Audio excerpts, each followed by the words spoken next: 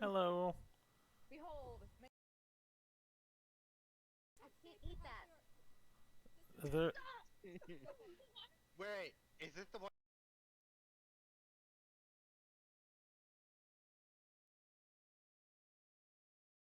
they're just making sure you get your daily dose of animal bones, that's all.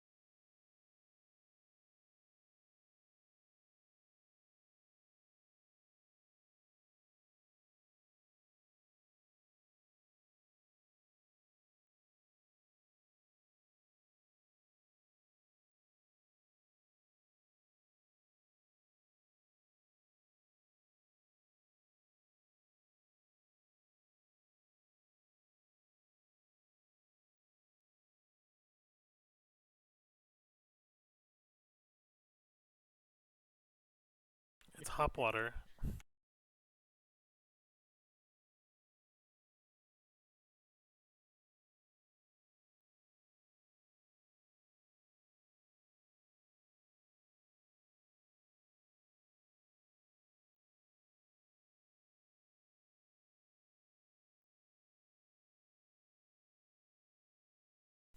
Calm down, go put syrup in something.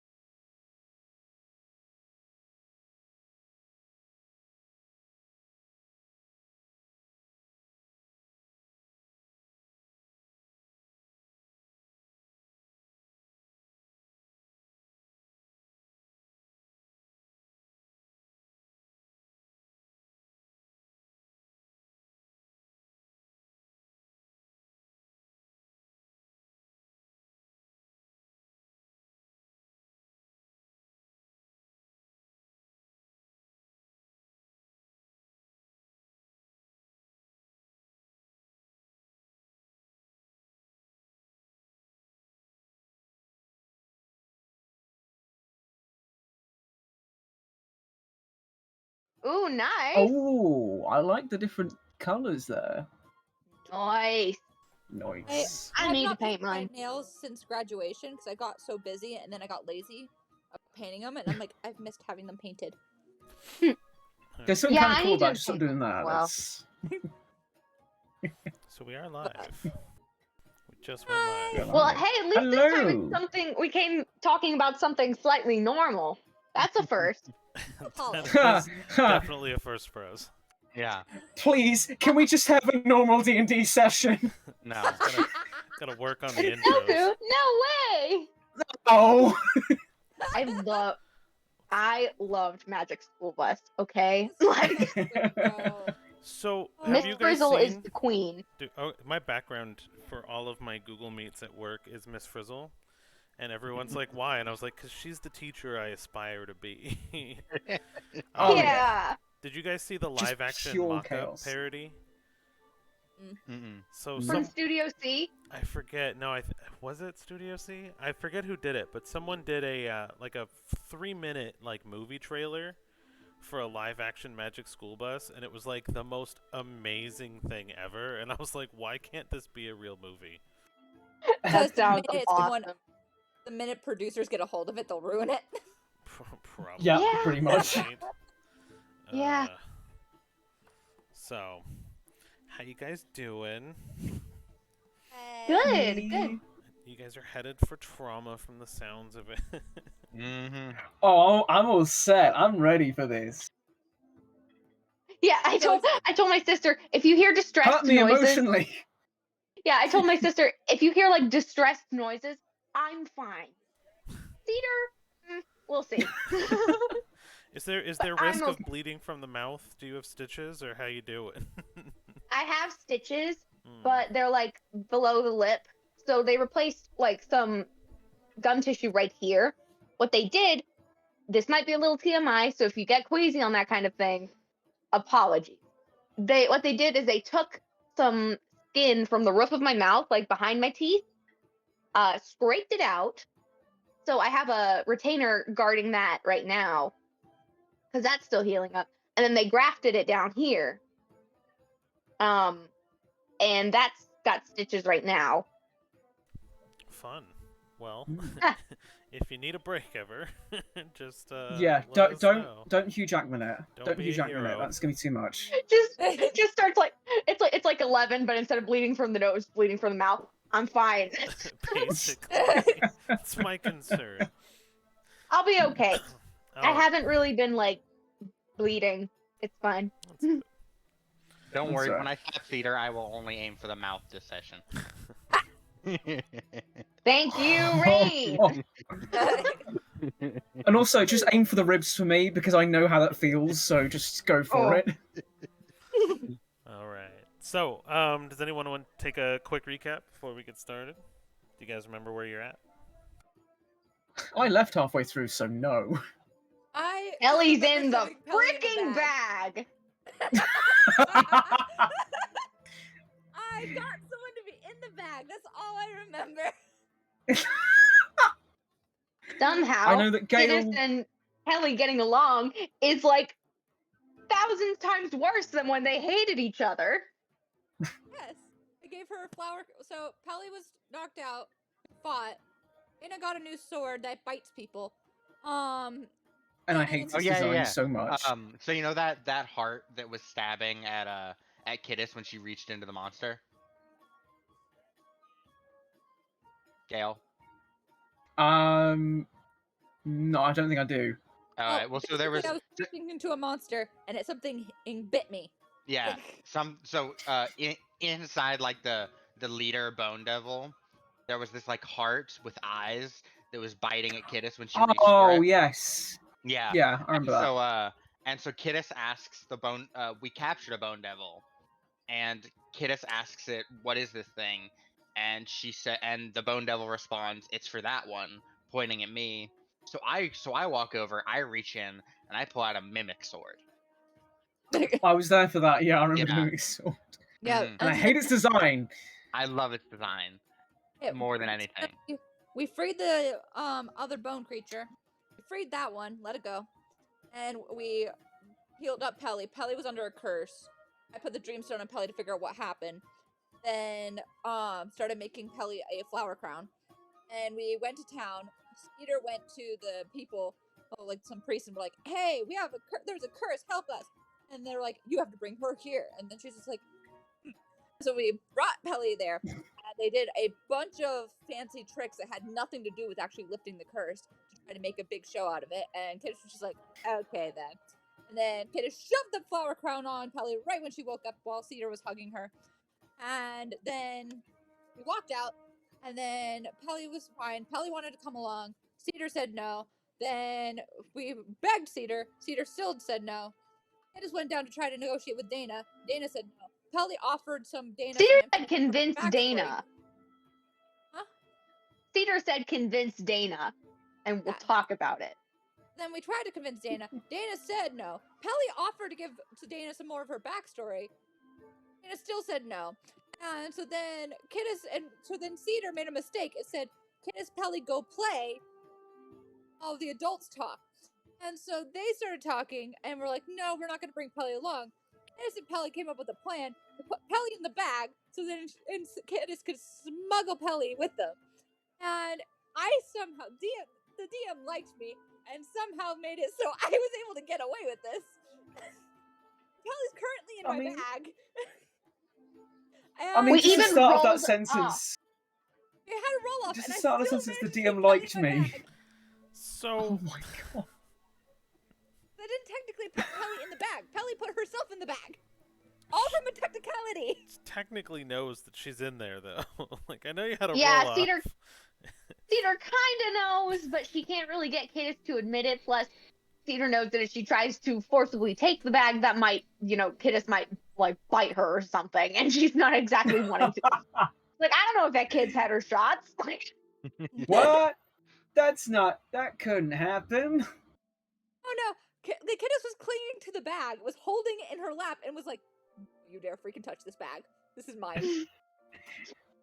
And I've only had Pelly for less than a day. and so it's really funny because Pelly still didn't know that there's that Kiddos is the one that gave her the nightmare, and also I don't think Curly knows that she's now in a place with corpses. Oh.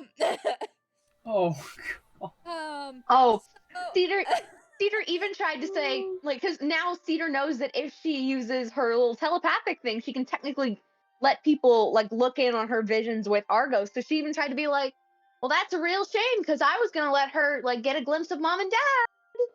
Didn't work. I thought for sure that would get her to come out of the bag. nope, she can't get out of Didn't the work. bag.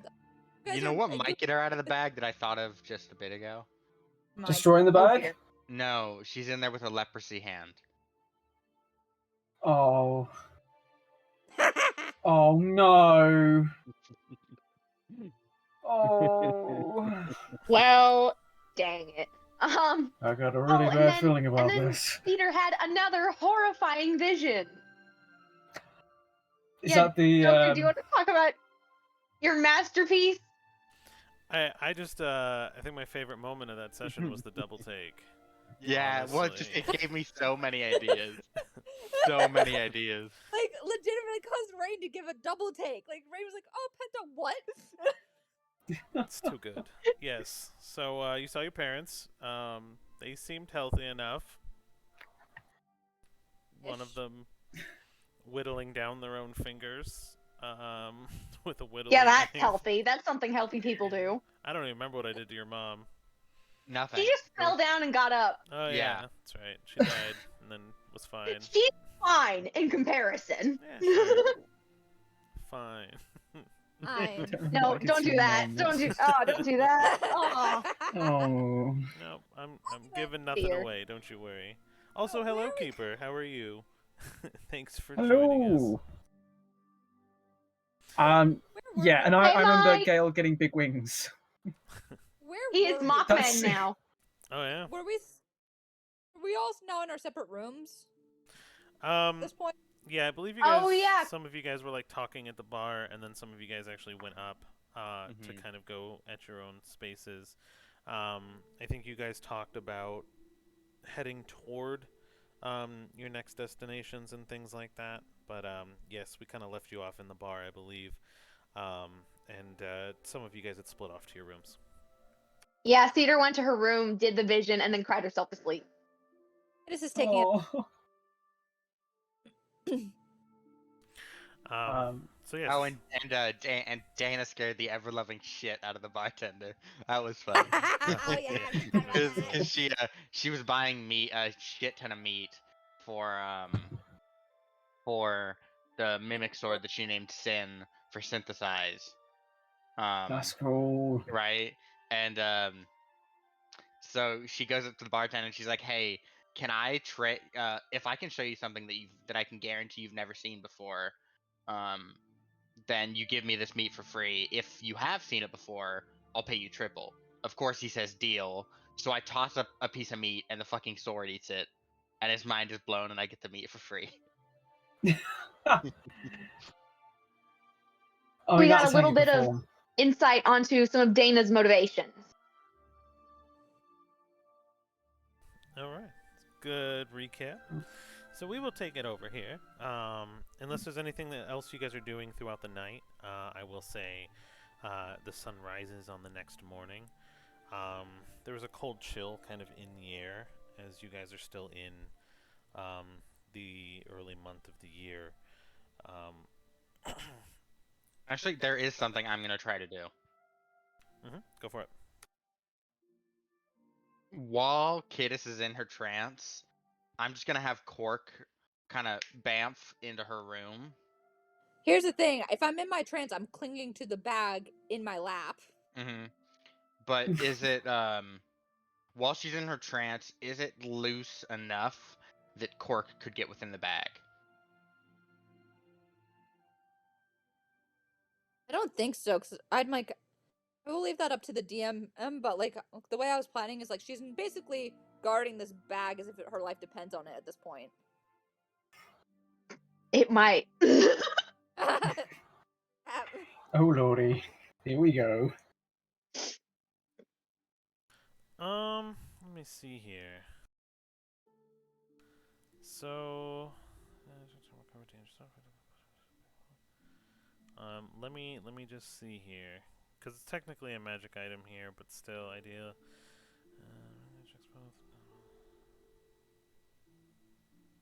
Yeah.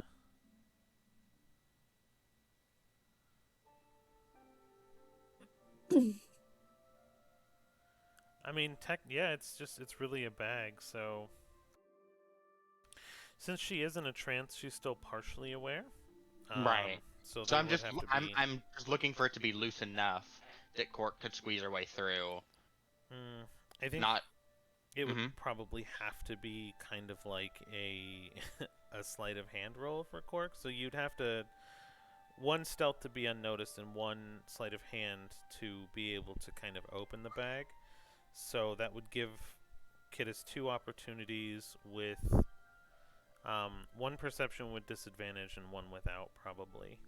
Okay. To see if you can get in and undetected. All right. So that is a So stealth a first. 23 for stealth. Okay. And this is going to be your perception with disadvantage, Kiddis. Advantage is 11, so. Okay. So you don't notice Quirk, but that's no surprise there. And then. My sleight of hand is an 11. All right. So then you would have to then. Yeah, you can do another perception, but without disadvantage this time to see. 11. What's your modifier? It is +5. Oh, I rolled well, a no, 6. like your wisdom modifier. Never mind. I figured it out. All right. So are we gonna rollies that or what? Um. Yeah, I guess that would be. Yeah, because you guys are meeting. Usually meat goes in the defender, but I think even your modifier is the same, right? Mine's a +2.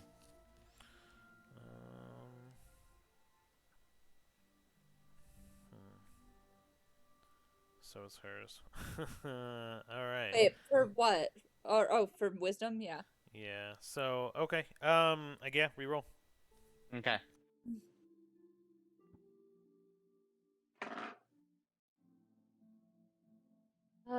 So hello, Just Watching 21. 73. Welcome. 22. Fuck. So, you find yourself staring down at a rather large, familiar, cat-sized, if you will, trying to open the bag a little bit and shimmy its way in. It breaks you out of your trance. I And the push moment she gets caught, she just flips over and tries to look cute as fuck. Get out of my room. Anna, get your cat out of my room. I know you can see through its eyes. Like, but you can tell when it's looking through its eyes. Right now, she's not looking through its eyes. Get out. Oh. Cork will just leave. I like make sure to tighten the bag a little tighter. Okay. So after the failed attempt, she's definitely on more of a high alert. So, I will say the night passes without too much more incident. The bar, this one is kind of particularly rowdy downstairs. You can kind of continue to hear the festivities throughout most of the night. So none of you sleep particularly well.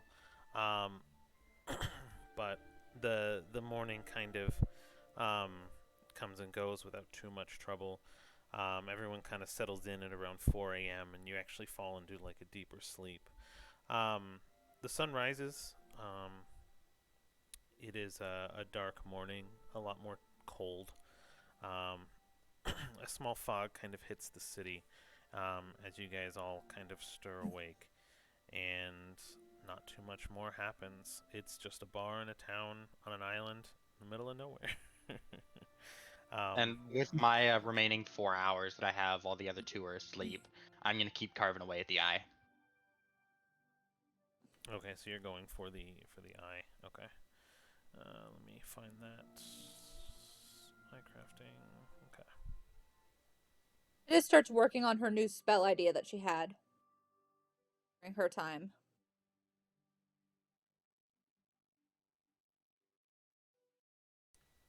Okay. So yes, you all meet in the morning. The bar is empty. It seems like most people that have been kind of passed out there have been kind of kicked out. You see a bunch of people just kind of laying out in the front on a lot of the carts and hay bales they have out front. Just they seem to like kick out all the drunks and they kind of throw them over the railing in the morning. You see a bartender, not the same one as last night, just kind of cleaning and getting things ready. And on the tables, there seem to be some communal breakfasts. Just some eggs, bacon, and some morning ales, just kind of laid out for everybody to have and eat for those who wake up in the morning. Okay, I eat. I will also go ahead and eat. Okay.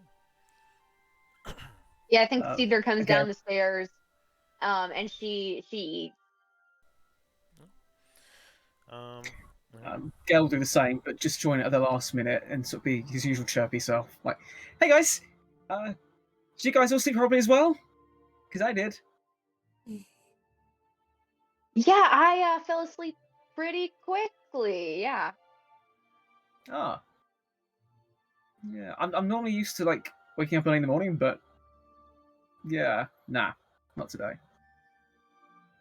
Wait, guys, Also, give me just a sec. So just watching 73. That's my Aunt Becky. Hi, Aunt Becky. Yeah. hello. I love my auntie. Okay, Anyway. sorry. I just wanted to share that with y'all. That's funny. Welcome.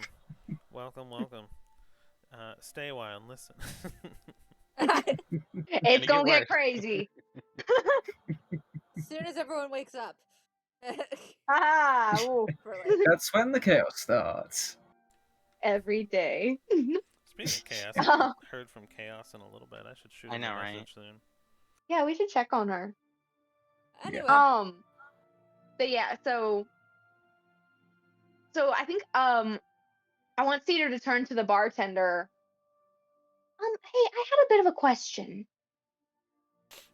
So I've been hearing a lot of rumors lately about the change in power that happened recently. What was that all about? I wouldn't necessarily call it recent, but are you talking about the Calaris Prosperity Project? Yeah, totally. Yeah. Well, honestly, yeah, after the ruling family there kind of fell apart, one scandal after another seems to just land them. They kind of dispersed, and the country was just a little worried about, you know, the future. So the Clarises, they called the special tribunal and made a case to bring a lot more prosperity and money to the Blessed Isle, and you know, here we are. It's not too bad. It's kind of weird to have a ruling military class. You see a lot more city guard and investment in military and fighting, but just with the skies around the Isle lately being as chaotic as they are, it actually is a little bit more beneficial to us. Um, Hmm. yeah, I think the only uncomfortable thing is kind of the crackdown on crime. Punishments have been harsher, and a few hands have been chopped off, things like that. But nothing too crazy. Honestly, I just don't appreciate the public spectacle of it all. You know? Public spectacle. That does sound annoying. Yeah, but between you and What? me, it's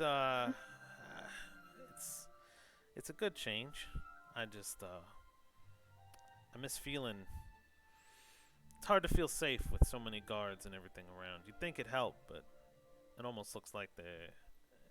I don't know. I always worry about throwing ruffians out in the street in the middle of the night. You know, lest they get picked up and thrown in jail for just indecency or something. Puts me in a weird place as a barkeeper. You know. I bet. But you said there was scandals with the Nictea family? What kind of scandals, if I may ask? Well, after the deposal, the usually the old family kind of stays around, and they just kind of disappeared. Uh, man, what's his name? The Duke, Cassander. He supposedly kidnapped some people, and then they disappeared. Um, then the some of the younger ones. One started traveling for school and kind of disappeared, and honestly, it was just one disappearance after another. They usually kind of stay around and you know act in court and speak on behalf of people, but it seems like after even before they were deposed, there was murders and killing people. The eldest son, what was his name? Strix killed all those people, right? Kind of went crazy that one day. At least that's the story I hear. Kind of just went, kind of snapped. Ew. Nah, yeah, Now that's a story I hadn't heard before. yeah, and then the youngest ones supposedly are living with the nomads. They denounce their own name. And then you had the kidnappings and the murders. Oh, it just seems like ruling might have just been too much pressure for him in the end. Good people, folk, though. Interesting. Hey, you must have been gone for a while if you don't know all this. Yeah, I moved. I moved a while back. Yeah, you look like you've been Practically a traveling. fledgling when I left. Yeah. Hmm? I said, you look like you've been traveling for a while with some strange walking folk. Kind of like looks at your party. It's kind of, they're all At this stuffing moment, their Gale faces. just sort of. At this moment, Gale stands up and goes, "Look, big wings!" Peter's like, I mean, some of them fly. Yeah, I ain't never seen wings like that before. That's pretty. Before I met him, I hadn't either. Is there a story behind that? Way too long of one, but there definitely is. Yeah. So yeah, I mean, honestly, I think we're pretty well off. They struck some trade deals with the outer worlds that are pretty uncommon for the Isle, but it's brought us a lot of money, a lot more technologies and things like that. Shoot, I got a shipment of some new ales coming in soon, actually, from the mainland. That not something I would usually get a charter for, so can't complain. What's the brand of the ale? Just out of sheer curiosity. It's gold something or other. It's supposed to be really good breakfast beer. Really good. You know, I've heard of that before. Great brand. Yeah, It'll definitely bring in a lot of customers. I hope. Invest in that. I hope so. You know, it's a lot of stories about it. So people making names for themselves over there. I don't know. We just don't usually get trade from that continent, so I'm hoping hoping will bring in some morning business. As you can see, it's kind of not busy, and it kind of like motions Yeah. around. Mornings here are kind of slow. Ah, yes. So, are the Caleres transparent about their sort of how they got about that whole business deal and like what it is, or Nah, because I've heard some really dreadful rumors about it. I don't much question them. You know, you know. Okay. I assume people poke around a little too much, but I mean they were voted for, right? Special tribunal. The families agreed that whatever prosperity they would bring would be the appropriate. And I'm assuming our elect wouldn't throw us into chaos with anything too scandalous. You know. Uh, well, this was a lovely talk, but I best not keep my friends waiting. Of course, if you need anything, I'm here. You want drinks or anything Thank for your you. table?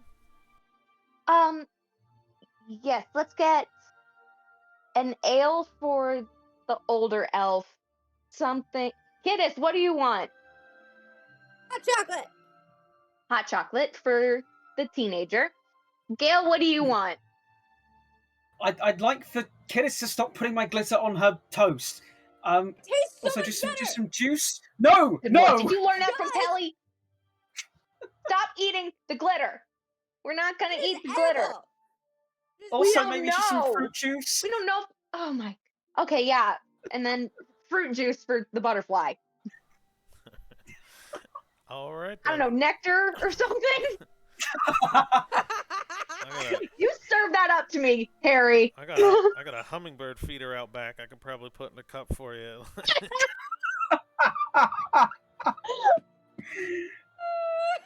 Oh gosh. All right, some gotcha.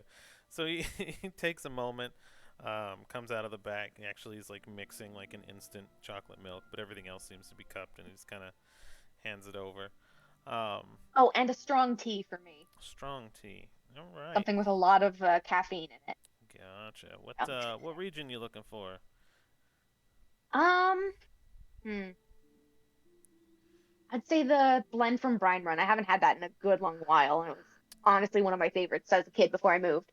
Gotcha. Yeah, I got some of that. Taste of home, am I right? And he kind of grabs a loose leaf tea, kind of mashes it up a little bit, and drops it into a cup, and it kind of like separates on the top, and then sinks down as the tea begins to kind of like seep on its own, with all the herbs kind of sunk into the bottom. And he hands you the platter over and be like, "All right, I'll just charge it to your rooms then, and if you guys need anything else, just I'm around." Thank you very much. Okay, come and get your drinks. So you're bringing them. I bought them for you. You can walk and come and get them. I'll come and get them, and I'll just sort of walk over, try and mind my way with my big wings, and help her carry the drinks back. Thank you. We'll flash for I a just moment don't have like too. 4 arms. How do you think I'm gonna carry 4 drinks? I don't know. Harry, How does she think I'm gonna so carry 4 drinks? I remember seeing a bartender carry 8. Only 2 arms. See, that's really great. I'm not a bartender, I wanna and I know don't know more. how to do that. I want to know more about this. Was it magic, or was it just like stuck on? What was the? I don't know. They would like kind of like have their arms out and they just balanced them. Whoa! I know. I didn't know monks could be bartenders. That's really cool. It was so cool. It's kind of like a arty trick. I gotta know more about this. Next time I see a bartender, I'm asking monk questions. Anyway, Dana, here's your breakfast ale. She'll look up from poking holes in a cube of meat and take it from you. Why are you poking holes in the meat? For this. And she drops the meat in the ale. Are you gonna try and get the sword drunk? Yes. Let me know if that works. I'm actually really curious. Yeah, and I think let's not try and get into any sort of fights while your sword is drunk. That could end really badly for us. Or really well. Some monks fight way better when they're drunk. Yeah, that takes years of discipline and training, not just like one ale with a bit of meat in it. Does D&D have a drunken boxing? Hold on. They have like the drunken master or something. Yeah, they have the Yeah, way I of, think they do. Yeah. Yeah, they way of the do. drunken master monk. Mhm. I forgot about that. That seems Which like a is fun going to be my one. next character. And I'll try my best not to do method acting for that one. I think I have a character. Can we design one of my characters as a drunken monk? Yep. The drunken master one? Mhm. Good grief. That sounds terrifying. Althea, too. It's the one with the temper. It's Althea? It's Althea. Oh, lordy. Okay. I'm just imagining your character as basically Jar Jar Binks, Mhm. Oh, no. Ah, Uh, but like less annoying and more just sort of leaning into the possible like secret Sith thing that they were going for. all right. Harry, gosh. look at the time. I can't read. We'll flash a little bit to Pelly here, just in the bag, and she's Yes. just looking at this mountain of toast that just seems to just be constantly being produced out of a magic like bubble, and she kind of like Scrooge McDucks it in the pile of money, where she just kind of like jumps in from the top and is now just swimming in this toast as she's taking bites out of it. She actually has like a food baby just laying, and she's like rolls off the toast just completely satisfied, and then passes out because she has no idea what time it is, but she's got the itis, so she's just out cold inside the bag, just having a grand old time. Oh, my gosh. So you guys have your breakfast. What is your plan for the day? What do you guys hope to achieve, or where are you going? Are we heading Um, out to the place? If you all are okay with that, then I know I'm headed to the Isle, but I don't want to bring you all along if that's not something you want to do.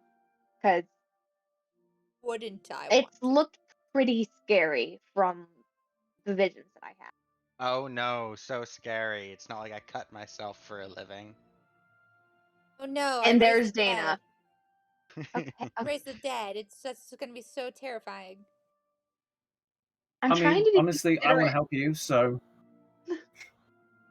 Thank you, I guys. haven't raised the dead yet. I've not found a good body to do it with. I I I can make don't know let's how to hold off on that for a respond to minute. that. I Nobody make any bodies with a sword. Aw. Nobody make any bodies while we're here. Aw. Yeah, please. I don't. You just heard what he said about like the law being super strict right now, right? Yeah, I hate to be that guy, but let's just try and lay somewhat low. I don't want to go to jail again. It didn't go Yeah, well that last really time. sucks. I got stabbed. I don't. I've I been don't want to sad. do that again. It was fun. And Let's this is just why I asked agree. for the extra strong tea. And she takes a sip. Oh gosh, that's good. So you're Okay. Dana feels her sword kind of starting to wiggle around a little bit Yes. in the sheath, just Oh, kind of no. in anticipation, because it heard you talking about it. Are you going to offer your drink? I'm gonna offer. Well, so I'm gonna after letting the cube of the whole cube of meat sit in the glass of ale. I'm gonna pick it up. I'm gonna pick it out, and I'm gonna offer it to the sword. So, as you kind of toss the cube of meat up into the air, the mimic blade will split, and the teeth will form, and the tongue will actually grab the cube and kind of like suck it into the hilt of mouth area. I gotta find that image. I gotta put it back up just for the visual again. but as it does that, it kind of begins to chew, and then it becomes a sword again. But as it does that, it kind of opens its eyes and gets a taste for ale, as it's not had one before.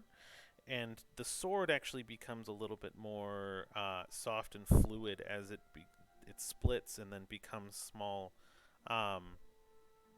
bendable metals, and it'll actually pierce itself into the table and curl its little tendrils in, and then actually sit down on top of the cup, swallowing the entire cup as it like shrinks into a knife, and then it grows back into a sword. And as it tries to take form again, it can't fully do it because the tongue is in the way, and it can't seem to now get control of its tongue as it's a little bit plastered from the ale.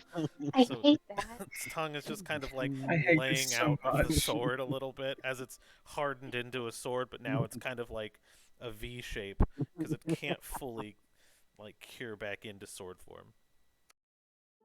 Thanks, I hate it. I love this That's so amazing. much. Still usable as a Yeah. weapon if needed. Just not fitting in the sheath very well now. I feel my so God. sorry for whatever enemy gets hit with this, because not only are they gonna get like stabbed by a sword, but they're also gonna get slapped by a giant tongue. Oh no. Like insult to injury right there. It's like if Venom was a sword and just really Yes. drunk. Eddie, Yeah. we are a sword now. Eddie. I've Like not Toro actually in the ever wind. watched that movie. I've only seen the scene where he it's gets in alright, the it's lobster alright. tank. It's here. I mean, I love Tom Hardy as an actor and as a Oh, person. me too. He's fantastic. Oh yeah. Yeah, Anyway, that's image on left if needed. Oh god. Yes. Y'all are welcome. Yeah. Oh my lord. There No. it is. It certainly is there. Hello, first time cat, Zeta261411. Lovely to meet you. Hello. Welcome to the Apologies in chaos. advance. anyway, I want to get going. I want to Yeah. now. Let's fuck shit up. Yes, All let right. us do that. Okay, so are you guys going to just travel kind of a beeline more to the Isle? Is that the goal? Mhm. Yes, and It- Cedar's hoping that like what the fairy said to her about like finding her brother along the way is going to turn out to be true. Okay, cool. So yes, it will probably be a few weeks travel. How are you guys planning? Are you guys gonna like charter anything? Are you guys just gonna kind of like walk and fly? Dang. Ride your horse. Mhm. Okay. So You know, I was thinking walk and fly. walk and fly. I mean, you And don't horse. seem to be an enemy of the state, right? So you can kind of walk through the land without too much trouble. Sorry, we don't seem to be an enemy of the state. Well, That's a new one. what I mean It by is- that it- is Cedar was a little bit apprehensive about how she would be received in her land, but no one seems to be paying her any mind or even really recognize her. Mm-hmm.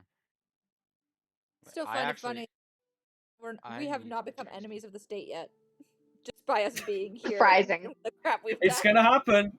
And the fact that we have a kiddiss. Mm-hmm. I mean, it's I'm canonically. I have an it army. wasn't- It We have a wasn't a matter kiddies. of national security. You're supposed to be ruling this place. True.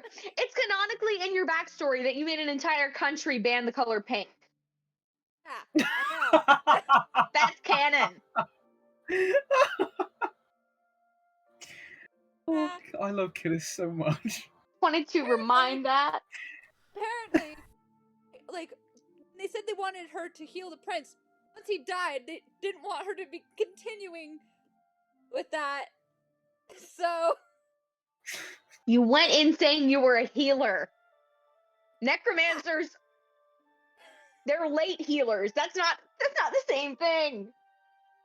They're Okay. healers without an appointment. the prince was a lot more compatible with everyone and a lot more compliant after he was brought back. Oh. Cedar takes a long sip of her tea. Uh, yeah.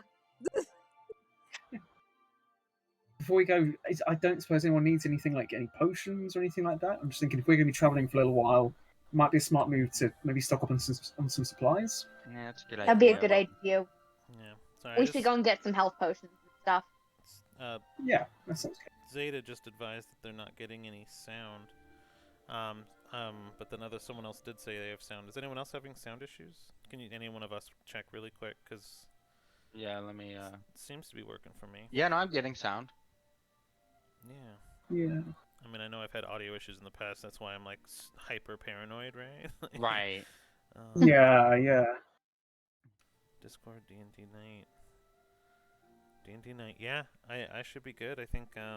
Yeah, no, Mhm. I just checked it. We're good. Cool. Zeta, is it maybe something in your settings?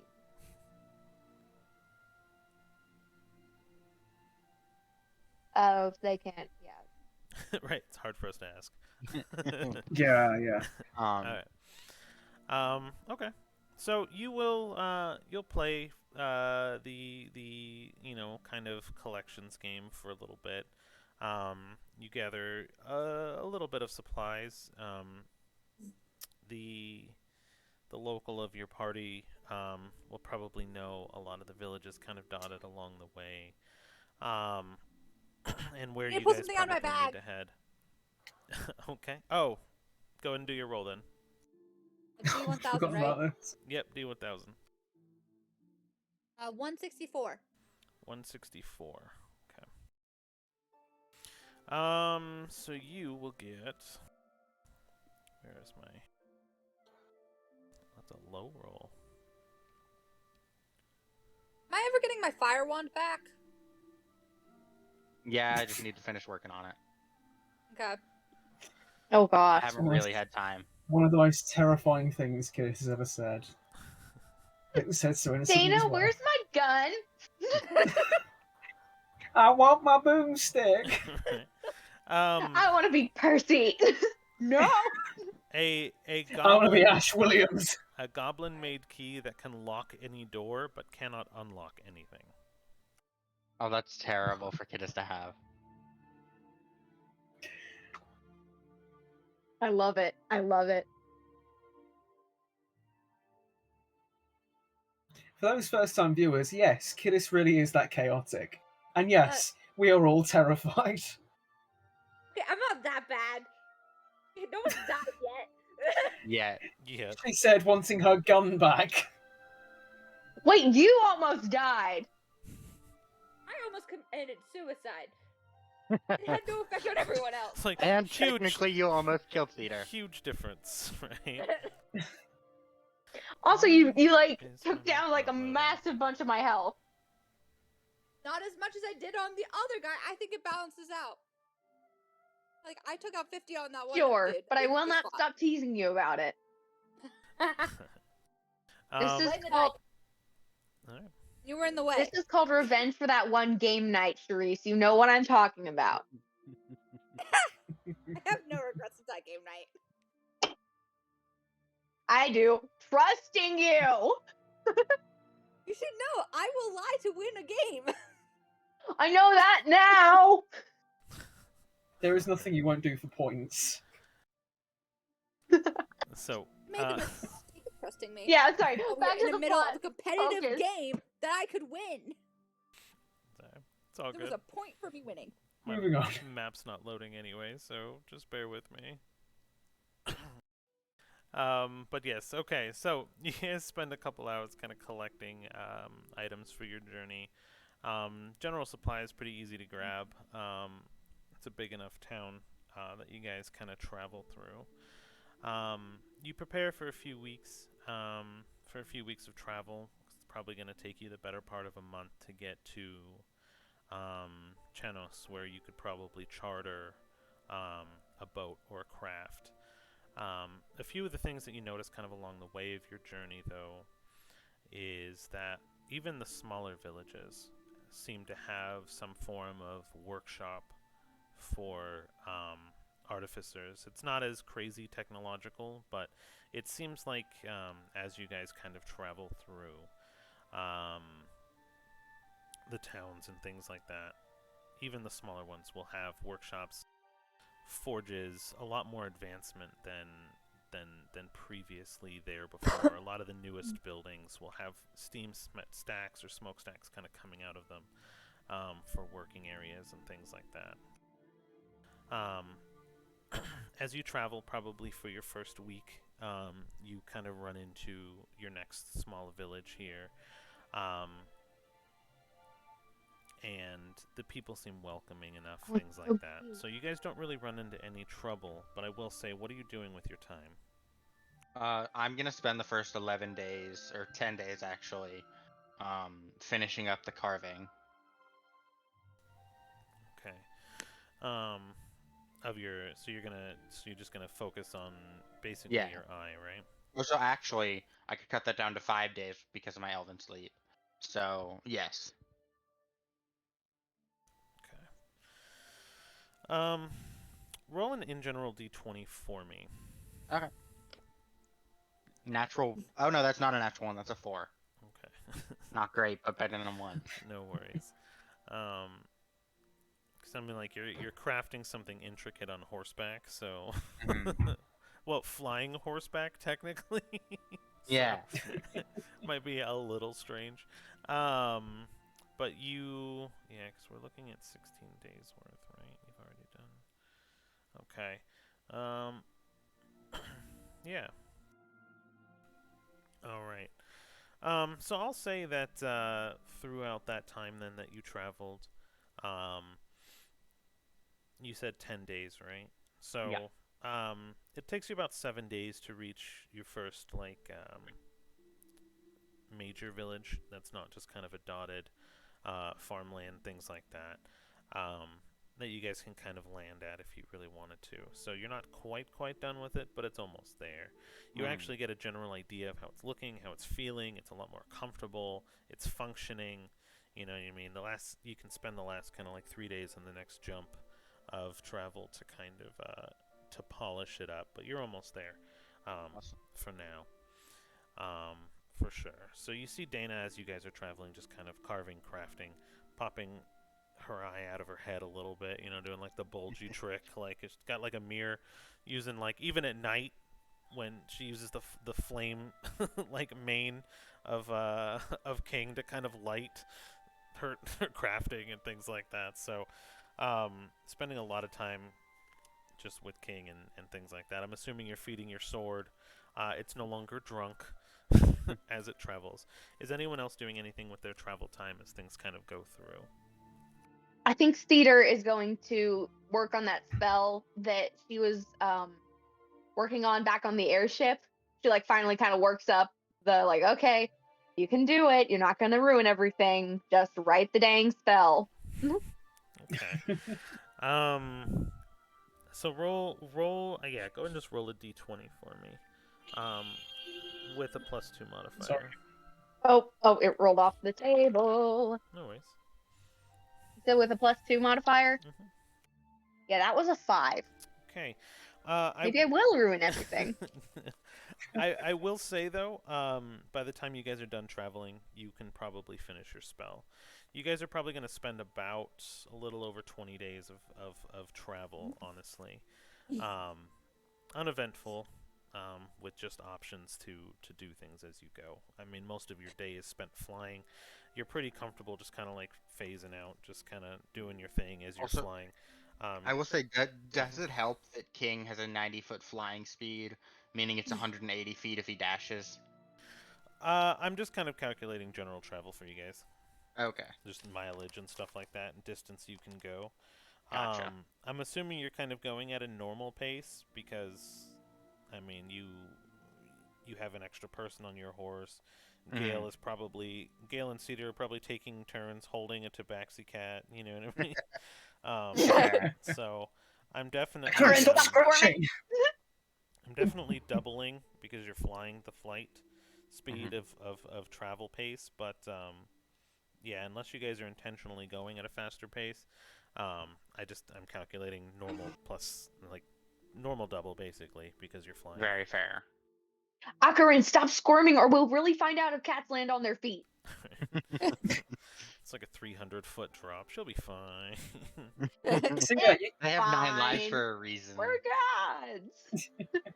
Quote by Penis. It's like with that 5, like as you're writing your spell, you get a bird strike, just smack you in the face for a second because you weren't paying attention. But A bird smacks a bird in the face. right.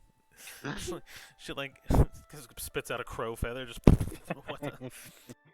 Frickin' Kidis, are you doing anything with your travel time? Still working on the spell. I will attune to my sword. And here's the thing. I'm gonna be pulling crap out of my bag. Yeah. oh my goodness. The second I saw you laughing, I knew that's what you were gonna say. So are you gonna just? Oh no. Okay. You did this to yourself, Doku. Yep. It's all good. It happens. Before we absolve that, then Gale, are you doing anything with your travel time? I think at some point during his travels, he's going to well, that's a lot of rolls. He's going to do just a couple of like trying to talk to people at some point during his travels. I think one of the things he's going to try and just have a chat with Dana about sort of the way she was acting last session. And then another one, if possible, maybe try and meditate with Kisses because he's not done that yet. Okay. So go ahead and yeah, if you guys want, go ahead and just do your conversations. And Kidis, give me 20 rolls for now, and I'll start. I gave you the 20 rolls in the. If you want to check out the Yeah. rolling room, Perfect. I just saw a notification come up on the Discord. a bunch of numbers. More numbers than I can deal with. No. I will work it out while you guys roleplay. Don't you worry.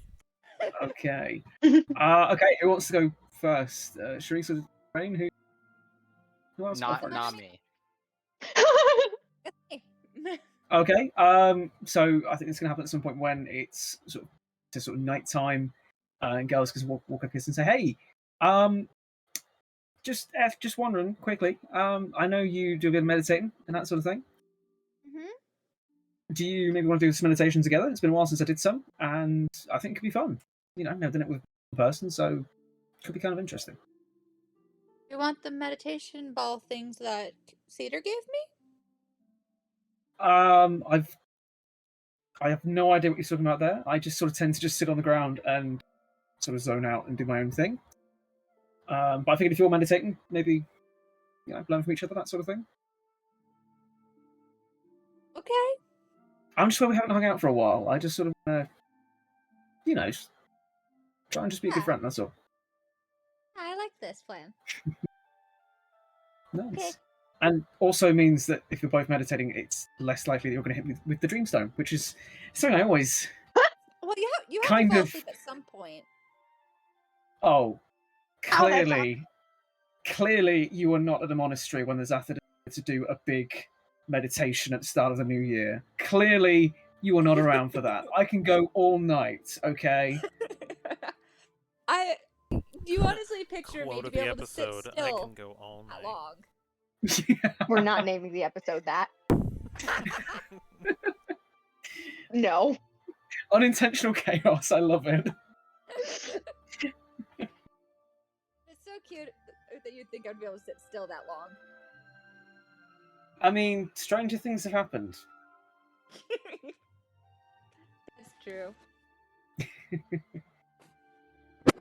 But sorry for making fun of you so much. You make it really Hey, easy. I kind of do, don't I? But you know what? It's cool.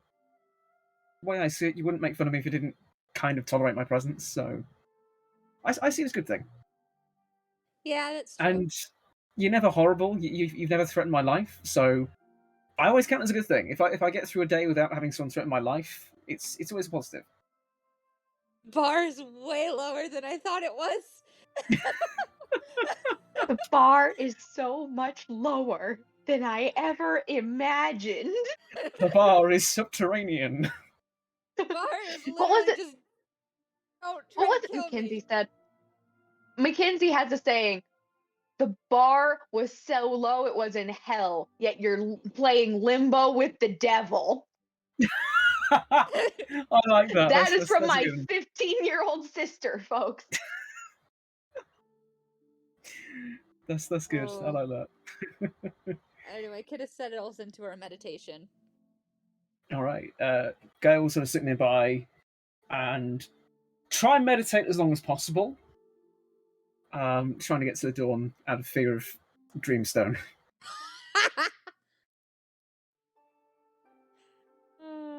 This has been mostly nice with the Dreamstone. Mostly. She's only been mean to Pelly, I think. As far as I can remember, she's only been mean to Pelly with it. It's been mostly nice with the Dreamstone. Mostly.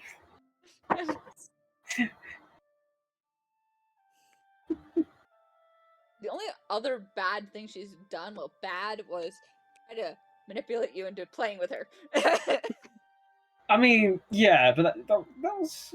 I can see why she did that. And this is kind of Gail's way of kind of making up for that as well, and just trying to be a good friend. Okay. And it's absolutely not because he's terrified of Kiddos.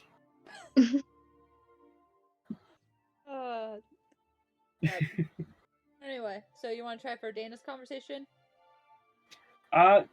Yeah, can do. All right. So before you do that, we're gonna go through the list here. Oh, Yeah. goodness. Let me get my typing thing ready. I will post it in the items chat for you. Don't you worry. I never anticipated doing 20 at a time. So you got a shovel made from an unusual blue metal that's very uncommon. A white metal goblet that grumbles angrily in Dwarvish when it's filled. A bright orange ceramic throwing star that will always miss its target. A spyglass that works backwards. A walking stick shaped as a gnarled elm root, and it has a small branch kind of sprouting from it, tipped with several leaves that will never die. A sealed ship in a bottle, enchanted by a wizard. As you watch, the ship will actually rock back and forth as tiny waves crash about in it. A small bird, unlike any that you've seen before, trapped in a chunk of amber. That's probably about 10,000 years old. I found my anime dead. A tumorous, Rockbird. a tumorous mass of flesh that squelches along the ground behind you. Why? Aided Why by is that? sinewy, massive veins and arteries that act like akin to tentacles. What? Why? Give me. So hang on. So Why? Kiddos now has a cancer octopus following her around. Why? That's what I had written down. Why? You realize I Why literally did you have that written? don't worry about things. All right, don't ask questions you don't want the answers to. It's in a weird place. I kind of want the answers to this. Yeah, I'm with Harry. I gotta come up with a name for him. A It's pewter. not part of my menagerie. A pewter armlet, adorned with a pack of wolves engraved on its surface. When you rub your fingers lightly over it, the sound of distant howls echo through the air. Nice. I love it. A gold stud earring that whispers completely useless facts into the wearer's ear. I'm putting it on. I'm putting it on. I love it. A It's silver like Sophie on a bird course. a silver pocket watch that can correctly tell the time whenever on whatever plane it's currently on, so whatever time zone it's in. Small Ooh, that's bits of helpful. nuts and fruit that seemingly never go bad, and you cannot bring yourself to eat. A small blue flame in a jar that gives encouraging statements when you're feeling sad. Oh, I have another Atlas. An old Atlas Jr. Atlas Junior. an old box that used to contain your favorite poem. You're not quite sure where the poem went though.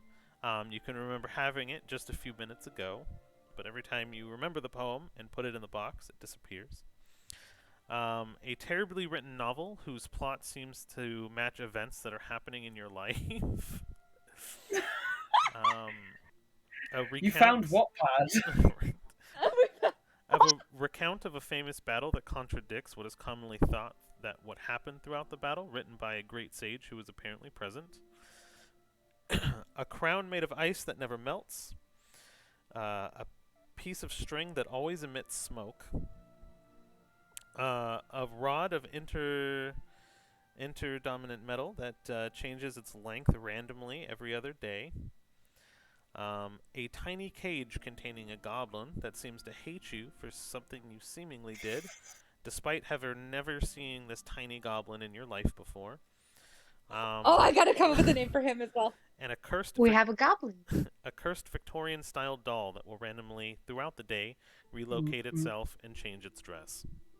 Oh, heck no! No. Burn it! That's where I What did draw I the burn it? line. Guys, I talk to ghosts. What makes you think I would not keep a cursed doll? I've got a name Burn for the it. goblin, if you're ready to hear it.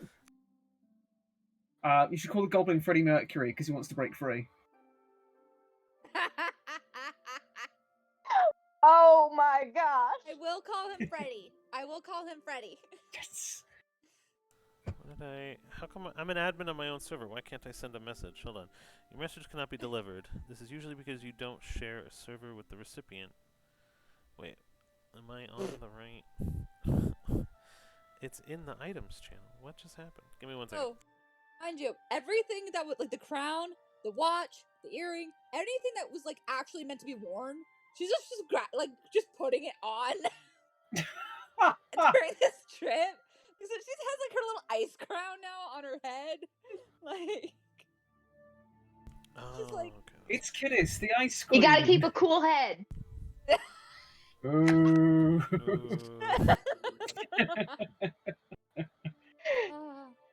just have this little crown between her space buns. Yes!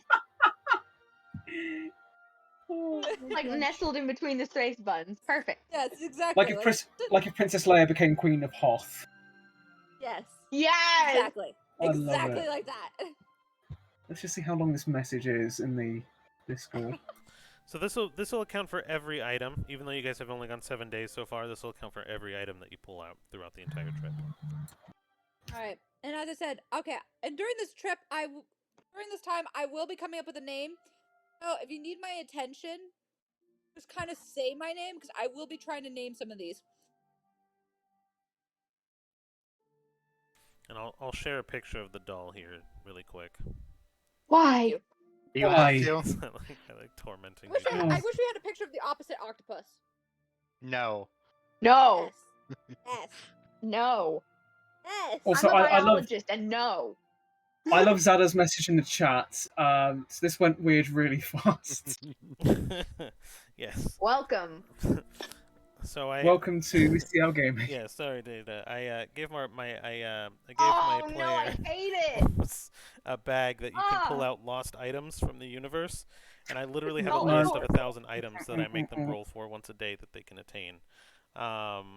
So yes. I love her. I gotta come up I with a think name you're for the her. only one.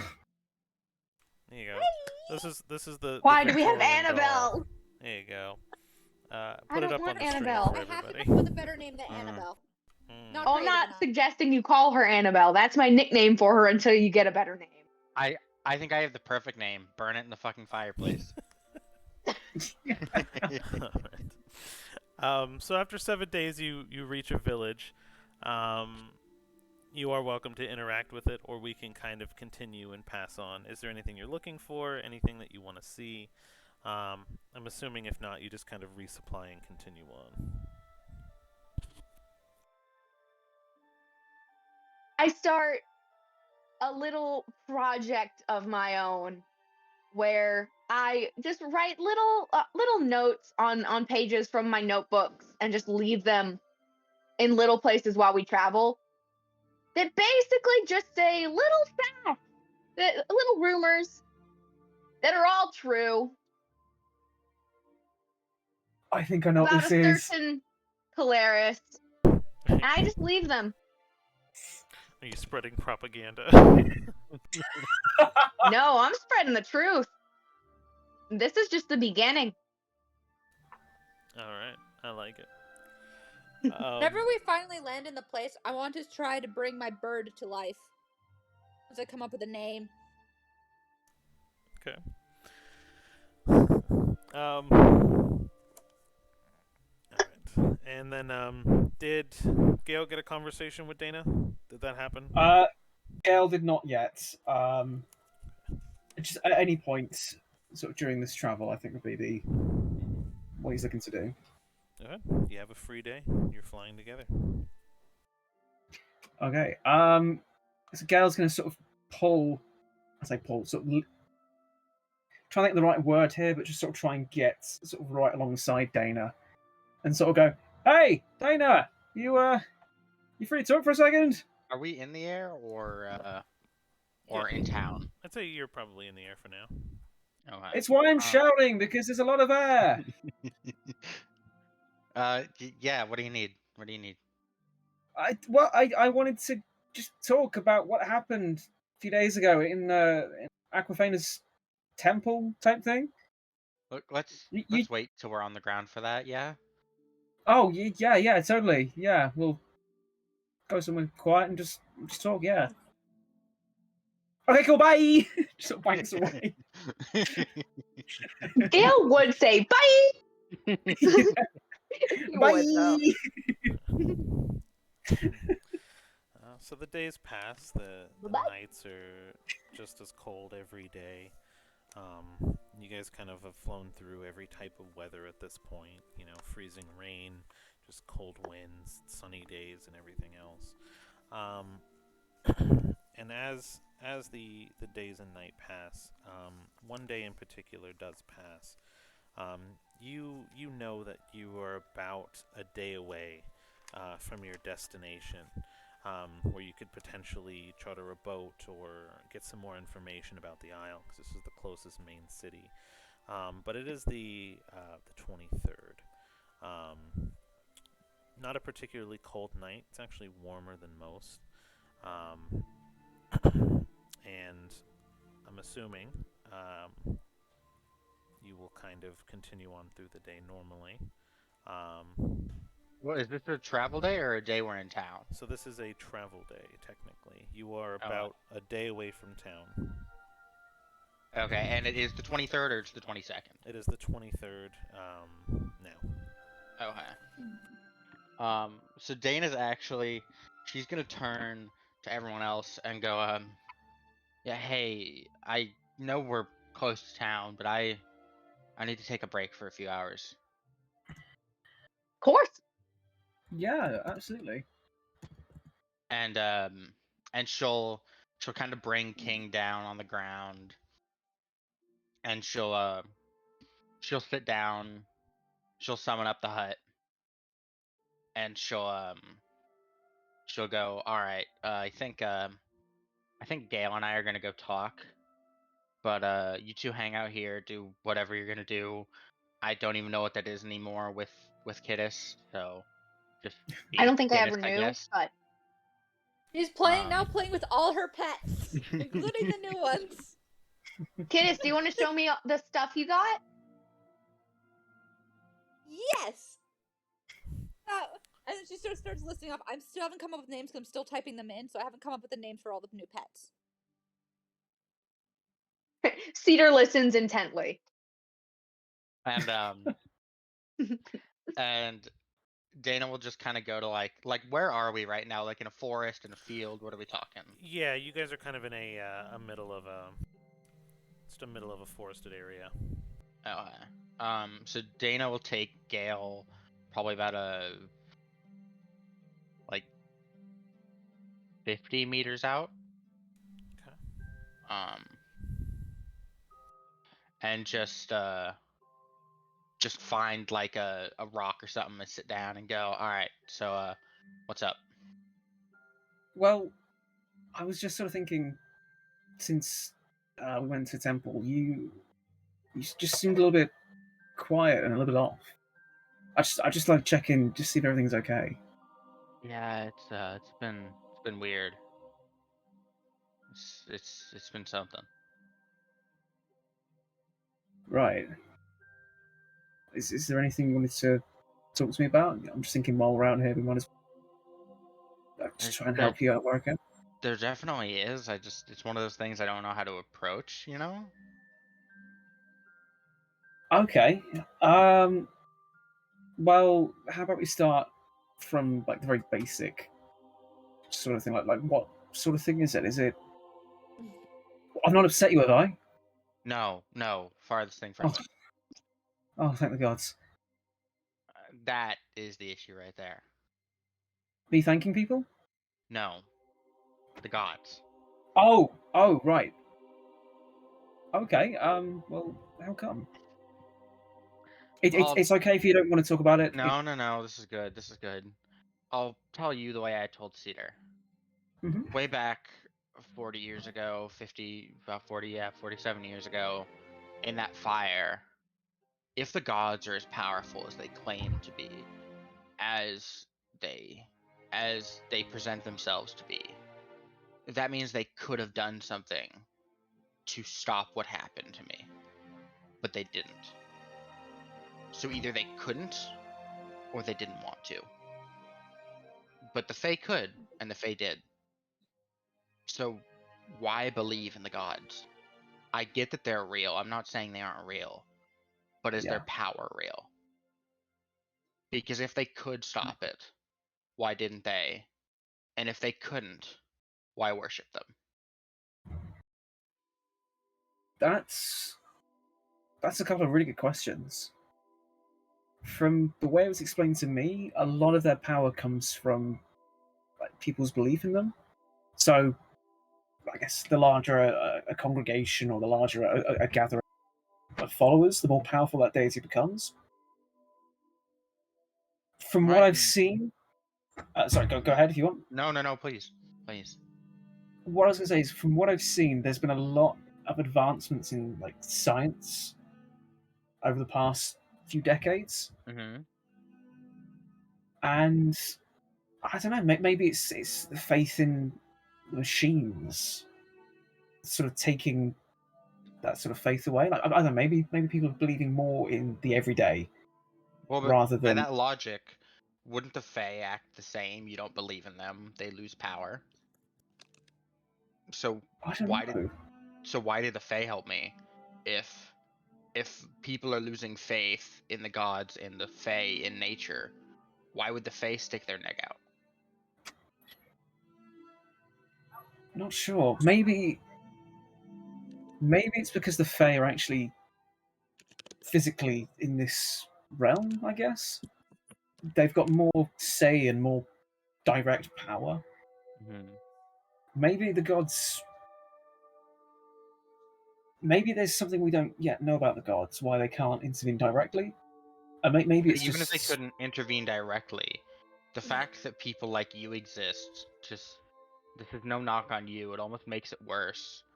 Because if someone like you could have shown up to at least save one other person from that fire, everything would be different. But no one did.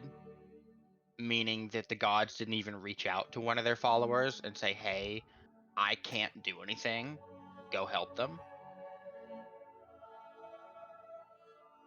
When you say people like me, Clerics, people that are devout and people right?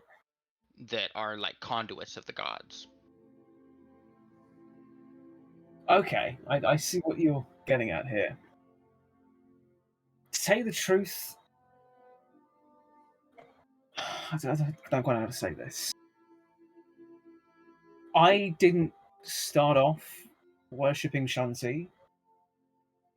She kind of chose me, in a Mm-hmm. sense. So, about a week before I left my home, I started having dreams and seeing visions of her symbol, the rose bush. Mm-hmm. And I started hearing her voice in my dream. So because at that time I wasn't interested in becoming a champion for God, I had other things in mind. I kind of pushed that to one side. And then after I left, about a couple of weeks afterwards, that's when I when I accepted her help. But that's changed with the Fae. I I feel like maybe I connect myself more with the Fae than the gods because Shanti didn't really give me a choice Right. based on what happened, what I saw. There was less of a direct choice for me. I don't like having my fate decided for me. I feel like it's more natural. I know that's controversial. I know some people don't believe in that, and that's fine. But that's what I believe. You want to talk controversial? I just said I don't believe in the gods. Everybody believes in something. If it's not the gods, then it's something else. You know, some people might believe in miracles. Some people believe in what's in front of them. At the end of the day, to me, it doesn't matter. But yeah, I guess just what's bugging me the most is the fact that someone as amazing as you should not become one of them. By one of them, I'm guessing you mean a A god god, a or demigod, whatever you want to call it. Why? Why do you think I shouldn't be? Just out of a general curiosity. Because either you'll get so much power that you'll have to split it up between people and you won't be able to directly help people like you are now. So then there will be people like me who you should help but can't or won't. And then they resent you. Or it's all some big sham and you're being totally shafted. Well, while we're being honest, I don't want to become a demigod or any sort of deity.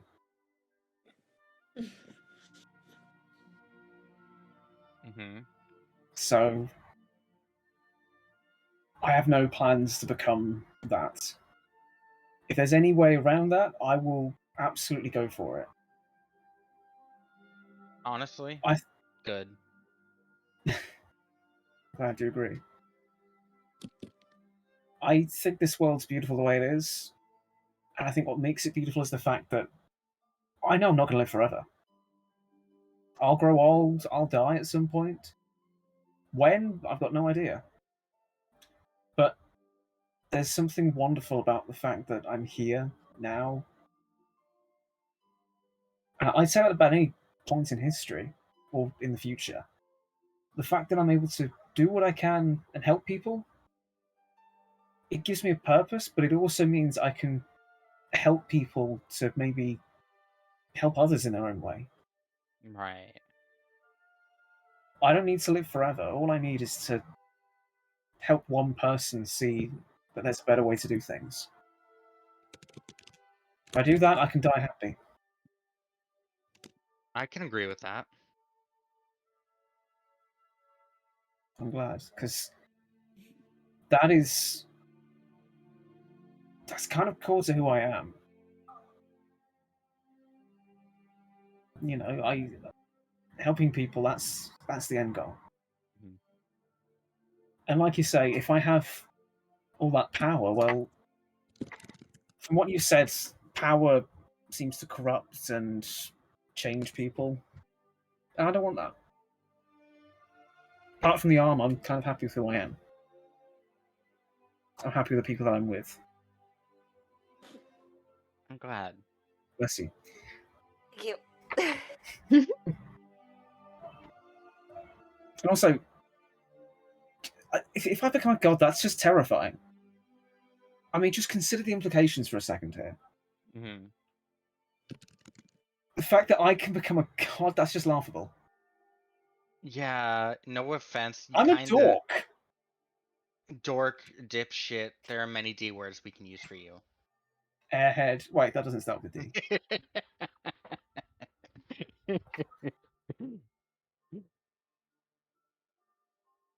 and so she'll kind of pull you in for a hug and I'll go bring in for a big warm hug. and go this part especially is not for repeat. You know, there's a reason that when Shalius did what he did, that I was just so single-minded on fixing you. You're kind of my favorite person in this party because you're you're what I wanted to be before what happened to me happened. Not a cleric, but a decent person. Well, for what it's worth, I think you're pretty great the way you are. You don't have to worry about being a decent person. I know you've had your traumas, you've had your pain in the past, but the way I see it, you do good. You do really good things. So don't you worry about not being a good person, because you are, Dana. And I think you're I'm pretty tr- wonderful the way you are. I'm trying. I'm trying. And she's going to pull the quarter cask of ale off her back and pour out. Oh, we just lost video. No! Oh, No! it only just now happened. No! There we go. Finish naming all of them though. Nice. Wow. Are we back? but, Oh, wait. It flicked out again. Yeah, Hey. we're back though. We're back. Guess who's back? Back again. But so she'll take off the quarter cask, and she'll pour 2 glasses, one for Gail, one for Dana, and she'll sit on top of the cask, and she'll go. You know how to keep your mouth shut, right? I've been known to keep a secret or two, yes. There's a reason that I had to stop here today. Okay. About 47 years ago, this was my and my sister's birthday. For the last 47 years, it's just been her birthday now. I don't give a shit about my own. Oh, Dana. And she'll pour out the glass of wine and then pour herself another.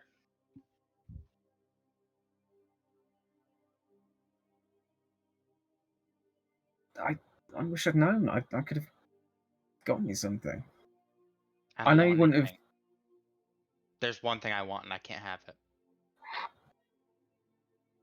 I'm guessing that's to have your family, right?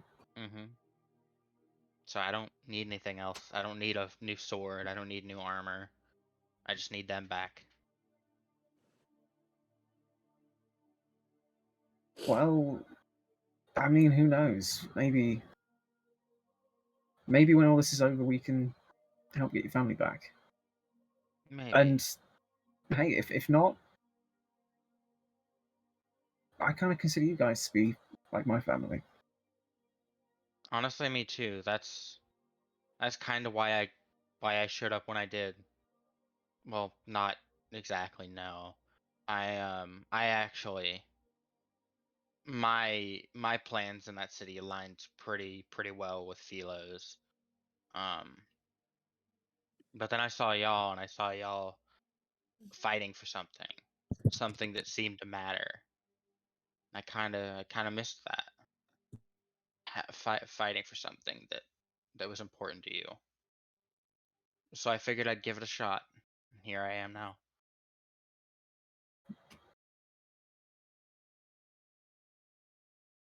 I know we're all glad you're here, Dana. And I know I'm happy that we gave you something to fight for and to help with. I just hope one day we can return the favour. You already have.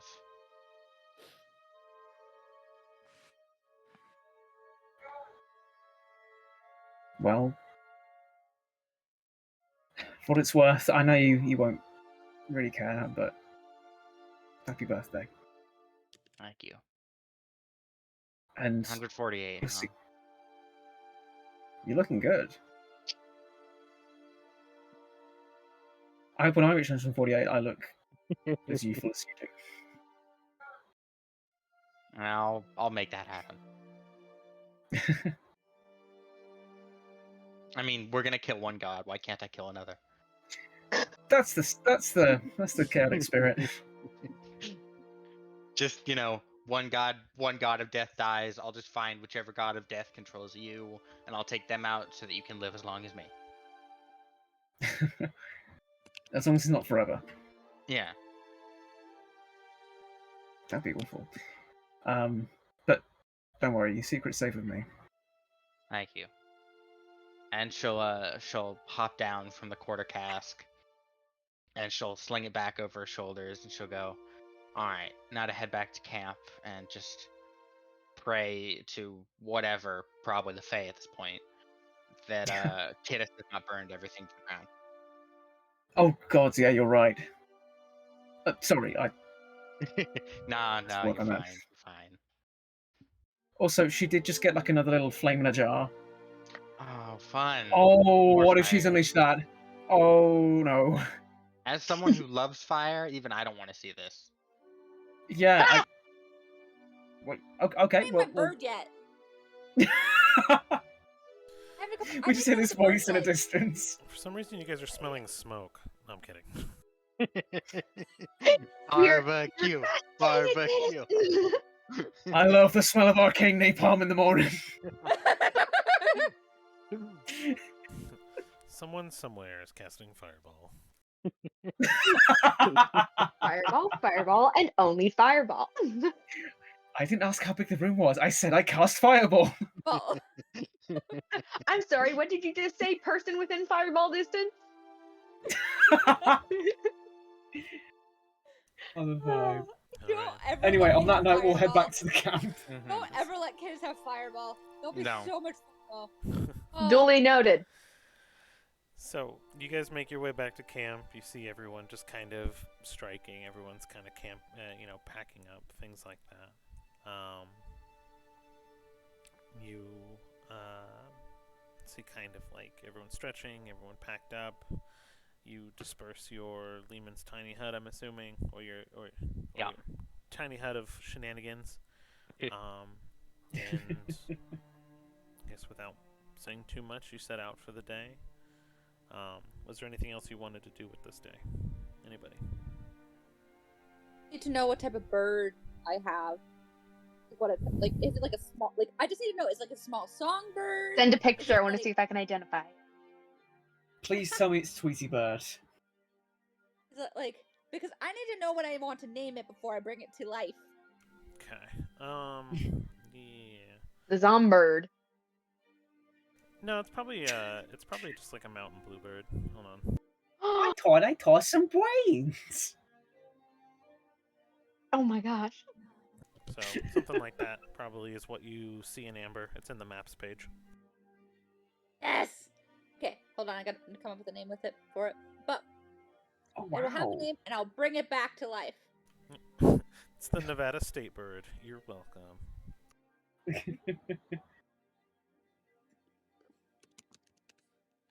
So, what are you casting on it? Sharice, we can't hear you. Mm-hmm. Speak I was Kinsey. hoping my animate dead spell would work.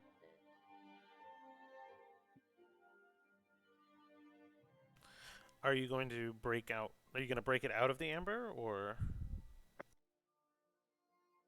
Depends. Do I have to for it to work?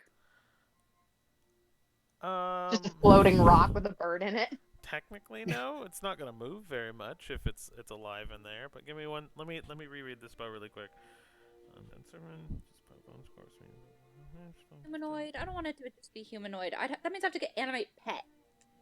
I mean, no. It's on pile of bones, a corpse, or a medium, a small humanoid. I mean, no. I wouldn't say it had to be humanoid. Yes. I don't want to use up another spell slot for literally just animate pet. Yeah, because it's a creature, so yeah. I don't know why it specifies humanoid as a target, but target becomes skeleton. Each turn, this bonus action when the command creature with the spell. Casting time 1 minute. it doesn't say how long it. Oh, wait, hold on. To maintain control of the creature, you cast the spell again. Spell and a new one. Yeah, I guess. I mean, if you wanna, are you gonna spend like a spell slot every day to maintain it, or? My plan is, if I can't, I put it in the bag where there's no time. Oh no. So there is time technically, but I mean, yeah. All right. What are those signs you're throwing up? Oh boy. I mean, It's time. I mean, time is passing in the bag, but because I mean, life is happening in the bag. Question: it does lose control mean that like I just can't? It still is undead. I just don't have control over it in that moment. Yeah. And I mean, it'll be Oh. alive in the amber, so if you animate dead, basically what'll end up happening is the eyes will move. But nothing else will. And Okay, it will well, be I'll have to alive. That sounds Out like of a the amber. living hell for that poor little creature. Yeah, literally. I'll have to bust it out of the amber then first because Thank you. that's gonna be boring for me. Okay. Cool. Do a sleight of hand. See how well you do this. Oh, it's busting my bird out. Here, whoever wants to bust my bird out. You making someone else do it? You do realize, yes, you do realize on how sucky my sleight of hand is, right? Would your survival be any better? 10 to sleight of hand, so you can ask Theater to do it. I have a +1 to sleight of hand. Please don't ask me. You can try survival if you want it as well, because it is nature in it is, or nature check. Yeah, roll a nature check. Let's see if you know the composition of amber. I have a +7 in nature, if you wanted to know. Nerd. Hold up. I am bird nerd. 15. Nerd of the birds. Benerd. Is that the word? Hey. 15. 15. Okay. With a 15, then I'll say that you can carefully find some fault lines and air pockets in the amber that you kind of poke into, and the bird itself will kind of reveal itself. It kind of creates the seam, and it smells sweet, but it's very stiff. But it is out of the amber somewhat safely. We're going to animate it because my plan is if I'll put it in the bag when I can't control it so it can't escape me, and then And then beat I the will shit have out of Pelly. Oh no. He's a tiny bird, and I'll drop Whoa! down with a Make no note, mistake! do not No. kill. Okay, make no mistake. Little birds, if they see much bigger birds near their nest, they will start swooping those things. It happened to the owl in my backyard the other day. It was hilarious. That owl went running from a bird like a fourth of its size. It's undead and does not have a nest. Okay. Okay. You gave me an opportunity to say a bird fact, Therese. This is your fault. Yes, that is true. So You it'll invited come- the bird I'll have facts to in. drop- Basically, whenever it's time to put it in the bag, I put it in the bag with a note saying, "Do not kill," because then I will reassert control over it whenever I have to. Okay. So then yes, the you animate it, and you have a tiny mountain bluebird that will kind of have some semblance of reanimated life, and it's hanging out with you. Since it is kind of familiar-esque, it will take your command, and when it's not taking your command, it will kind of just sit on your shoulder, waiting and kind of preserving its energy. Now you travel with it. It kind of flies with you for a little bit, and then you say you put it in the bag with a note that says "Don't kill it." I will keep it out for a while, but before we actually enter the voices place, I will put it in the bag. Just not this moment. I'm watching it fly around, trying to come up with the perfect name for it. Okay. So then you guys continue out throughout the day of travel, unless there's anything else you guys want to do. The next day you kind of land, or does it mean they can use the amber now? Yeah, you still have the amber. Pretty large chunk Yep. of it. And that's gonna go in the bag. All right. Please tell me Pelly can avoid these things going into the bag. I mean, there's a hole in the ceiling that just kind of opens up and things just kind of drop into it gently. But I mean, sure, yeah. She's Can anybody fine. hear me? She's kind of moved all like the body parts. She recognizes her sister's eye. That's in there, and she's like, "This looks like Cedar," and just kind of like. She backs up and touches Gale's arm. Right? It's like a random foot. She kind of like freaks out a little bit and pushes everything into one room. Whenever she finally finds Crescent and Gibeus, which is the giant owl creatures that they have in there. And Statue Stalius. Oh gosh. So You know what? I mean, Cedar said no, and these are called natural consequences. got the little bag Where of will you horrors. learn? We gotta get like a public link that just has everything that's in the bag that people can follow. We'll put it up on the Discord one of Yes. these days.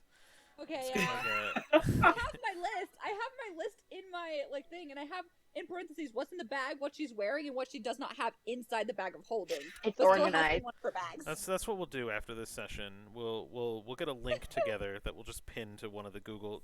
We'll pin it to. If you want to send me the what's in the bag, and I'll maintain it on a public forum so people can see it in the Discord. Like what's in I the love We bag? have to. I We feel have to so call it bad. what's in a I bag. feel in so this- bad for our new followers data because she has like zero they have like zero context for any of this. Just know Oh yeah. that my character Welcome is very aboard. happy-go-lucky, wears all pink, and is a pack rat. And there's the one person in the party that has a bag of mundane items that once a day she can pull things out of, and get an item. I've taken full advantage. So Can I just make, if we're doing like a link to all the items in the bag, can I make a personal request?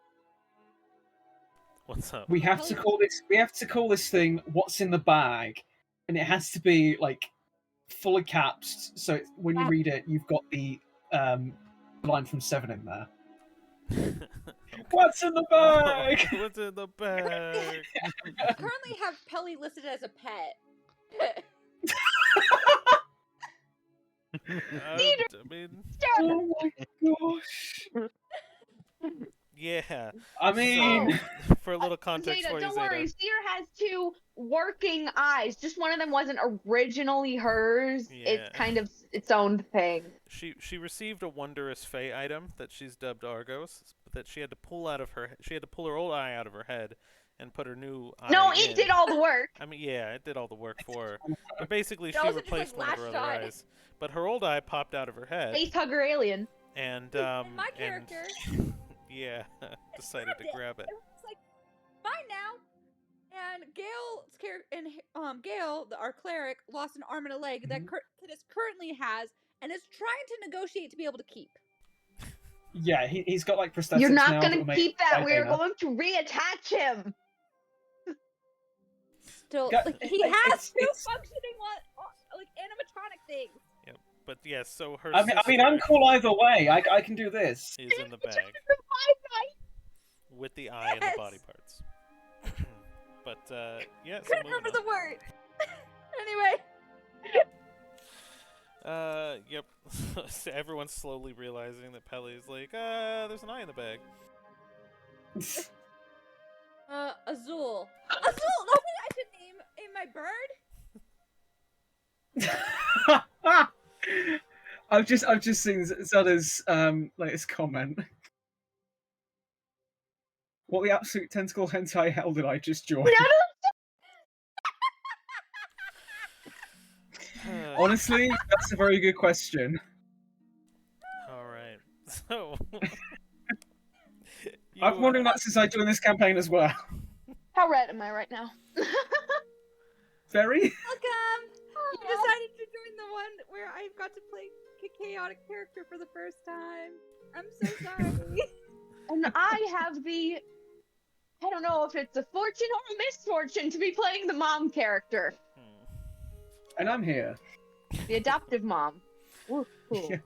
So, I'm assuming the rest of the day kind of goes off without a hitch. Everyone kind of takes to the sky and continues to fly. You travel for another day and a half, honestly, as the sun begins to set. You see a large city in the distance, and you kind of know it's your destination. In the horizon, you can kind of see the city of Chanos, and you can kind of make it in as the sunset begins to happen. Your ultimate destination, right, is the Isle of Voices. You know just from experience that flying around the island would probably be a difficult thing, just given what's out there. You've experienced it in the past already. And without the protection of some sort of transportation, it would probably be very dangerous through the air. You can also potentially charter a boat, but really you could also try to fly if you really wanted to. So this will be your final destination before you reach the Isle. So make your time. Research control over my bird. Alright, so you spend the spell slot and it's still just kind of hanging out with you. It makes a haunting cheeping, like cheep sound, but kind of a lower pitched, like the voice box is beginning to decay. So it's kind of like a cheep. I love It's it. running out of battery. I Cheap Also- brains. By the way, the Victorian haunted doll, his name is Agatha. Agatha. Yeah, that sounds right. Somehow Agatha has appeared behind Gale and No, no. on the back of King, and her back is facing them, and she's kind of just looking outward. Gail's just going to turn around, see this doll, and just jump about and skin. Kiddies, your doll got out. Yeah, she's No. apparently does that. The free spirit. Hell, maybe if I just keep eye contact and don't blink, maybe it'll stay here. It's a different creature. I'm just going to keep staring at it until I blink. So you make it to the city limits. What would you guys like to do? Are you going to find an inn for the evening or resupply? Probably.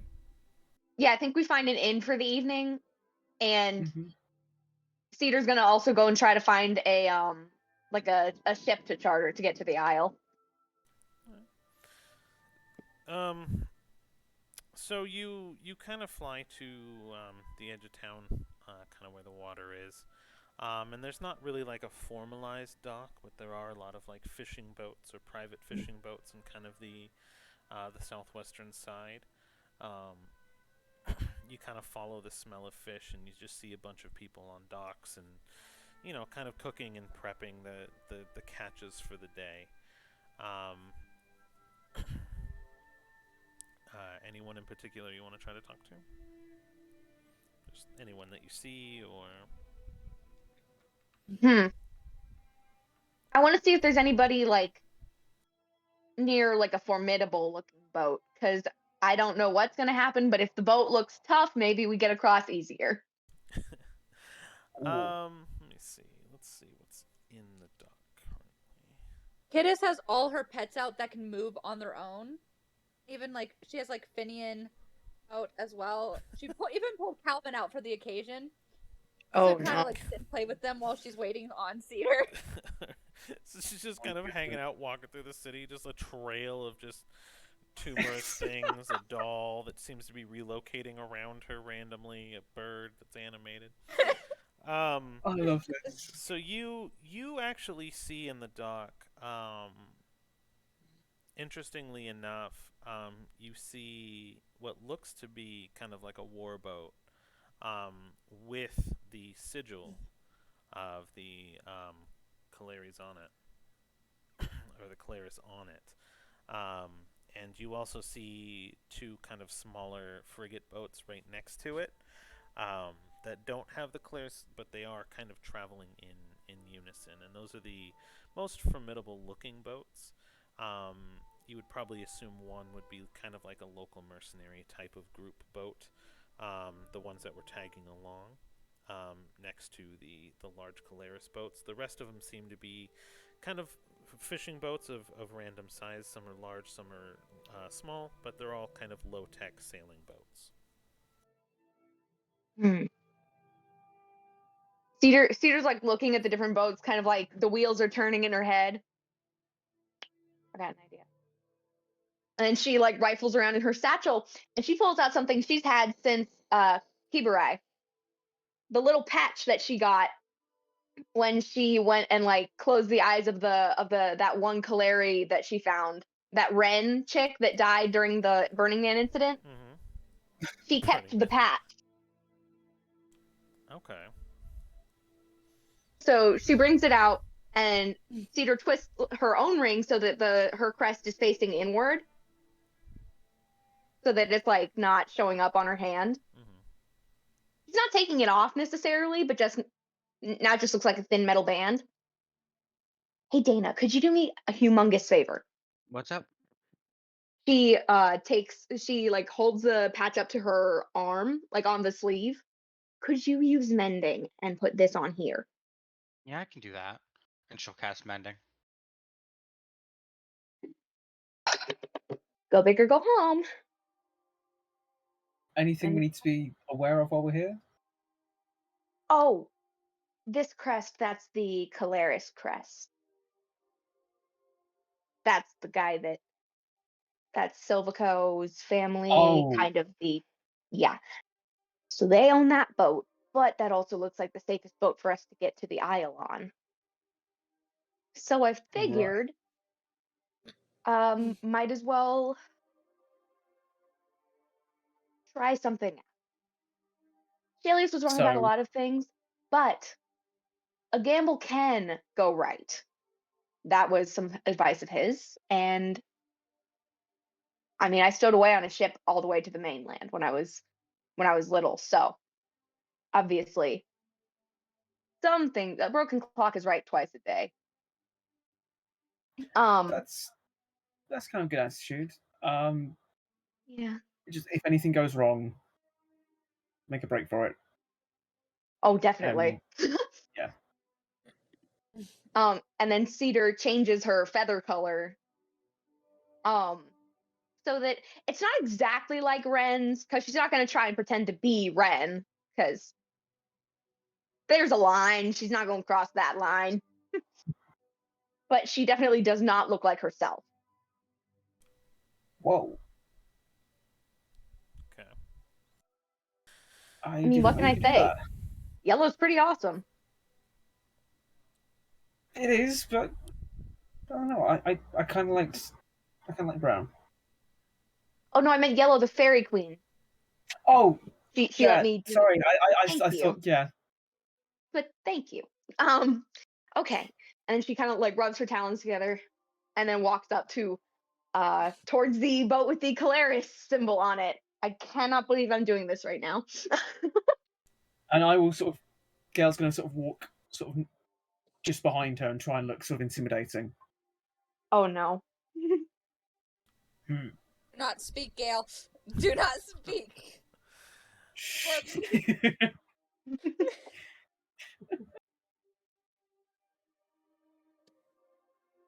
I walk up to, I guess, whoever looks in charge-ish. All right. So there are definitely a lot of people kind of posted out and around the boat. Um, it is a huge boat, 3 tiers, windows, cannons. It's just really busy. So there definitely are a lot of people kind of going out and about. Um, there is 2 people kind of on the um, part of the boat that kind of reaches reaches out, and they kind of block your way as you try to kind of approach the boat a little too close. You are on the dock, but then as you get a little bit closer, they just kind of stop you and they go, um, "Don't recognize you. I don't believe we had any woman on board before we left, and I don't believe we'll be taking one with us. What business do you have?" Give me 2 seconds. I'm trying to think of something. That was Sophie speaking, not Cedar. Y'all know that. Can't you have Insight check Sophie. pre-rolled. I'm kidding. Sophie? You know I do what don't did. have It's a matter of plan. national security. Come on, it's gotta work a second time. Agent Killis reporting for duty. Oh, I was actually wondering if I could charter a boat. The gangplank, thank you. Yes, Zeta just saved the day for us there. Appreciate it. Charter a boat. what do you think we are? Who are you? And why do you think that this would be something that we would do?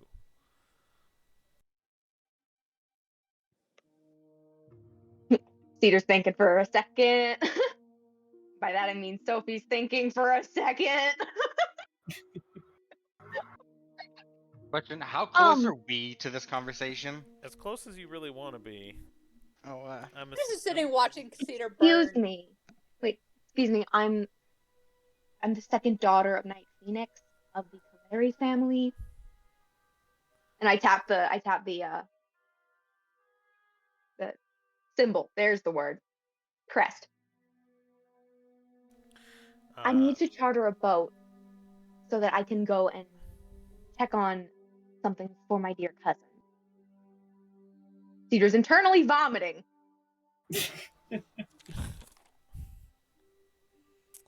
I love the idea that Argos can just hear like the mental screaming that she's doing right now. Just like she's being loud again. Roll a persuasion, I guess. Then let's see how you Oh, okay. Sparkle dice for the win. Come on, baby. Come on, Sophie. Okay, that's nice. And let's see. You said persuasion? did. Yeah. That is a 16. Okay. You actually just beat me by Yes. 1. Oh! You said you're the second daughter? Wait, what? Yes.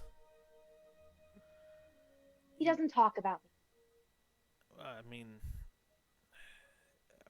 you're part of a family, named family at the very least. I mean, you kind of could boss, and they kind of look at each other, and it's kind of shrug and be like, "Well, I guess you could talk to the captain of this here boat." That's I would love. okay. Well, I guess we'll escort you up for now, and they take one of your arms, and he kind of re-examines the crest that you had, and kind of pulls you on to the boat. Being a little bit We rougher get to than follow? you would imagine. If you try, the second guard that was on the boat would probably stop you. Gail's going to try and follow. So he kind of has a spear, and he kind of blocks you as you begin to try to follow, and be like, I don't know who you think you are. Are you associates with our friend here? That is my bodyguard. I'm trusted by the family. You trust? Oh well, I'm not even gonna bother to make you roll for that because I just rolled trash. Well, you can wait for a couple minutes while she talks to the captain. Let them just get it sorted out. This is above my pay grade. She'll be safe on board. Fine. She better be, or else you'll be answering to him. It like pulls out her ski flask and like she kind of like on her way up like dipped it into the ocean water and turned it into whiskey. I guess that works. Salt water to whiskey. every liquid into whiskey. That's That was true. what you told me. Oh It is my true. gosh. It like, changes. is she doing this for a reason in this particular scenario, or is she just doing it? It's a little For one, salty. she's It's like a salted caramel whiskey. It's like the tears of your players. offer some to the guard. It's kind of like friendly, just like And he kind of like looks back and forth sneakily and like takes it and grabs a swig and is Oof. That's an interesting flavor, and he kind of hands it back. Just give him a few I'm minutes. experimenting. Uh, Experimenting. I can tell. I think I need some spearmint after that one. So you get you get escorted to the captain's quarters, and you see a really short owlin, like really tiny, huge hat, kind of buttoned vest. Got one of his wings and talons and claws is kind of pressed up against his chest, and he kind of spins around in a chair that's bigger than he is. And he kind of looks at the guard. He's like, "What is the meaning of this?" And he kind of goes, "Well, she says she's the second daughter of someone of a family name, and she's got a crest. So I figured she could probably come talk to you. She wants to borrow the boat or something." He kind of jumps out of his chair. There's a lot of distance to travel for him to like hit the ground, so you hear his boots kind of make a clank clank up against the floor of the ship as he walks over to you and kind of looks up, giving you the side eye. Like, what do you want? Oh, I merely wanted to hire you, gentlemen. I need to charter a boat. Charter a boat. You must have been gone for a long time. What makes you think we're charterable?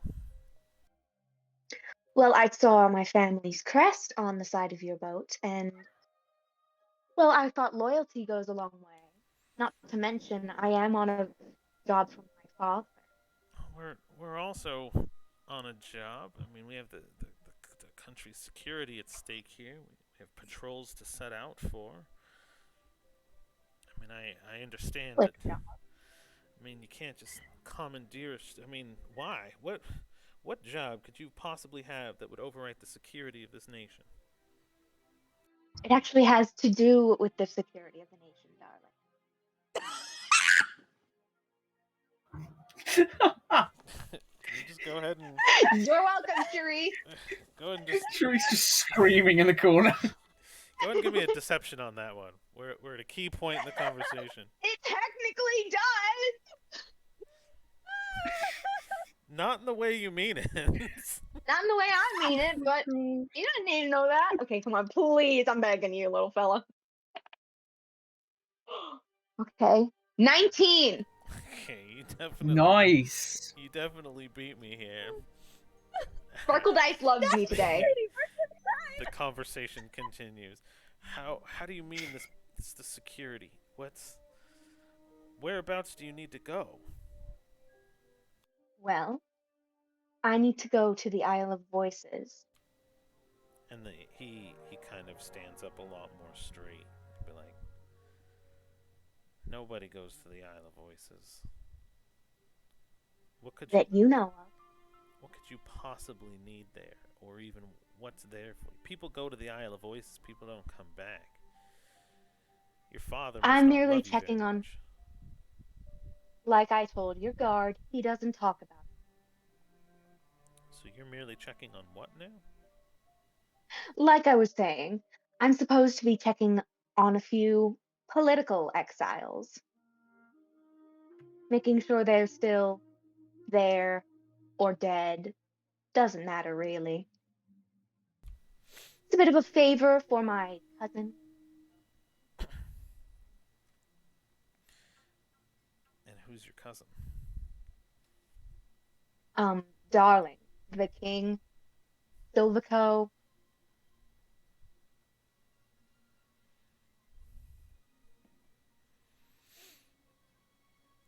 All right. Well, a performance. You got a little accent on there. Or persuasion. And it's the same roll, really. Whatever's higher. They're both the same for me. That's what I thought. Ah, okay. I had to let that out. The stream is building. That's an 11.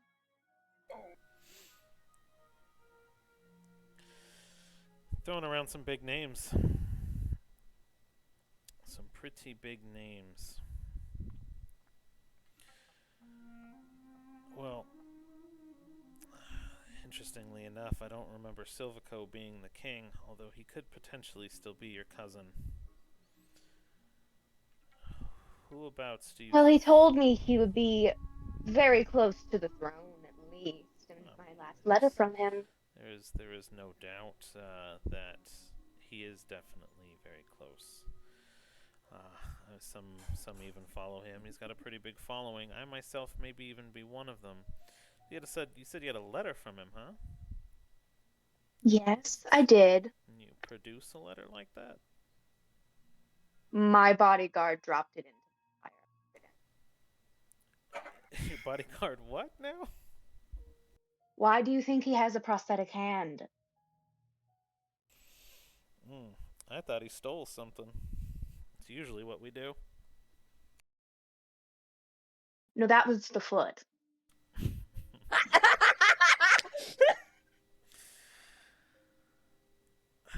So listen, who is on that island that you need to check on? And he kind of curls. I'm his not talons exactly on his sure. desk. I think that is a little bit above your clearance level, darling. However, I never said that I wouldn't be paying you. This isn't just an order. This is a job. And one that the Caleres family expect to be performed. And I was looking at the different boats. I can buy any boat here, their service. This one looked the most qualified.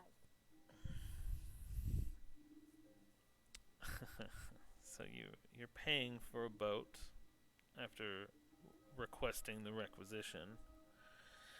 You're checking on people on an island that no one goes to, but people have been rumored Like to I said, disappear to. that you know of. It's above my pay grade, huh? Well, why don't you give me a number then,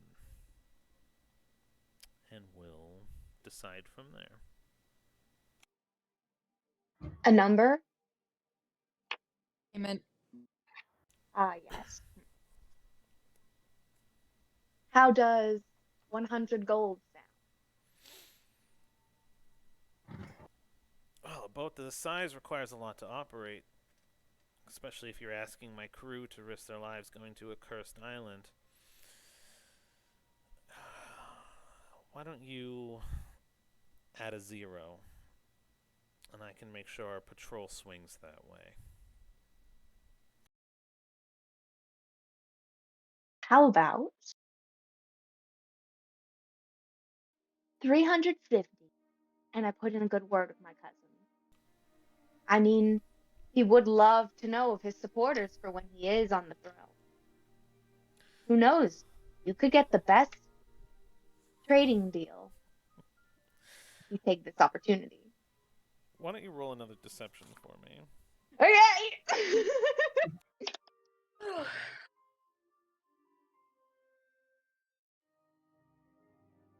That's an 8. Okay. I shouldn't have thanked the sparkle dice yet. They betrayed me. They lost their motivation. And what did you say your name was again? My name is Jocasta. Jocasta Phoenix Caleri.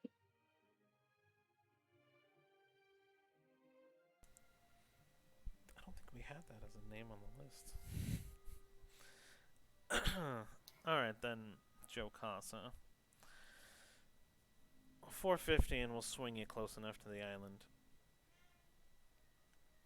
We can call it a security patrol for some things we heard, and then You can do me one favor, though, in addition to paying me. What?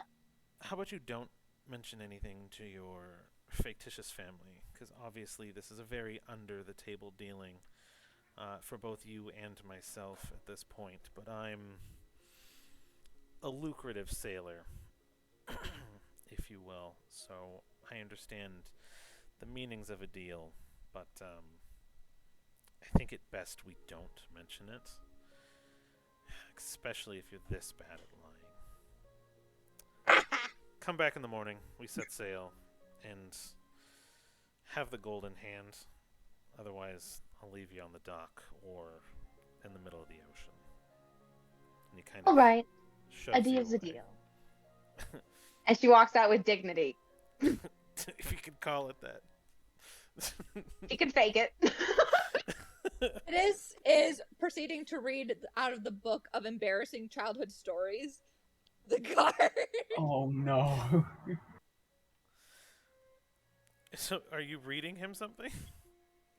I have a book. I have like a thing that has a book that details embarrassing childhood moments of someone. Hmm. I just kind of like showed the. I'm showing the guard it. just like, and this'll be you, and this'll be you. He seems a little bit kind of enthralled. He's kind of keeping an eye on things as to not like be too distracted. The other guard kind of returns in peace and things like that, and then Cedar's not going to be too far behind. And he'll nod to you and be like, see you in the morning then, traveler. Thank you. Kidoki. And then she very quietly leads them off, like, her posture is ramrod straight, like, as she walks off. The second they're around the corner, ah, Kid is just Oh. You waving okay? goodbye.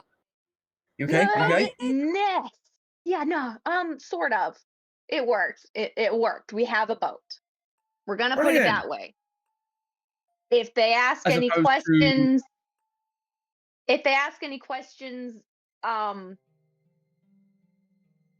you don't know common and you're deaf. No, I'm kidding. and you speak Italian. Okay. It worked well enough. I don't think they believe me that I was a Kaleri, but we have a boat. That's all we need. She resumes her Good normal job. colors, and then takes her talon and pops off the patch. Get this thing off me! And like shoves it into the saddlebag. Oh, dodged that. I dodged that thing once. I'm not wearing that longer than I have to. Oh. No, good job on getting us the boat.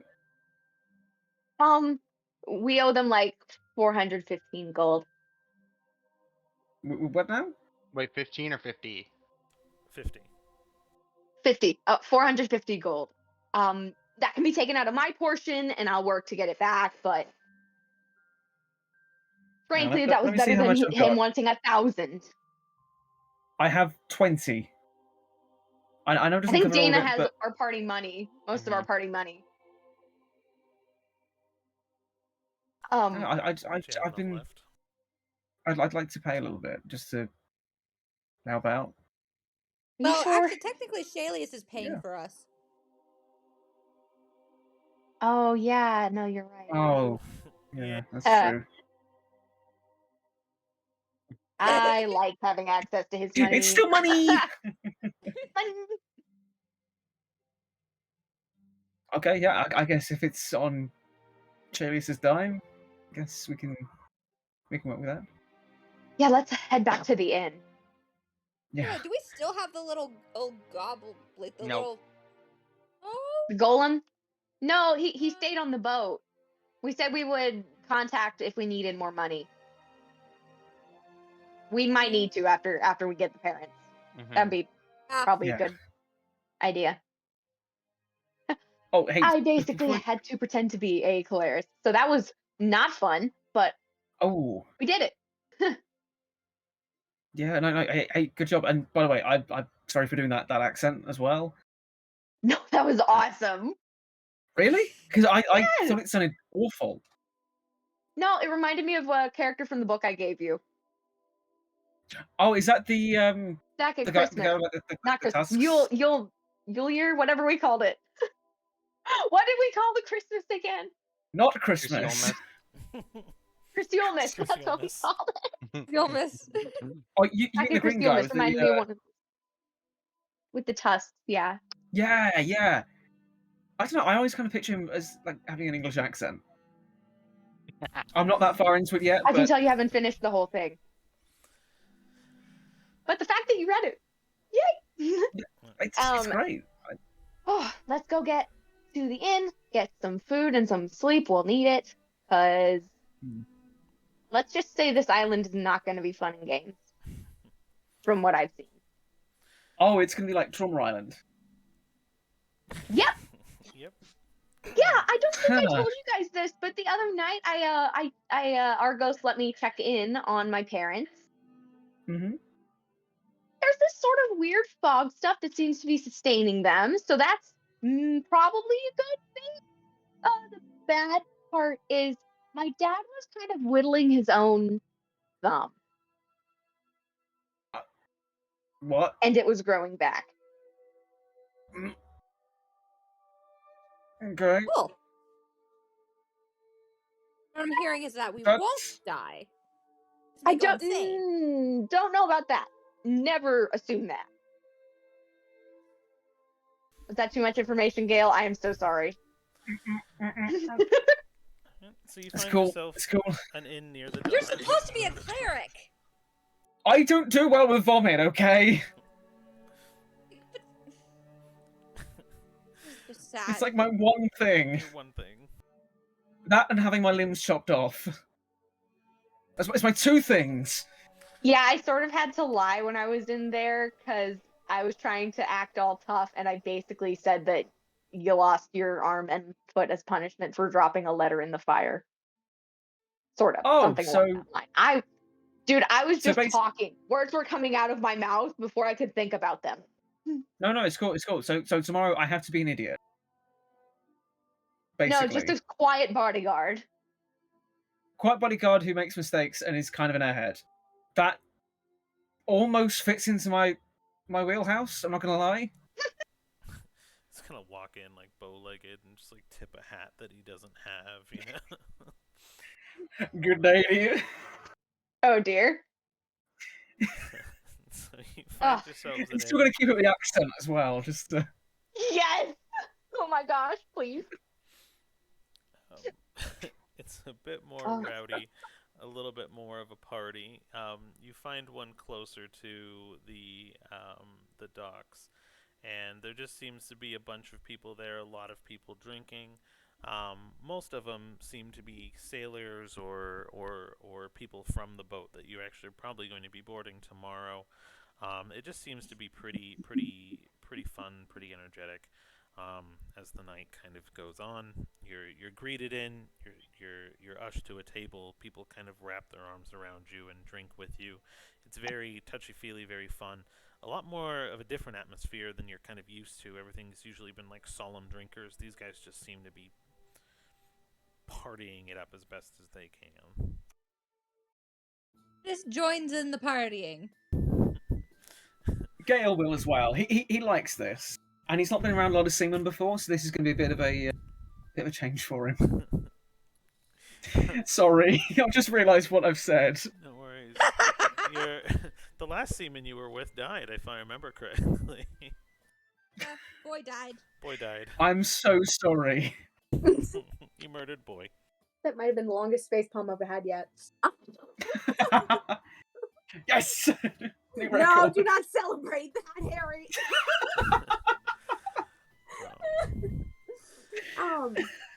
So Still made you laugh. That's the main thing.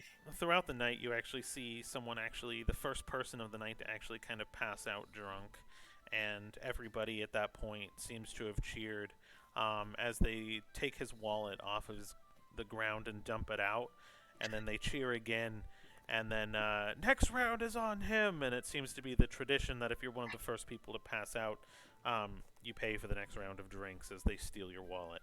So the bartender is like totally takes a keg and taps it, places it on the counter, and anyone who wants it can go by and grab some free ale or a bottle to take back to their table. And not a lot of privacy, as there's just people coming up to you throughout the night talking and chatting it up with you. Once we enter the bar, like for the first time, Dana actually, she goes up, she grabs a bottle of wine, pays for it if she has to, and just goes up to a room. This Like is she doing does her not stay at a routine. party. Oh, okay. The the bartender will kind of see you going up the stairs with a bottle of wine, and he'll toss you a key that has a number on it, and he'll just kind of nod and be like, "You square up in the morning, yeah? Mm-hmm. Carry on. Let me know if you need anything. Knock on the wall." and you'll see that there's actually someone upstairs, kind of running around to different rooms with different drinks and stuff, so you can get a little bit of privacy, but still not much. Where's the top floor? I lost the top floor. Oh well, I'll find it in a minute. What are the rest Gail's of going y'all to be doing? sort of in the party with everybody, just getting a little bit drunk. Oh no. That is- Oh, I'm having flashbacks. No. Help! It's again. It is not hard, as it seems, since you're kind of new faces and you're not sailors. It seems like everyone seems to be throwing drinks at you, and then whenever someone passes out, the next round of drinks is paid for. So, Oh gosh, there's a again. Really? you, Wait, one minute. I've got a prop here. This has been basically kind of like passing some of the drinks on to other people. Just kind of just like very happy and very like lively, almost as if she's drunk. It's just being her. He doesn't need to Dancing be on the drunk. tables and just kind of She's passing just free crazy. drinks around. I think Cedar's kind of like Guinness, hanging you're towards the awesome. side. She's like watching, like kind of smiling and laughing, but kind of like wallflowering it a little bit. At one point during the festivities, Gail will sort of head over to see and say, "Hey, how you doing, C? I'm doing well. How are you? I'm very loud. I noticed. I noticed. Am I shouting? A little, yeah. I'll try and talk quieter. I just wanted to say, I really appreciate your friendship. I think you're awesome. Oh, Gail. And you're like I've told you before, but you're like my best friend. And Oh, I think you're great. you're gonna make me cry. We're gonna stop that guy. We're gonna make him pay because he hurt you, and that is not cool. Thank you, Gail. That is like not ice cold. That is It's definitely not ice cold. no. Yeah. was Thank you, Gail. that I mean it. Outcast You're reference great. there? Thank you. That was a bit of an outcast reference. I'm glad I was picked up on that one. That was a good drop. And Good as soon name as he says drop. it, he's just gonna go, all right, all right, all right, all right, all right. Have fun. Hey, you two, come join us. You should have a drink. I think I'll have some tea, but I'll come and join. I don't do Okay, a This lot is of now jumping around. Me on- neither. But I'm trying something new. Good for you. Oh, hey, if I don't see you before, enjoy your tea and enjoy your evening. And you're awesome. Just want to say it one more time. Thank you, Gail. You're awesome too. I better get this off the table or falling. Yeah. Get I us! don't think we even had anything. Like catching her. Oh no. Oh no. Oh no. Oh yeah. Just the guy comes bursting in through the wall. It's gonna be so. Kool-Aid 'cause, like, Man. I'm just picturing like Gail's chasing her, and every time he gets close to her table, she keeps hopping to a different one. Pretty much. Like, get us! You need to. No! And he's doing that sort of drunken run where he's sort of leading with Try his sort running of upper body. faster. I can't. I'm drunk. You should try flying to catch her. She definitely can't dodge you that way. This is why you're the smart one. And I'm going to. Gail's going to try and fly and hover and just try and sort of catch her. And as he does so, he's going to go, don't eat my glitter. It's not. Oh lord. Try not to get the glitter in anyone's drinks. This is harder than it. Sorry. So, you might need to get some more. Oh. I'm going to stop flying. He looks like a moth, just like hovering around. A confused He's just banging into moth. walls and yeah. Or like one of those bumblebees that just bonks against the window repeatedly. Yes, Kyle. Wait, does Kidis notice anyone she or of any interest while she's dancing around?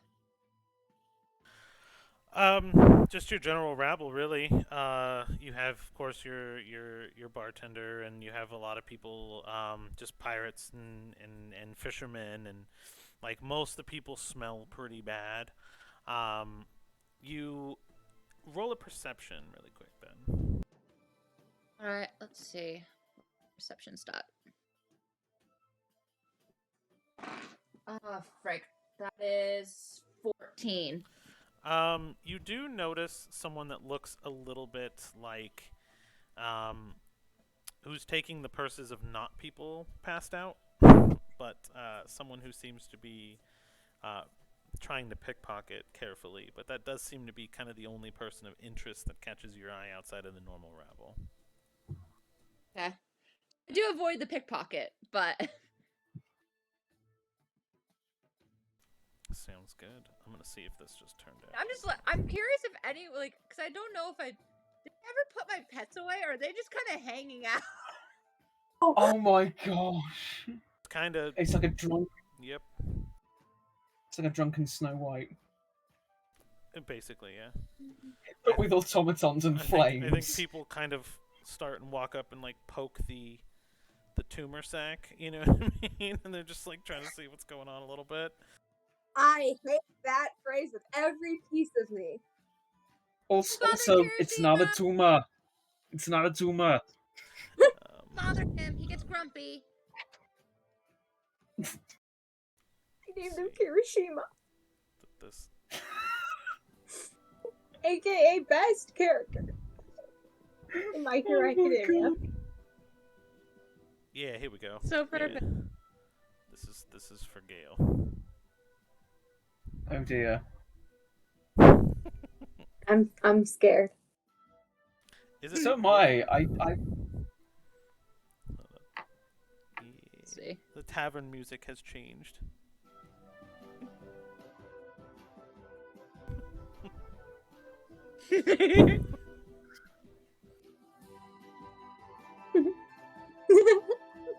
I love it. I love Goblin this has song. someone out. It's the only bardcore outcast I could find. I won't play it too long because I don't know if it's royalty free. Awesome. But it's Hey starts playing and Gale just gets even more excited. Hey fellas, what's cooler than being cool? The whole bar is Oh, please tell me ice he doesn't. cold. And he I did. cannot hear you. I can, but what's cooler than being cool? And then the whole bar just tankards ice cold, and then like Oh, 3 people, like, everyone's chugging their drinks. You know what I mean? now, lady.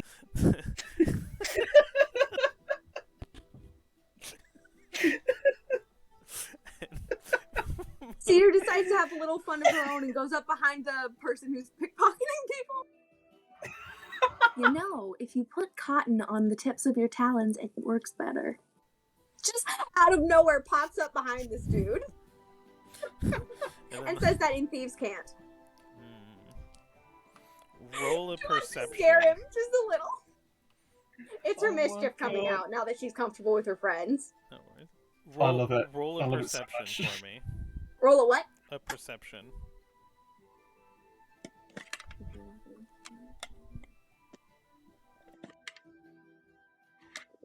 16. Ooh.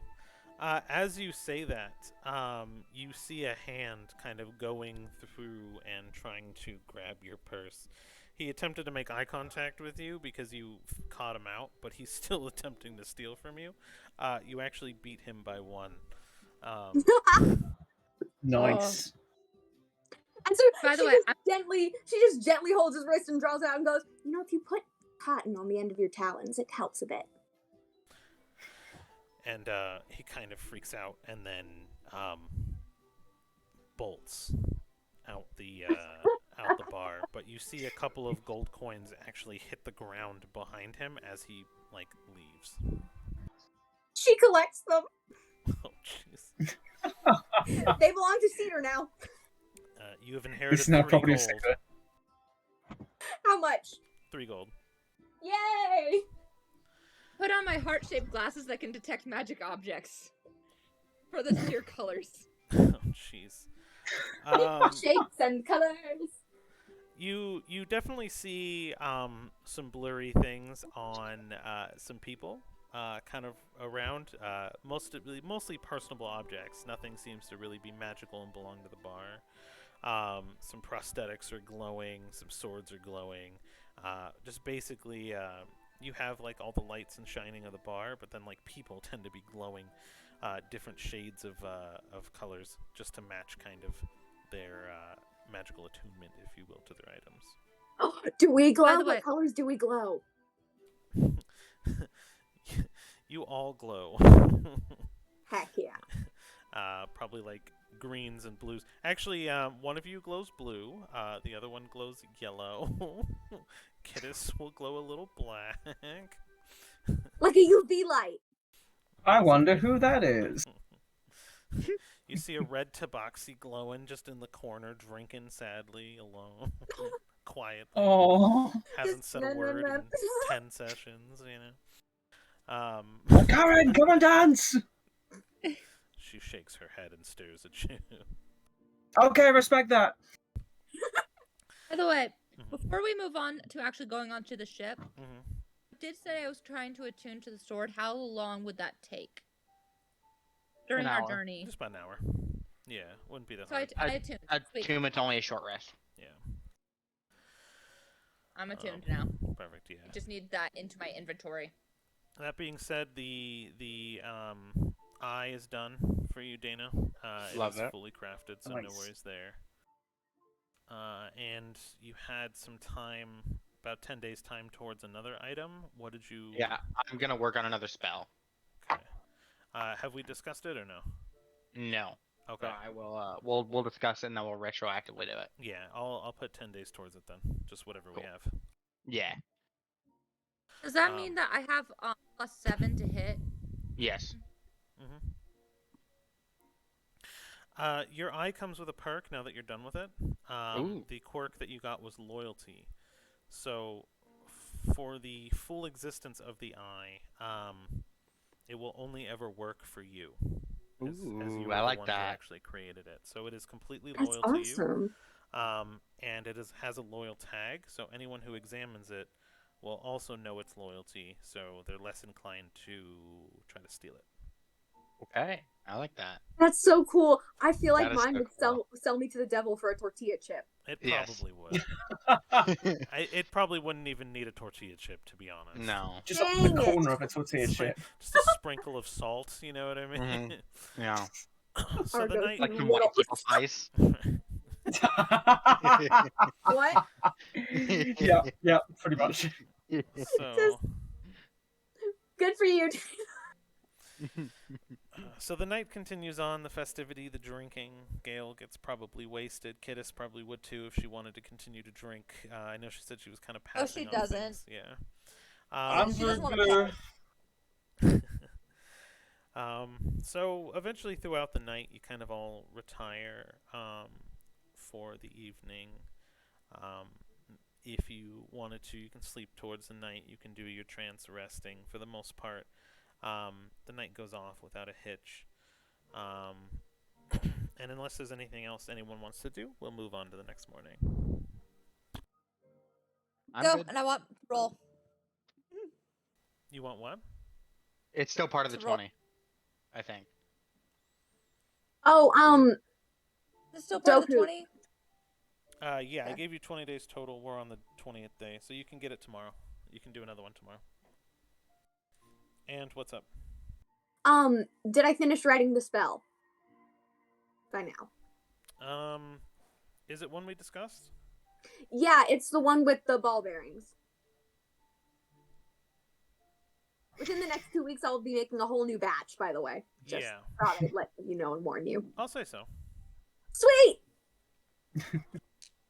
Yeah, I'll say so. Awesome. Yeah, I mean, you guys had like 20 days of travel, so not too bad. All right. So the next morning kind of handles without a hitch. You are woken actually by the sound of a crowd outside. A very large rabble, if you will. You guys all had your own rooms. The bartender probably, if you wanted to pay him, would only be a handful of silver, probably about 5 silver for everybody. I'll put down the 5. Yeah. Okay. I was gonna say Cedar can pay. With the stolen money. Yes. So it's only 5 silver. It's just for a night. But there is a large rabble outside, as it seems like a crowd is kind of jeering and you hear yelling. You hear the word thief mentioned, pickpocket. It seems that just this crowd or this mob of people, you can see it kind of pass by the bar through the windows, if you will. And it's loud, and it wakes you, everyone, from their slumber. Oh, I can't deal with this hangover. I'm going to cast lesser restoration on myself. That's much better. Your hangover is cured. Clerics. Okay, I'm gonna sort of knock on Cedar's door. Cedar, you in Yeah? Yeah, what's up? there? Oh. Can you hear yeah, the rabble outside? Do we want to go check it out? I mean, I feel like maybe. I don't know if you ran into any pickpockets last night or anything. I don't think I did. Wait, and He I was trying pat to down my pickpocket me. purse. He what? Did he succeed? Oh, no. No. I actually told him to put cotton on his talons next time. Talons make a little click Cedar! noise sometimes. Oh, What? look at you! Look at you! What? I like it. I like this. Oh. All right. I will get Kittis, you get Dana, and we'll meet downstairs at the door. Yeah, sounds good. Oh, if anyone's got a hangover, I can kind of cure that. Okay, cool. So I It's assume you're cleric. feeling all right then. I was feeling a bit this first thing, but I'm feeling okay now. Good, good. Can I have more Cedar goes breakfast, to get Kittis. Kid, Spooks, come on. What? Wake up, Spooky. Awake already. Hold on. Give me a second. She's trying to pull something out of her bag. It's a fine leather pouch that contains exactly 248 small pebbles. Love it. Nice. Who needs Not more gonna lie, I berries? kind of want that. Like as Yeah. Sophie. Scale. Just that many small pebbles. So, as you guys kind of stir, you guys are gonna kind of follow the rabble. Cedar kind of like at one point kind of like puts her hood up and kind of makes her feathers go a shade or two darker, just in case. Dana's hood is up, the goggles are on, and she's like staring at her feet. Gail's just gonna walk normally. It's like wings This spread. is just skipping along with her pets. Right? All of them. Good morning. Good morning. As you guys kind of Good morning. Oh, Bob.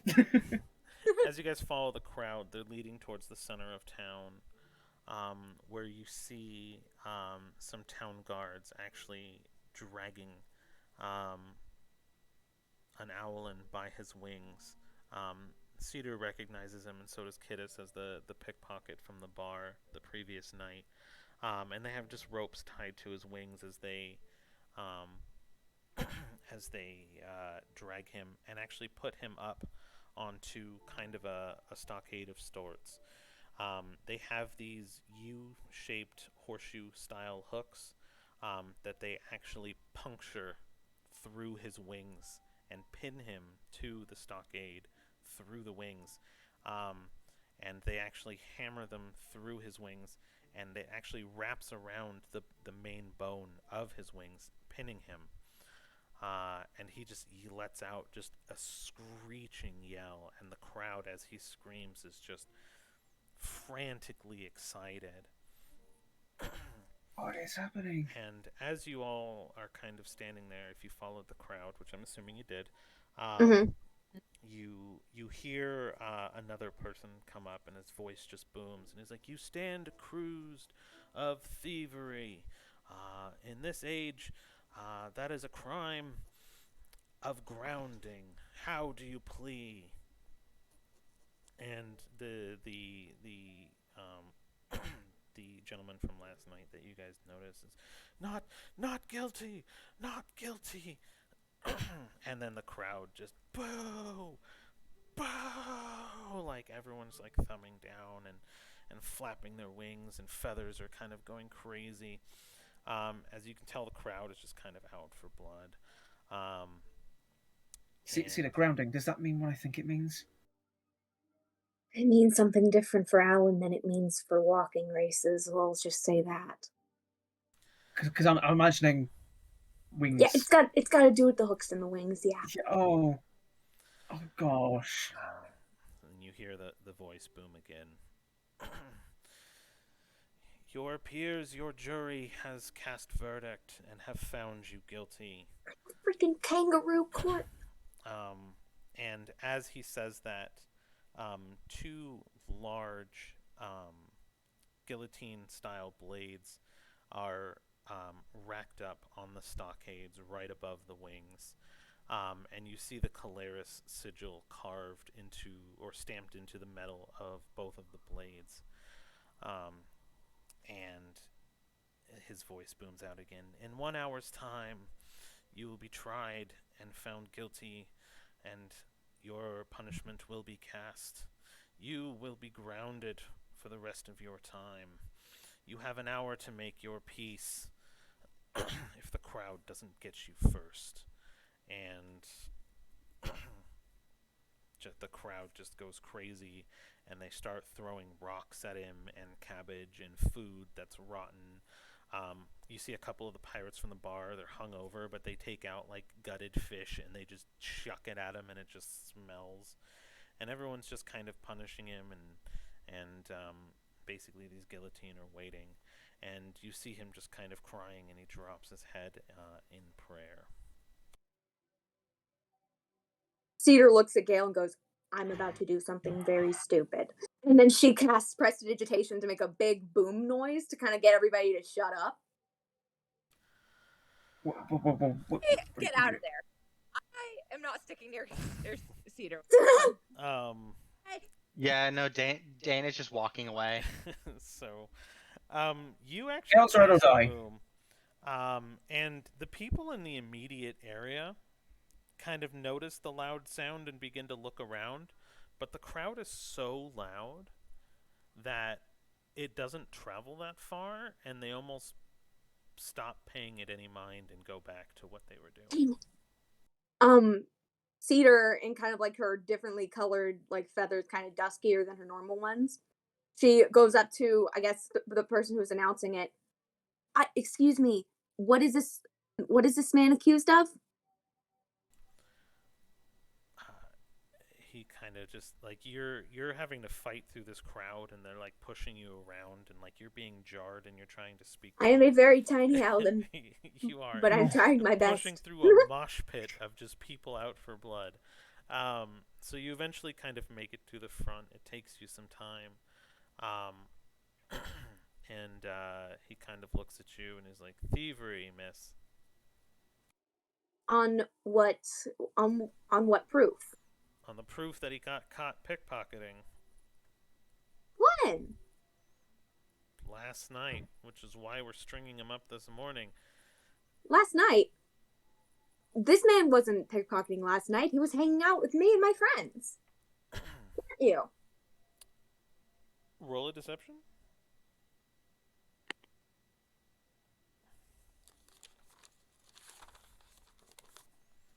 It's 9. I hate myself. Okay. Can I give her advantage just by sort of nodding along and sort of audibly agreeing with her? I mean, you could try. I mean, you're pushing through the crowd, things like that.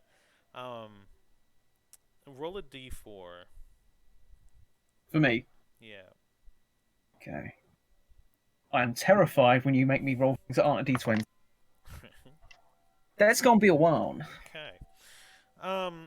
So he kind of just looks at you and he's like, "That is impossible. He was caught, and he is stoned, and he was weighed, he was measured, and he was found guilty. If you would like to offer yourself as tribute to take place, that is on you and your relationship to this man. But he was caught. He was found red-handed, and his money that he stole was returned to the people that we knew. If you would like to take credit in aiding him, I would gladly string you up next to him. Is that what you're telling me?" No.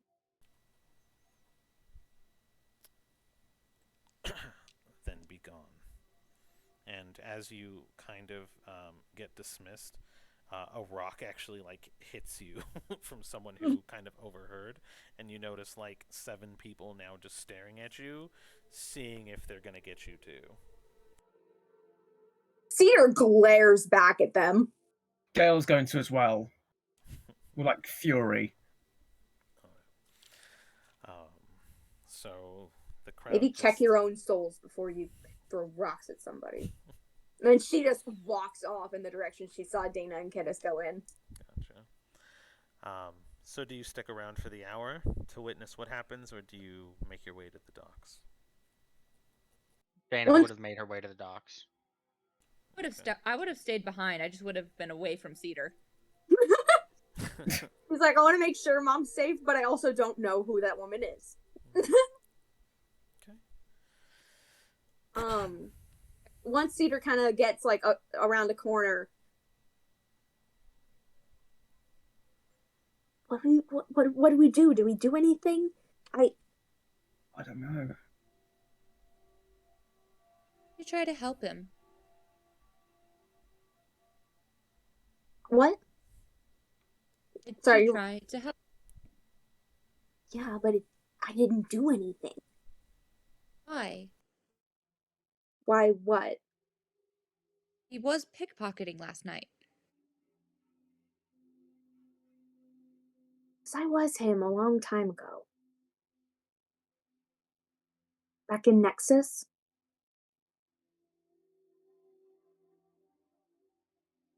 People don't do that for fun. Well, some do, but then it's called kleptomania, and that's kind of that's a different matter. People do that to survive. And I mean, even if he had stolen from me last night, I wouldn't. To take an owl's wings is virtually to take their freedom. Or at least that's how I see it. It's barbaric. Temporary imprisonment, sure. Oh, yeah, definitely. Like, if I got caught for something I actually did, then yeah, temporary imprisonment would be fair. Never this. Is this the whole grounding? Do you think that's still the go? I wouldn't put it past him. From what you've told me, he seems like he has a penchant for bloodshed. But on his own people. He's a sociopath. I think remember that's that putting it clearly enough. Want to help him? Wait, what did you say, Charisse? You want to help him? I do, but I don't want to put us in more danger. I need we need to go get my parents, but I can't just stand by and let this poor man get his wings cut off. I mean, I'm with you. Problem is, it's mob rule out there. Could really be Scibius. oh, well, I don't know about that. That might cause more problems than we want to cause. I don't. Yeah, very helpful distraction. It would, but I don't want to kill my own people.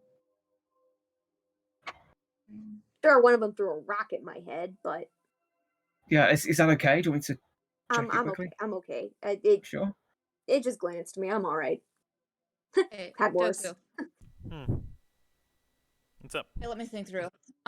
Okay, so what does the square look like? So there's a crowd in front. I'm assuming he's on a platform. He's on a platform in the middle. So if you look at the map, there's kind of like a central point. And there's just a big circle platform, and like the whole city is like kind of gathered around the area around, like staring at it. Right. So there's the crowd, and okay. Let's see, there's the crowd surrounding it. Is there any? So there's just that one guard on the platform. There's 2 guards on the platform. Various, if you take the time to look, you'd notice that there are various, throughout the crowd, kind of at the edge of the platform, kind of keeping the peace. And then you have the sentencer, who is also on the platform. Okay, so I can cause so many problems. Hold on, give me a sec. Last word. Famous last words.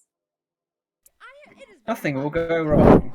Dana's just over at the boat, like paying off the captain, striking deals. They're kind of like nodding, like being secretive, bonding a little bit. I'm assuming. He actually does have her own agenda. Oh, okay, perfect. So while they decide, what does Dana do? All right, she's actually Well, okay, wait. No, go back to them. I need to decide if I'm even gonna do this. Okay, sounds good. Through. So there's 2 guards on the platform. How is he tied down? Would it take too long to get him out? Like, how long would it take to get him out of there? You would probably have to run strength checks to pull metal stakes out of wood that are pinning his wings. And that's if the crowd didn't try to stop you. Well, okay. So here's the thing. I have a spell that literally alters Earth. Mm-hmm. I'm assuming that the ground underneath is Earth. I cannot wait for this. I'm so excited. Plans in my head. One, create a spell that basically either sort of like creates this dome over the crowd, like encasing them in earth. She said, "How do you like it?" Oh my goodness. So basically, the idea would be to teleport in, take my necklace off, make the 2 sick, and with the earth thing, hopefully break through the metal stake, basically break through the platform enough that the metal stakes can't no longer be stuck into the platform because the platform gives out. You would also have to. I mean, it would take a lot of time to move that much earth to create like a dome like that. So second option, create a freaking earthquake. Oh my gosh. Mass casualties. I like it. Go on. No, let's avoid mass casualties. No. It's up. It is. We talked about your genocidal tendencies. I thought we cleared this up. It is up to you. Okay. Third option. So, trying to think of everything I can do with the. How much? Charisse. I have an idea. Who's that? What? I said, who's that? Oh. You have a little friend, remember? Who is great at causing distractions? Not another Wicker Man. Oh no, not a Wicker Man.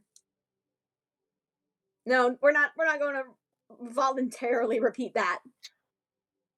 Good, saying, good. we'd have to convince Philo to do it. 2, Philo has enough strength to do it because Philo fed a lot before the Wicker Man thing. That's true. Will Doku even let me use Philo? You can talk to Philo, but he has been hanging out with you, and you haven't been sleeping. So his range at being able to collect dreams is going to just be limited to the probably people around. And he hasn't taken any from you, so his strength is minimal at this moment. Mhm. And you would That's know what I that thought. because he is connected to you. You don't feel his strength. You feel like he could probably do something minor, but nothing like a giant teddy bear or flaming wicker man. That teddy bear was Sweet. wild. So, question: if Cedar helped me with creating the dome, would it take less time? I mean, it would take less time, sure. Take under the hour.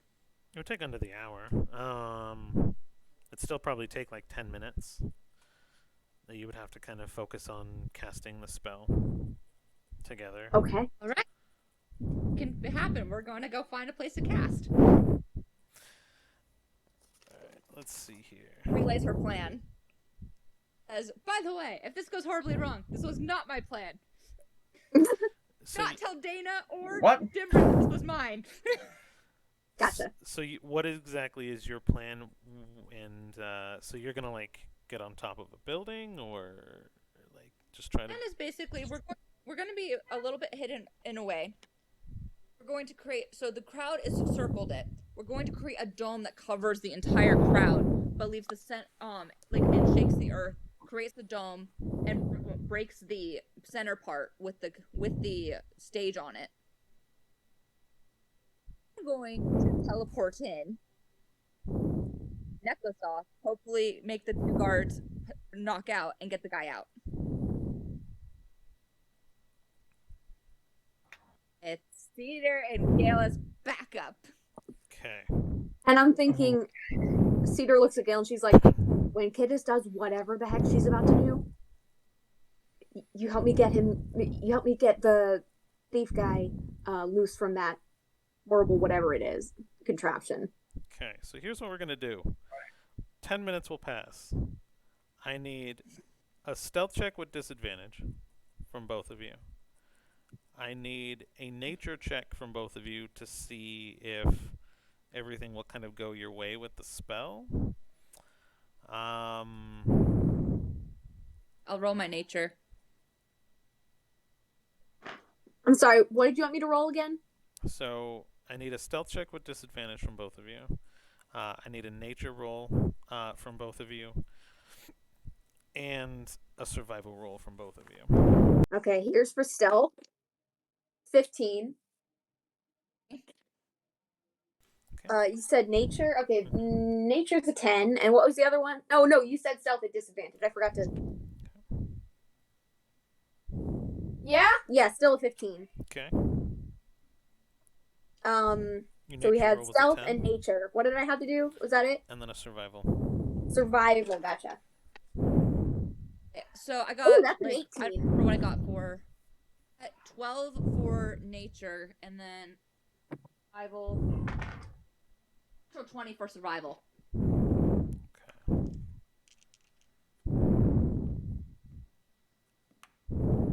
Okay. Does Gale need to roll anything since he's going along with them, or is he just along for the ride, not doing anything else? They're kind of casting the spell. What were you doing? Just coming along with them, and then when the thing happened, helping Cedar get the thief out. Okay. So here's how this all plays out. You guys do manage to kind of hide from the crowd because there's just a lot of chaos and craziness going on. 10 minutes kind of elapse, and the earth begins to shake as a giant dome begins to kind of form over the crowd, and everyone starts to kind of freak out and disperse, and there's panic and there's screaming, right? The earth kind of cracks underneath the Owlin, and your intention was to kind of have the earth kind of break the boards And they do, but the problem is when the ground underneath cracks and the board cracks, it loosens the guillotines and they drop, slicing both of the wings, and the man drops to his knees. As the panic kind of ensues, the guards take off. The person who was kind of issuing the commands to the crowd and falls into the a crag of the earth that kind of gets created as the stage separates from his feet. And you're able to actually get in and grab him. Kind of Kittis and Gale run in together. Kittis teleporting to kind of clear everything out, but no one is there. Gale runs in and sees him. But Gale, I want you to roll a perception. Okay. Mackenzie called it. She said right beforehand, "Won't the earthquake loosen the guillotine blades?" And I was like, "Probably not. I think it'll be fine." And that's gonna be an Okay. 8 on perception. 8 on Okay. perception. Not good, I know. It's all good. Hi. Yeah, we were actually just talking about chaotic earlier. Hydrating.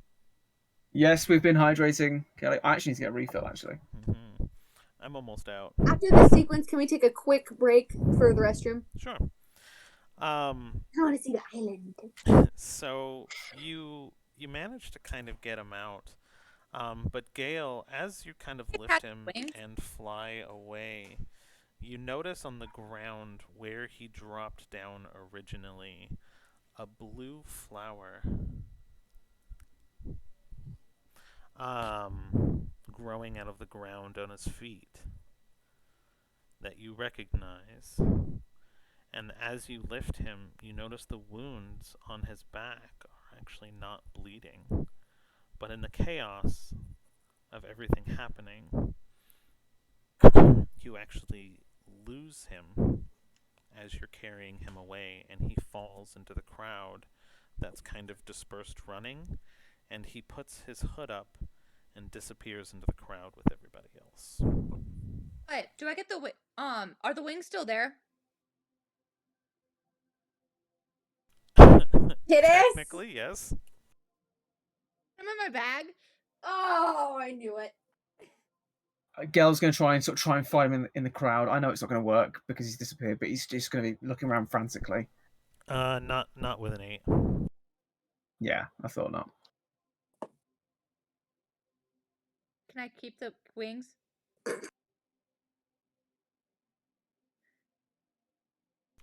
Yeah, you can take the wings and teleport away if you'd like, yes. Please. All right. And I get out. Alright, you are out indeed. Cedar sees kind of what's going on, sees Gale like starting to run after him, and like she kind of like puts a hand on his arm. No, we gotta go. But oh, okay, yeah, all right. Well, we gotta go. We gotta go.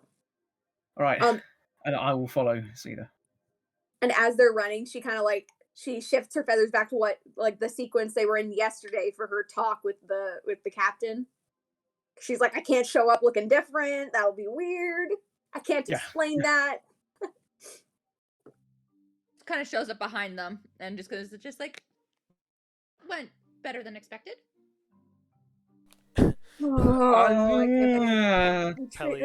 just sees a pair of wings fall into the bag, and she's like, "The hell is going on up there?" And where do you guys go? Do you guys make your way back to the bar or to the docks? Docks. Okay. We should leave. Cedar's like, yeah, we need to go. Let's go. The question is Dana at the docks with them or waiting? Dana's at the docks, And she's not going to do what I was thinking of having her do.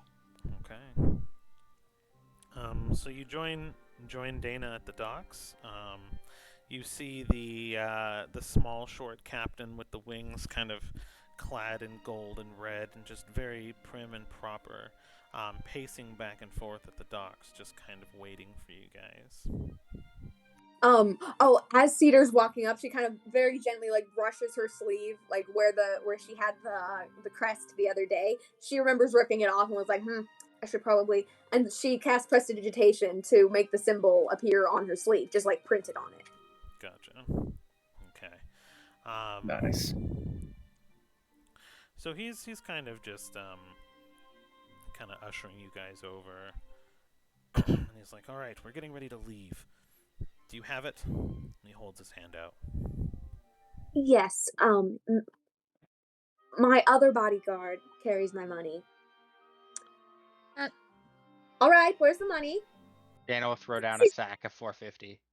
Her eyes are saying, sorry.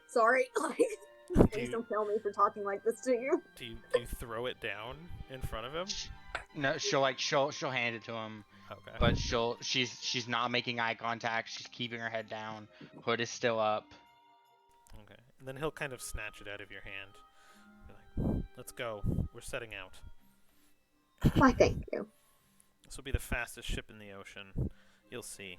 We'll have you in front of the Isle by the sunlight of tomorrow morning." Beautiful. And as you guys enter the boat, the plank kind of comes up behind you guys, as everyone's kind of already in place, and they escort you to the lowest part of the deck, below the quarters, below everything else, and you're kind of in the back and bottom of a storeroom. And you see two other people there, kind of like not dressed very well, just kind of covered in cloaks. They're also owling. Also seem to be people that are smuggling themselves out of the Isle. And the guard says, "You'll stay down here for the day. We'll drop you in the Isle in the morning, and you'll find your own way back." And he'll tell you, basically, don't come topside. We don't want to see your face. And he'll leave you guys to your own devices. The second he leaves, she kind of like resumes her normal posture. Whew. That was a But- lot. All right. Do that more often. We should try to do good more often. Never realized how much fun this is. Yeah. And did you guys Well- want your 5-minute bathroom break? Yes, please. All right. So let's go ahead and take 5, guys. Anyone watching, we're going to take just a few-minute break, and we're going to go to a break screen, and then we'll come back, and then you will get to see the Isle. Woo! I'm terrified. I am horrified. Gail go! has. I'm giving you the bag of stones for your little bonus action thing.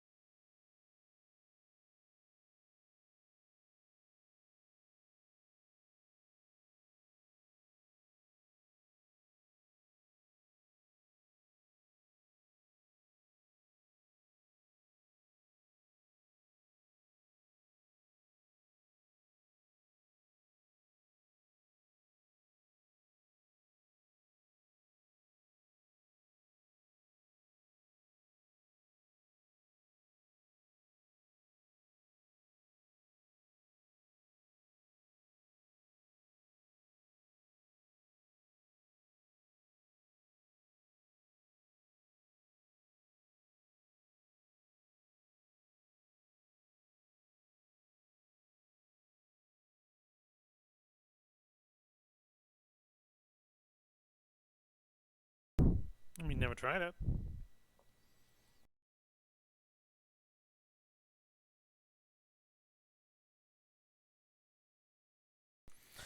I mean, nothing will get done unless you try. That's all I'm saying. Deku's trying to say. I would never stop you Oh. from trying. I most definitely will be trying so many things. Wow, that last scene took me by surprise. Yeah, what the heck, man?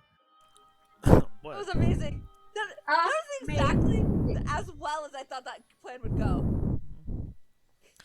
It's funny that you guys actually chose to try to do something. That was the best part. That was I was just going along with it. What with the flower? Oh my gosh. What? I think Gail's going to try and have a talk with Shanti and just try and let her know about this whole relationship thing they've got. Was that whole thing a test? I think it might have been. No, seems like just something that happened. He's being suspicious. I think it was a test. I don't trust you, DM. I never trust you. It's fine. I What's don't so funny need your is that- trust. I just need you to show up and roll dice, alright? You need my tears. Sophie, 'cause the thing is like I said for a long time, like Kiddis's morals are based off of what she watches the party. I've she's like, seen "Oh." that so Oh. much. So she's like, "Oh, we're supposed to save people like this." Okay. And I'm so sorry if this causes problems later. Because she's I am very okay black and with- white with thinking. This is a problem Oh. I'm okay to have. I never thought I'd hear you say that. So you are on the lower part of a ship for a solid day. There's not really a lot of light down here. And we're back on a boat. And it's going Woo! fast. And Hi, Bo.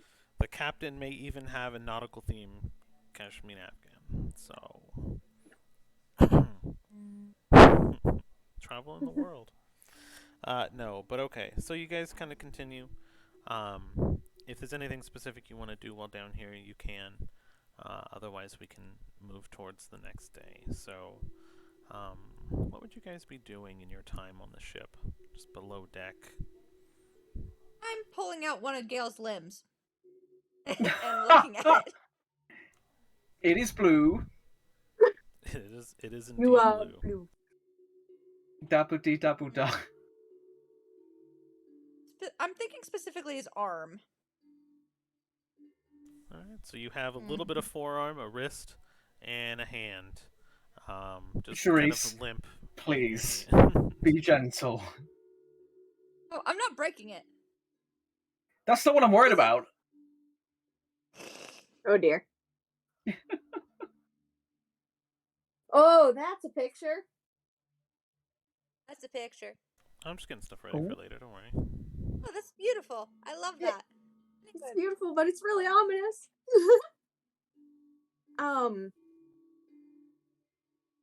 Let me. Oh, I wanna try something that I haven't really tried a lot during this campaign. I wanna have like Cedar kind of go off for herself and kind of try to talk to Yellow. Hasn't really done a lot of that. So you can step away for a moment and kind of do your prayer if you'd like. Yeah. Hi. It's me, Cedar. I mean, I guess you already know that. Do you like watch us like all the time? I don't know. I don't know why you chose me. Especially when like 3 of my siblings are here. But I definitely know that something does need to change, so I'm willing to work with you with that. But I know what it feels like to be afraid for a sibling, so I'm gonna help you get yours back. I mean, I assume you guys are sisters. And I don't know what the heck is going on with that bone fairy chick, but I don't like her. And I think you probably don't either. I'm really scared. I don't really tell people that a lot. But ever since I got into Nexus, I've been terrified. I didn't think I'd ever come here again, and you all have put me here. I'm trying to make the best of it. And I mean, the people I'm with make it a lot better. But I'm not really sure. I want to help you, but I don't know if I can trust you. Because on the one hand, I have this new really cool ability where I can shift my feathers. But on the other hand, I have a talking eyeball that's really freaking creepy. I don't even know what I'm asking, but I just kind of felt like I needed to say it. If you want to say anything back, I'm listening, I guess. I just want to fix things. Roll a performance.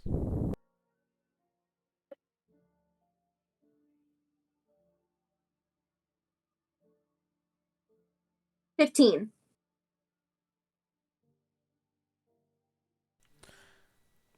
You have a really strong feeling that your message was received, and you kind of check over yourself as that feeling washes over you, and you notice that there's just a small sparkle of color that seems to have kind of taken a little bit deeper into your skin, and it kind of just travels through the veins to your fingertips, and then from one set of fingertips to the other, kind of just a warmth washes over you. And you know that what you said was heard, but there was no real reply.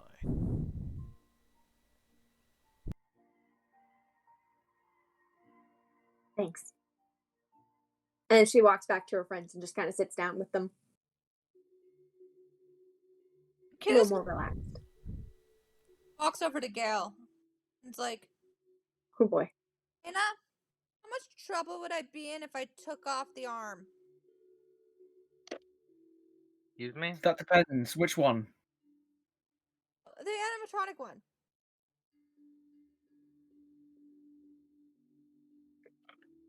I mean, from what I can tell, I can take it on and off. It's not an issue, right, Dana? Yeah, case. What do you have in mind? So, if you take it off, you're going to reattach. What? We're going to reattach. I got magic thread, and I want to see if this will work. I got the idea when I saw the dude's wings get chopped off. Oh, okay. You're sure this is going to work? Just kind of like looks over at the other two like that are here and see if they're really paying attention to us. They kind of look up at you, and then when they saw that you looked, they kind of look down really quick, and they're like covering their faces a little bit. I have no idea if this will work.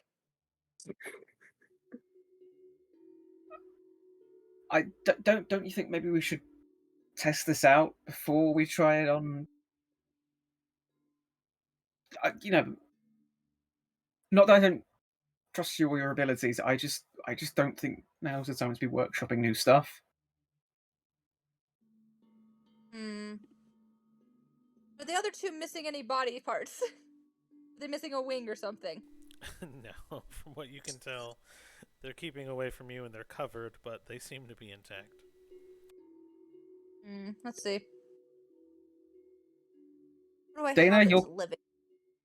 You're kind of like a resident expert on limbs. Our resident expert on limbs. What do you Personally, I'd think? say wait till after the super dangerous mission on the creepy island.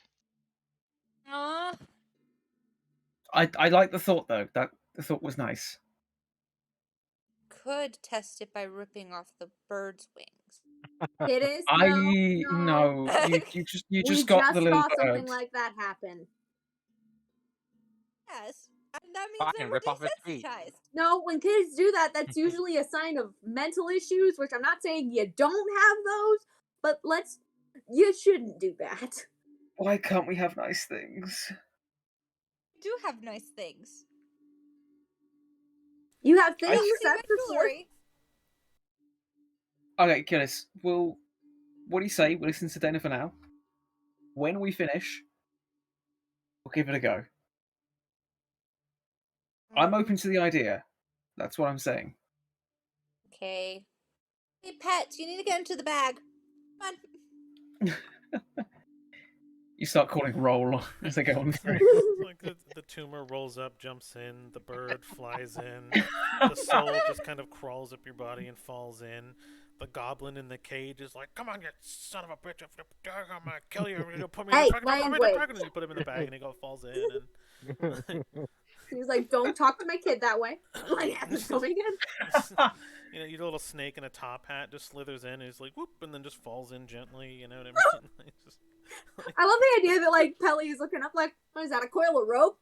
Right on the face. Everything Is that just kind of rope? jumps in, and she's like, "Finally, I'm not alone anymore." She writes it down. No matter what, do not kill on a piece of paper and then just drops it in. Oh my gosh. So, the day passes. You begin to feel a little bit tired, so you assume it's nighttime. The crack in the ceiling, kind of above you, in the storeroom opens, and a couple of bags fall down with some kind of dried meat rations and some hardtack and some water skins full of water.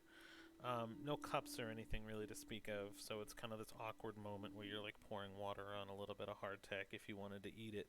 It's aside from that, they kind of just dropped you food and didn't really say much to you. You get a real feeling that this is less of a luxury cruise and more of a you're kind of their prisoner until they release you type of deal. And it's kind of a little bit unnerving. But they also kind of drop down a bucket that just has the word waste written on it, and you just kind of realize that after a couple of hours of sailing, there's not really a bathroom down here that's sanitary to use. In fact, one of the other owls that you're with kind of peed in the corner already, away from everything. You know what I mean? It kind of smells a little bit like asparagus. Prestidigitation. Like cleaning that shit. You're like, Yeah. no. You're like, this ain't not happening. We're like, nope. But the day We're goes not on gonna. into What, night. you don't want to deal with Kittis yelling and complaining? No. Why would we choose that? They should add that to the Geneva Convention as like cruel and unusual torture. At this point, those are just like suggestions for obviously. Yeah. Geneva Convention. More like Geneva suggestion. That's too accurate. Why is that so close? Mustard? How about mustard gas?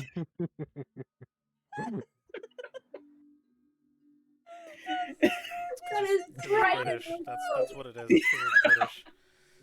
Like Oh gosh. you kind of pop out and you learn 3 accents, whatever that was, Cockney and then regular English, right? Like I did try a little bit of Texan earlier as well. I just want to emphasis on tried. I was only mildly offended. I would like to apologise to Americans in the chat. it's all good. We don't apologize to the Texans here. It's fine. I'm kidding. We don't know. Everyone knows, yes. So I've got some people from Essex. I'm gonna do my trance rest for part of to regain my spell slots and stuff. Yeah. So yeah, if you guys wanted, you kind of rest through the night. You just kind of lay your heads down and trance out when you begin to kind of get tired. Not a lot's going on. The other two are kind of leaving you alone. And you just kind of As a bit of a power move, Dana's gonna stare directly at them as she opens up the sack of raw meat and feeds her sword. Learning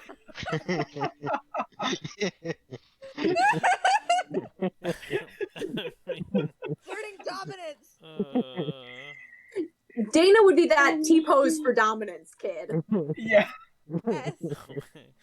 Oh your my sword, gosh. sensing what you were kind of doing, goes really slow and produces kind of like a creaky metal sound as it opens, and the teeth grow, and then there's like a cracking of the whip tongue as it like latches onto the meat and sucks it in before it closes again with like a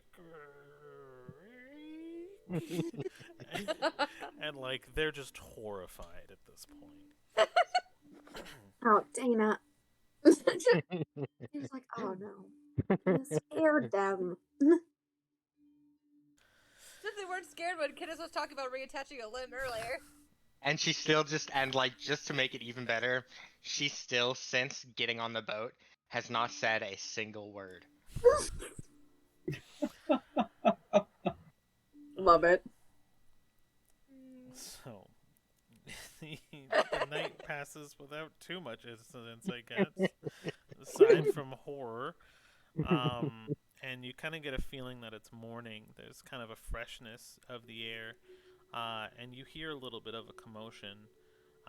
You can kind of hear the ringing of a bell on the very top deck.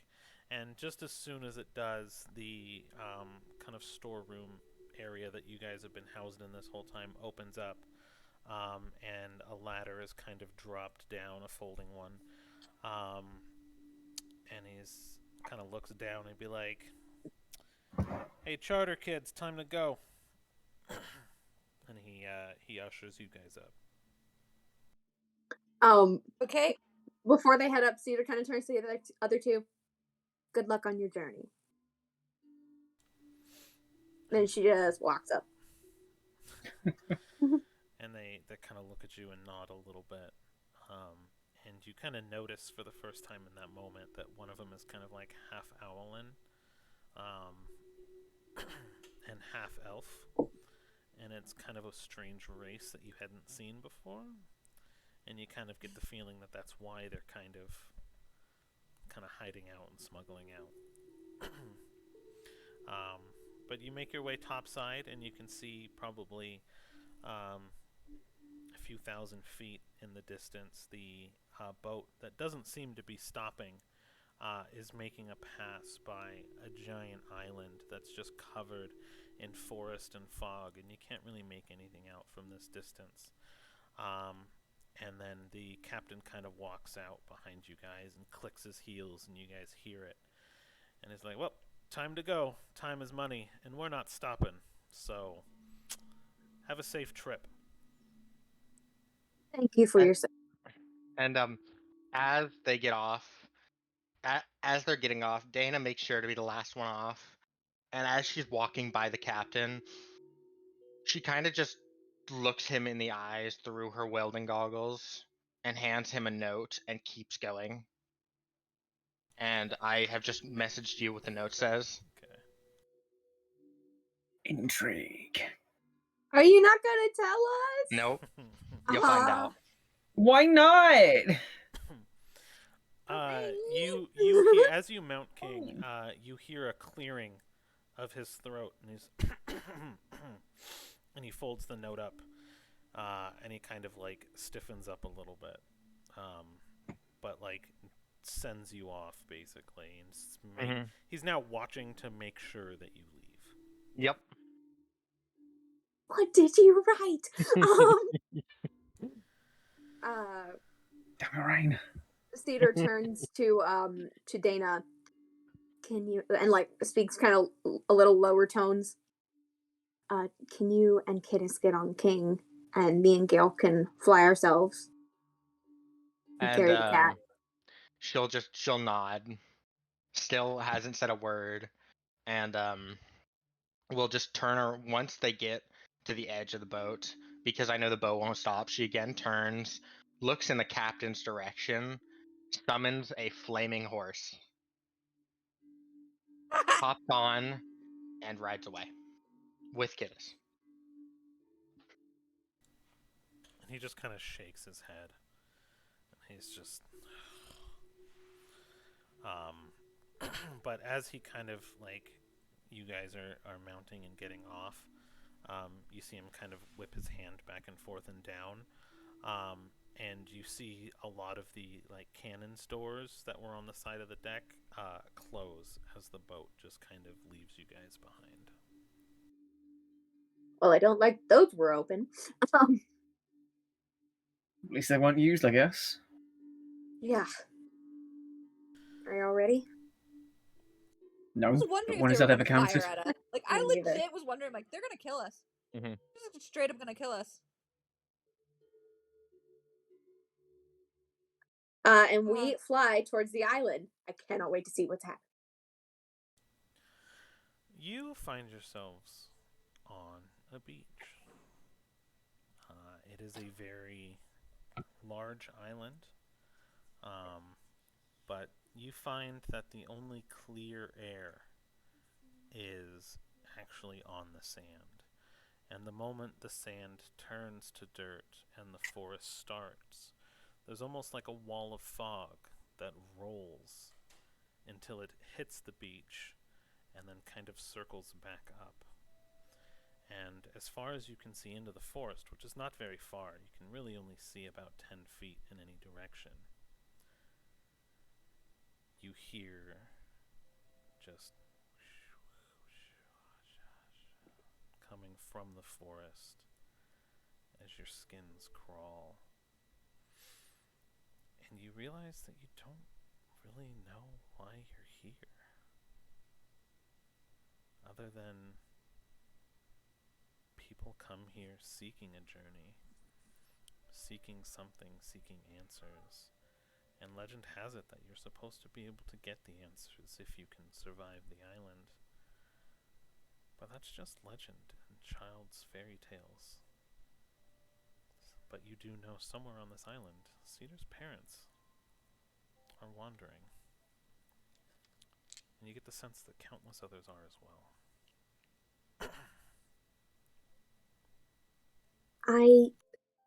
Okay. And Cedar first, she snaps her fingers and casts basically the biggest showman spark firework she can make with her little cantrip. In the shape of her family's crest. And just pops it over the island, hoping maybe by some miracle they can see it. And maybe they'll know she's here.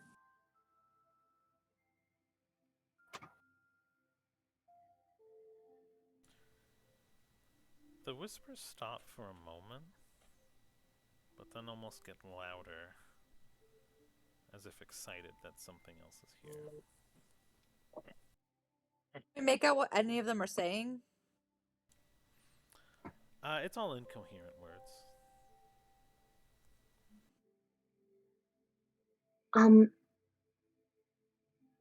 I don't think my mother and father came here separately, but they're not walking with each other right now. Cedar starts getting her 60 feet of hempen rope out of the satchel. I don't want to lose you guys, so should we hold on to the rope? Should we like make a big old bracelet chain? I don't want you all to get lost. I think that's probably the best thing to do. We're stronger together, so might as well stay together. I mean, who knows what this island's got that could harm us or divide us? Yeah. Okay. Just like kind of standing on the edge of the fog, kind of like poking it. You can actually like, feel the humidity change. You know, the beach that you're on actually has a lot of sun exposed, but the moment you kind of feel the fog, it almost feels thick. Ooh. And she just kind of goes like whoosh and like tries to make the fog do the line thing. It is exactly how you imagine. You kind of whoosh the fog out, and it's just like, ha ha. And it does make just this perfect cut through with your hands and then reforms just as simply. It is really thick. Leave it to and Kittis to dense. make a bad situation fun. Yeah. Okay, let's do this. And Cedar ties her wrist into the rope, and she starts like tying the one wrist on each of her friends. So you guys all tie yourselves together, basically? Yeah, and Cedar activates her telepathy. Gale's gonna make sure it's his left hand that's tied up. So it doesn't. Yeah, that's what he's afraid of at this moment. That would be awful. Gale? Oh shoot, his hand's dangling from the rope. We lost the rest of him. I wouldn't. Dana, I need another arm. Just him looking at Afraid his passed arm. it last Dang night. it. Just standing there in the fog. Whoops. And now I die. Anyway, I want to So enter she the fog. I want activates to her enter the fog. I telepathy. want to enter the fog. And we enter the fog. How long does the telepathy last? I think it lasts like 6. Wait, let me check the rules. It's 1d6 hours. 1d6 hours. So I'm gonna roll sparkle dice. Hey, 6 hours. Nice. We've got 6 hours. Just everybody. before Gale enters the fog, he's just gonna take a deep breath and hold it. Smart. And because Smart. unending breath, Mm-hmm. Lucky. yes, urgency. This does not do that because she cannot hold her breath that long. Yeah.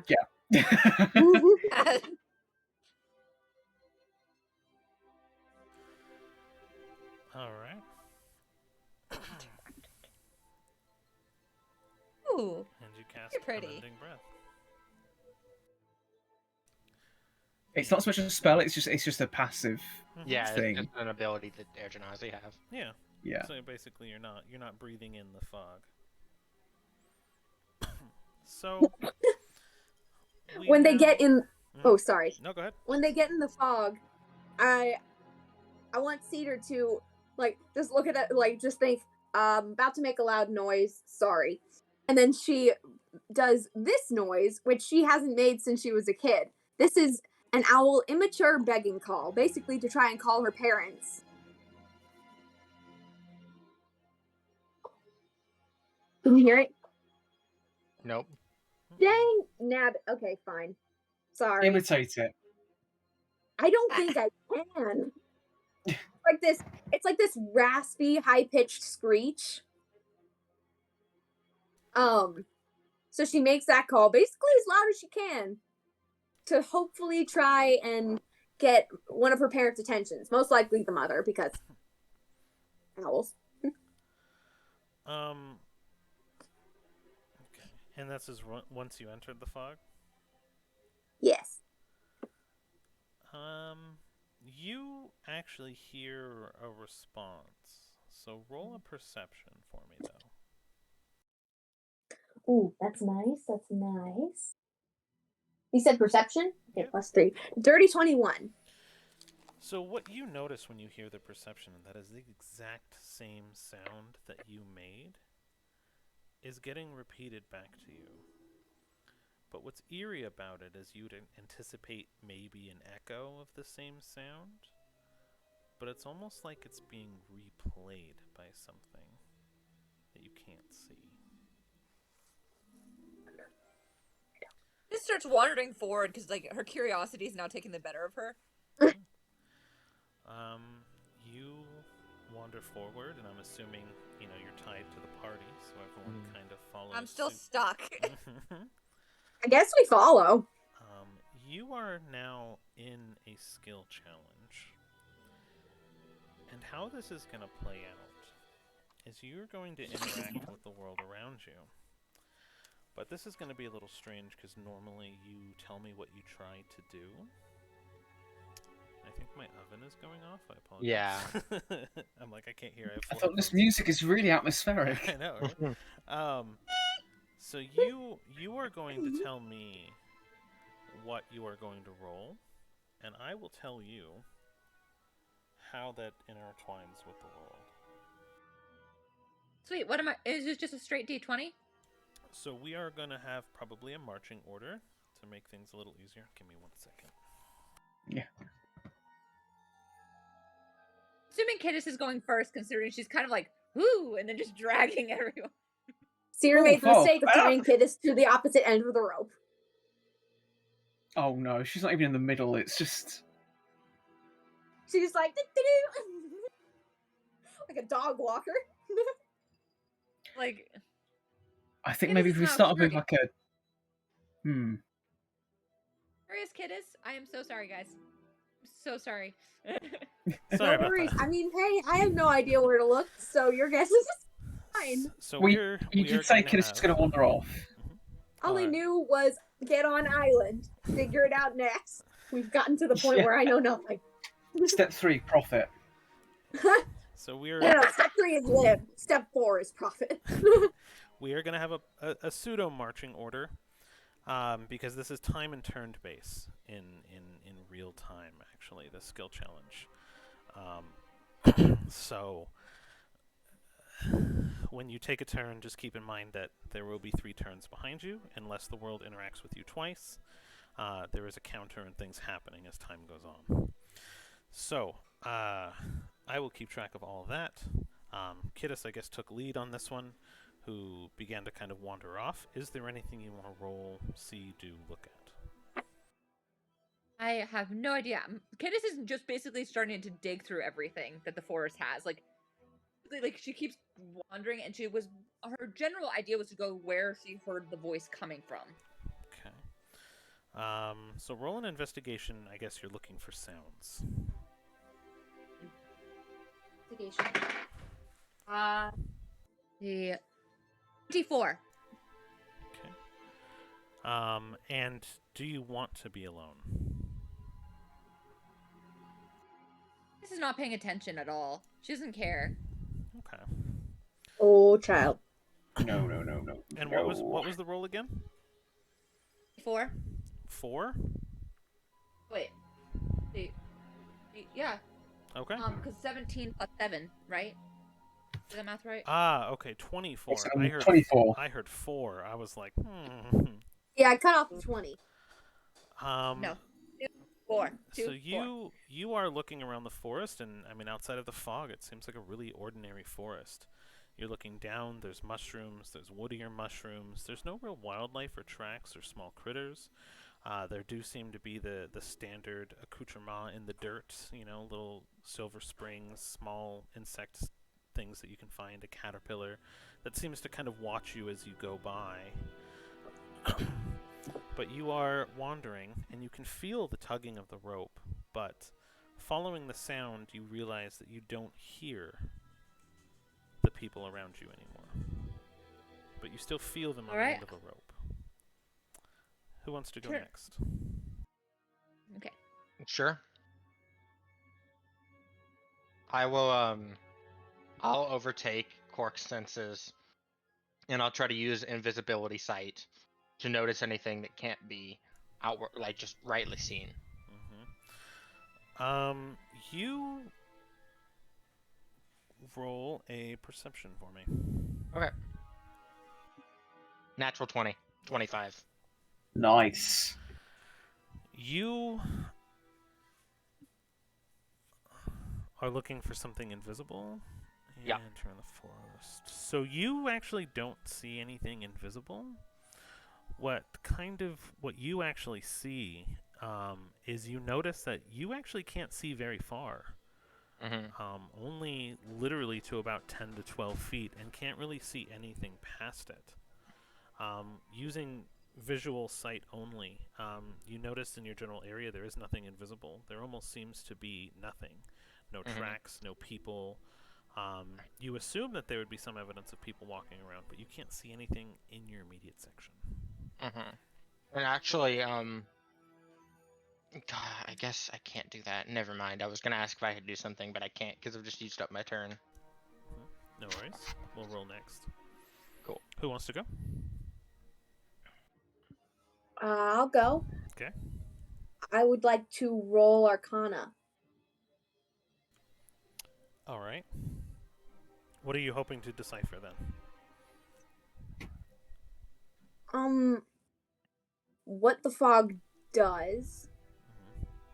and why this island, maybe why nobody comes back.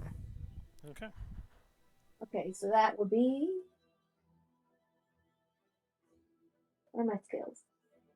I said Arcana, right? Yeah, I did. Mm-hmm. +7. 26. The fog is magic, for sure.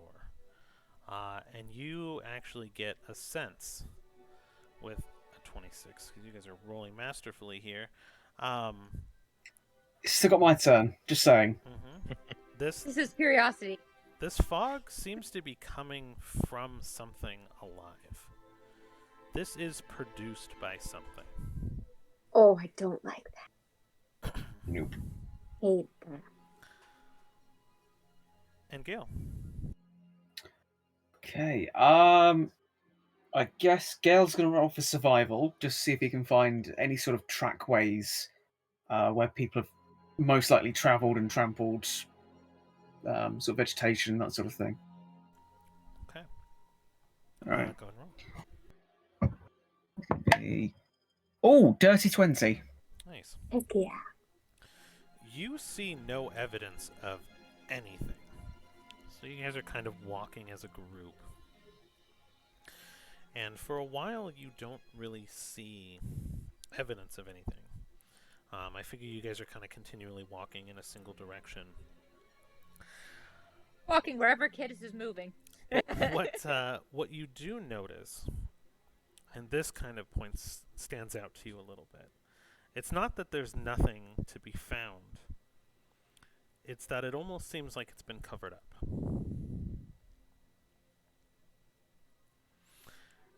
And you kind of get a sense, you're like, okay, I'm going to try something then. And you move the area around you. And as you take a step away from you, it moves back to where it was previously.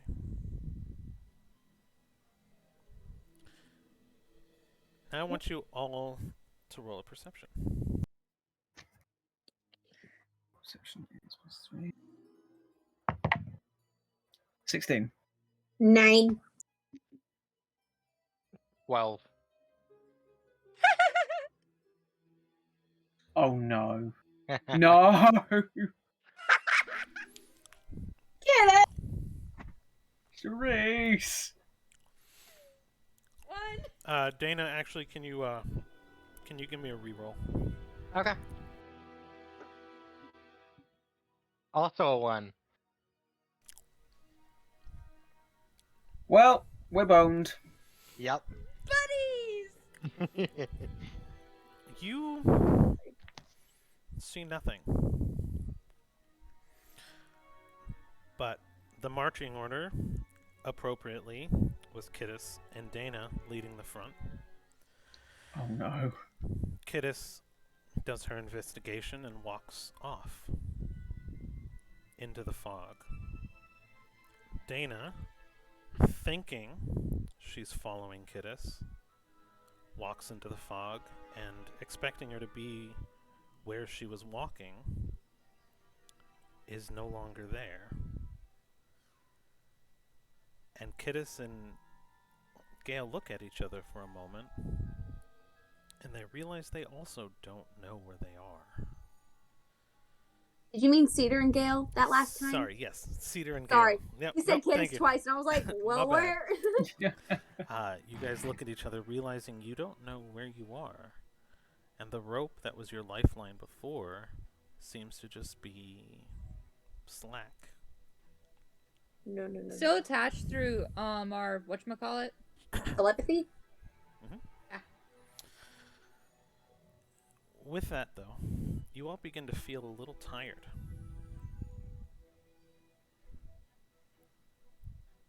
And your day continues. What are you doing, Kittis? This is now like when she realizes that she's off her leash. Now going to just kind of like, what excitedly just kind of dart in whatever direction suits her fancy. If she notices something that's shiny or fun, I want to run. Okay. Roll a dex. All right. Dex saving throw or just straight dex or? Dex with disadvantage, actually. Well, hold on. Dex with... yeah, Dex on disadvantage.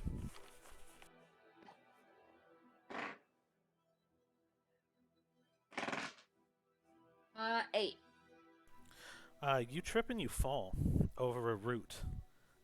It catches just the top of your foot as you fall forward. And you face plant into something. Your hands kind of catch out in front of you, and you realize as you fall into it and you catch yourself, your hands are falling into the dried out husk of a human.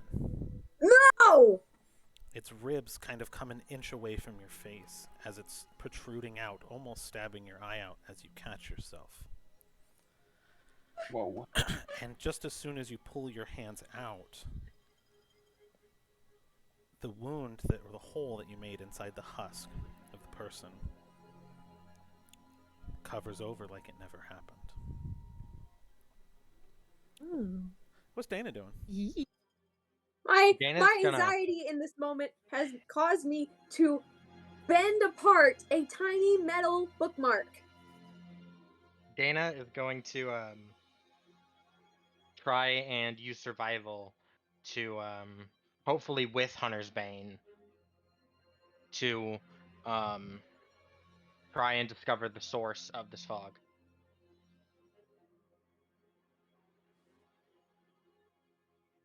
Alright, let's see. Survive the Hunter's Bane. The Hunter's Bane is I get advantage on any on tracking and history and like knowledge checks in regards to Fey Fiend and Undead. Gotcha. You don't get advantage. Okay. It's just gonna be a straight roll for you. Alright. That is a 21.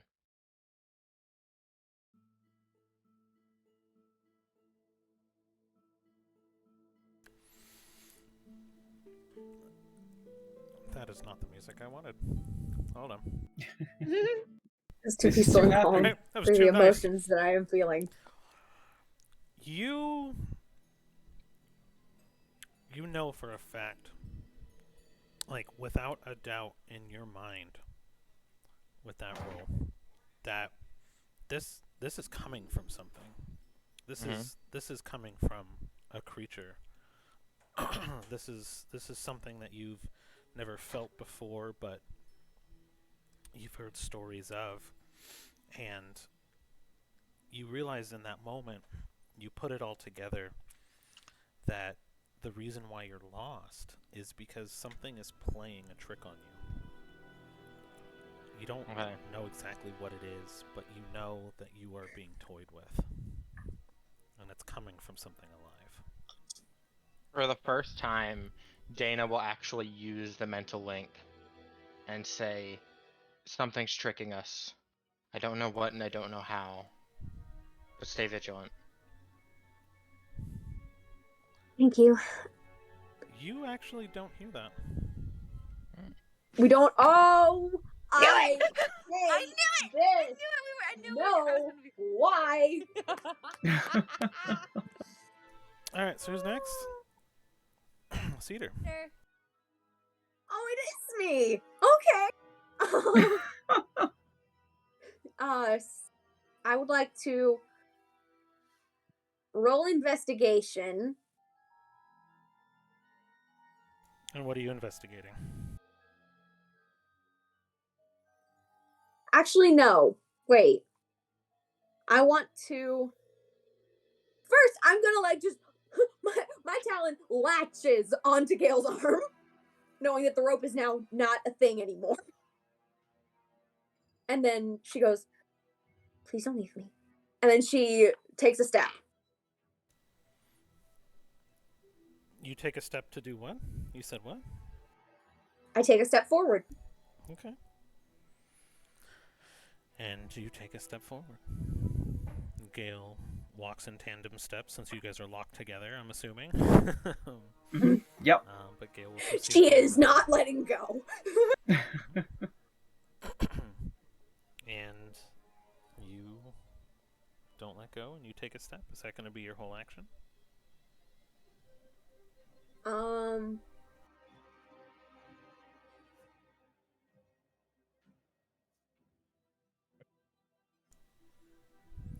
I want to cast nature to see if I can like notice any oddities about the island, because I did feel like it was coming from something alive. And one of her favorite sorry, that wasn't my roll, I just dropped the dice. Sure. I'm playing with the dice. I am nervous fidgeting right now. Okay, so you want to use the nature roll to kind of determine if there's anything. Okay, go ahead. Yeah. Do your roll with disadvantage.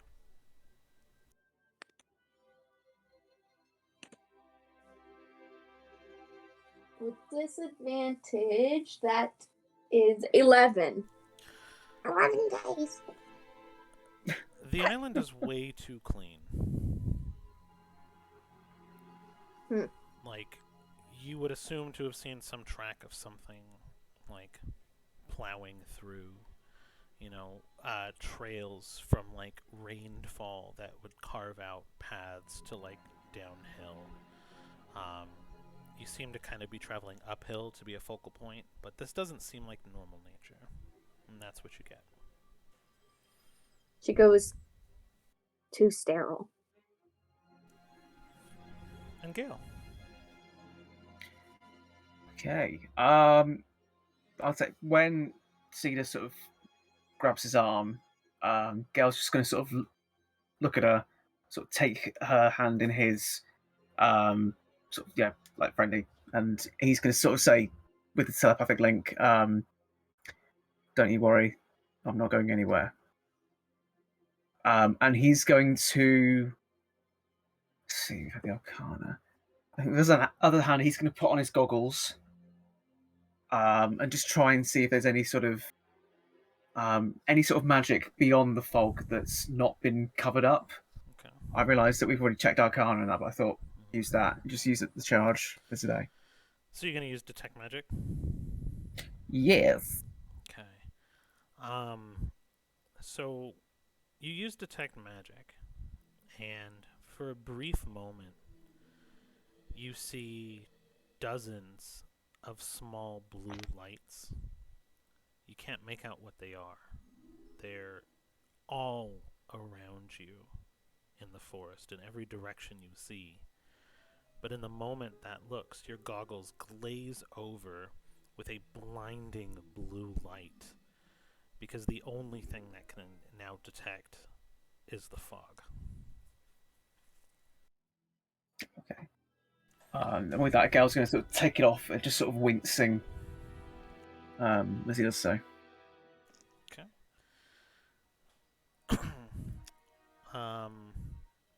I need a strength with disadvantage from both Gale and Cedar.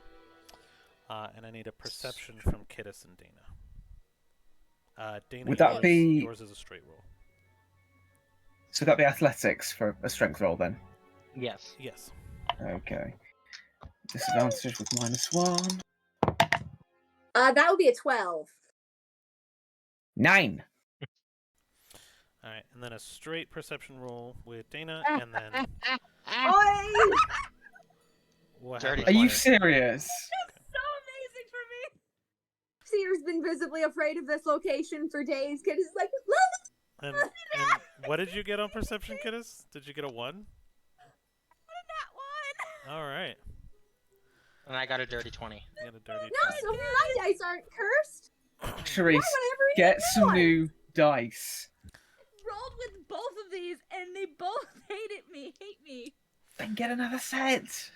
So, Oh. Cedar kind of looks around because she thinks she hears something for a moment.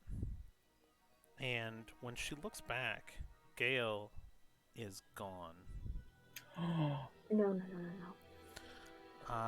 And Gale kind of does the same thing, where now he kind of realizes he's lost. Uh, Kittis is completely oblivious, but she sees something about 12 feet away from her that she cannot make out what it is. But it looks like a person, and it looks like it's wandering through the fog. The fog is kind of curling around it. Dana got a dirty 20. Yep. In the distance, through the fog, you almost can kind of, you're looking straight ahead, but out of your peripheral, you see what looks to be a giant, hulking creature with a deer skull on its head and antlers. But the moment you look, it's gone. No, not a Wendigo. No, no, no.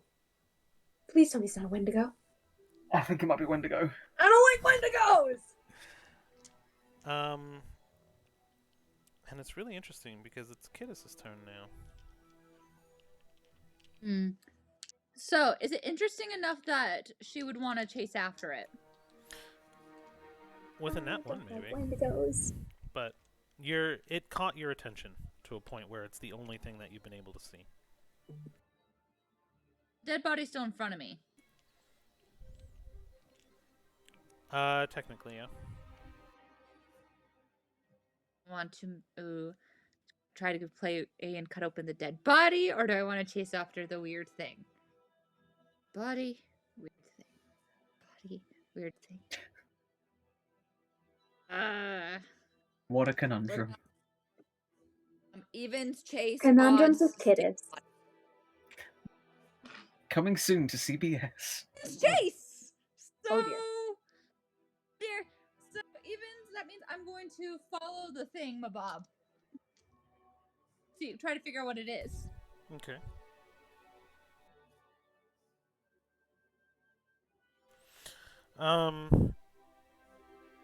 So you run after it,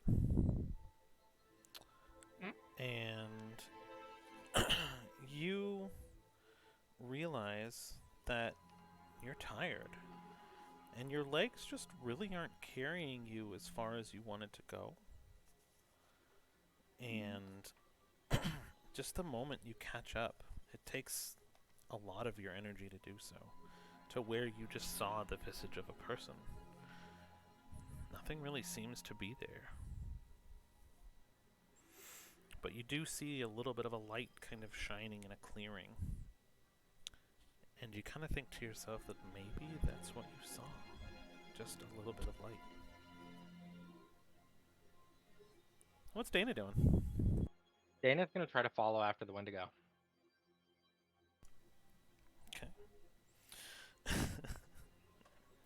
Are you doing anything in particular?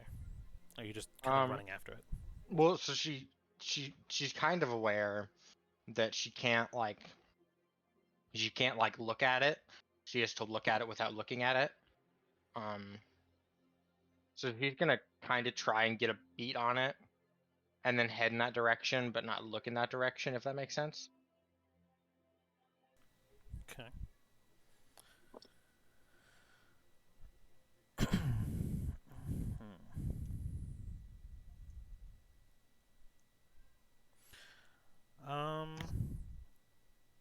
Okay. Roll a survival. Wisdom. Yeah, wisdom survival. Okay.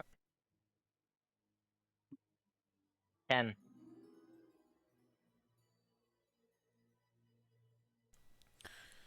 You don't even think you're in the same forest anymore. Okay. You ran, and like the forest just looks different. Like it looks brighter, it looks happier. You're just super disoriented.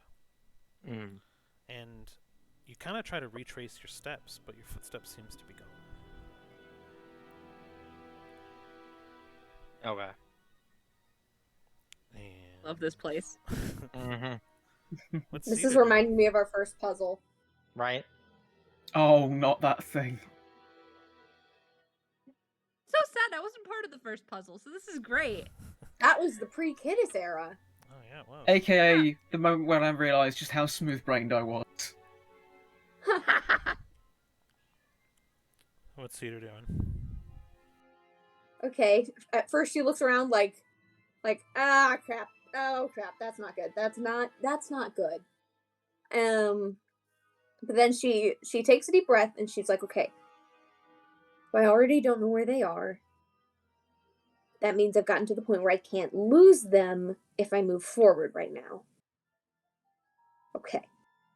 And so she keeps heading uphill. Okay. She's basically trying to calm herself down. You're gonna head uphill. Roll a nature.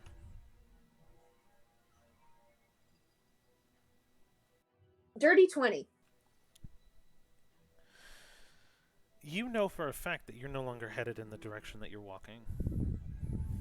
You were walking uphill, and as you were thinking about charging forward and walking uphill, you're going downhill. And you know for a fact you're headed towards the beach, but you were sure that your intention was to walk uphill. Huh. And then in Sylvan, she yells, if anything can hear me, this isn't fun. Gale, what you doing? So first of all, he's gonna have a bit of a panic, realizing he's alone. He's gonna try and calm himself down, and he's gonna try and take flight and head above the forest and just try and get an idea as to where he is and see if he can spot anybody else. Okay. Roll for me an acrobatics. Acrobatics.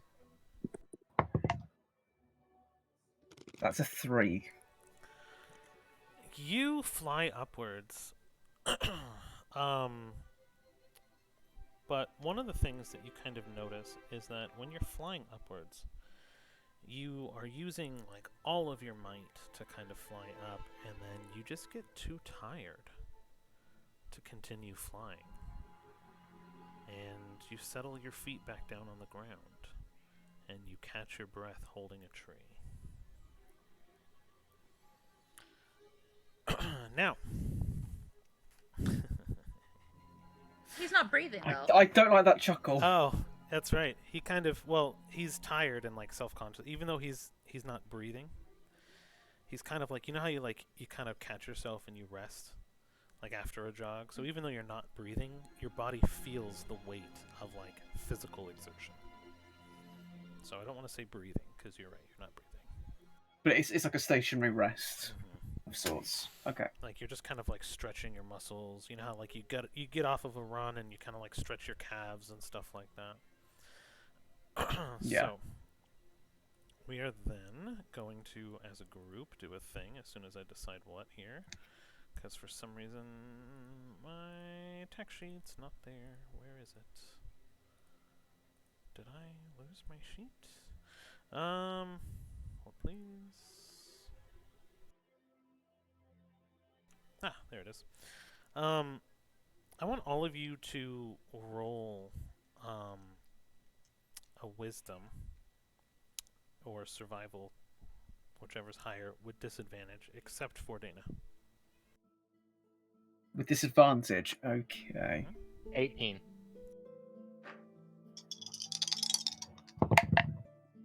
You said or survival? Mm-hmm. Whichever's Okay, higher give me for 2 you. seconds. Oh, they're about the same. I think that's a 17. I think I've got 17. Gale. Buddy! Oh! It was either a natural 1 or a 10. And what does Kiddas have?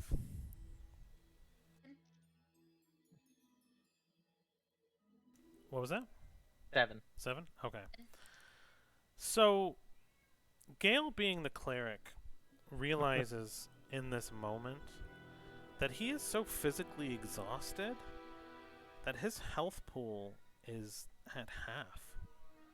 feels like he's just been walking for days, and every step almost takes a hit point away.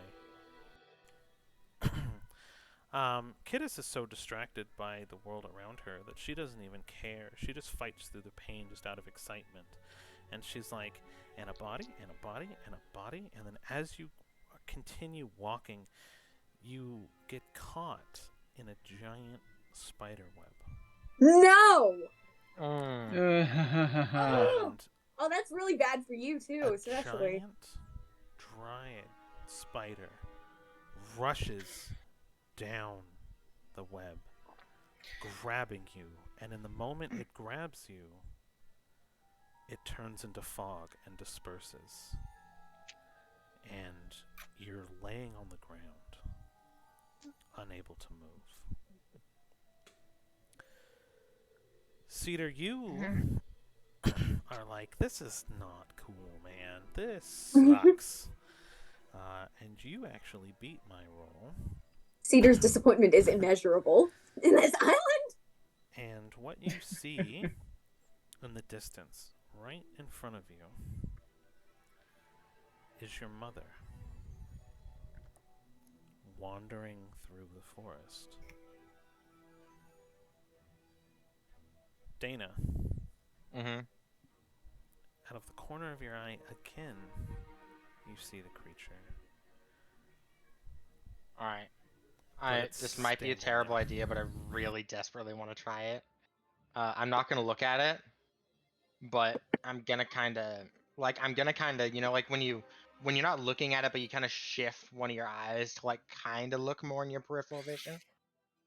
I'm gonna do that with my left eye, and I'm casting Flesh to Stone. Oh. Smart. Okay, let's see here. On 15. Okay. Somewhere Akaran's just screaming her head off. I know, I'm sorry. My She's like, I hate this fog. my wife is doing art, and so she's in a room, and the cat wants in, but like she's not doing Aw. art. She doesn't have the cats in the room, and I don't know why she's just screaming. So, Akarin's yelling cat obscenities at the fog. can't escape. It's with the her only thing limited. keeping us sane. It helps bring down the cortisol levels a little. Yeah. So the spell takes, and you see this gray image turn a lighter shade of gray as the fog in the immediate area around it almost clears a little bit. I'm gonna start walking towards it now that it's stuck in place. Once it's my turn, that is. What is Kittis doing? Because we know what Dana just did. Okay, so currently, I just got out of the spider web thing.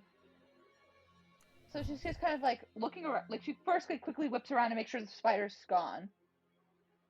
And so, is that light still there? It's just, it seems to be kind of a sunlight break in the fog, yeah. Okay. Could have stayed with the dead body. Are there any other dead bodies nearby? You can investigate with disadvantage if you'd like. I would love to, as I want a dead body to cut open.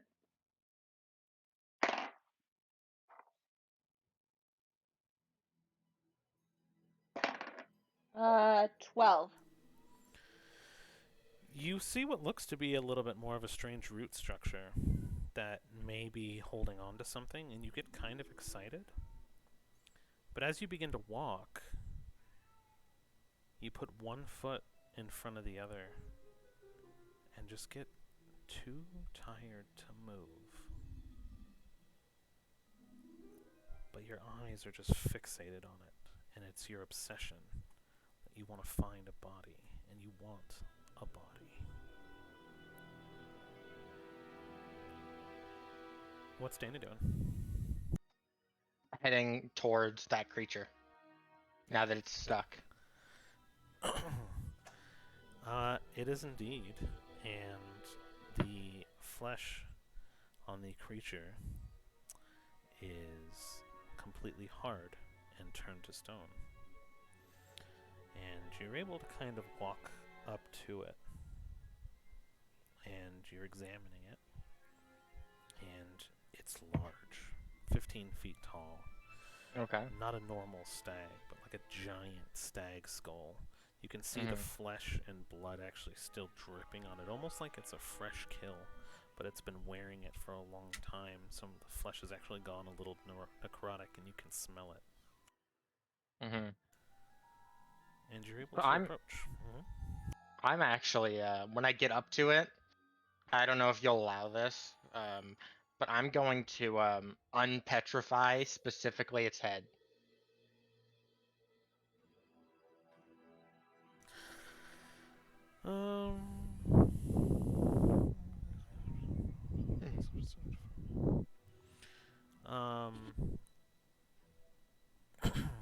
Okay. So you're gonna kind of break the spell, but a little bit slowly, right? Mm-hmm. So I'll say you kind of relinquish it a little bit as you walk up. And it kind of cricks its head a little bit, and it's just staring at you, breathing. And I'm just gonna look up at it, and I'm gonna go. I'm looking for 2 people. Can you help me find them?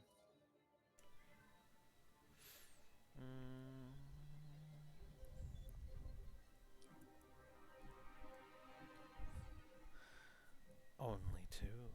They must be important. Well, I'm trying to find my friends as well, but I came here in search for 2 people. Who are you in search for? The former King and Queen Nictea.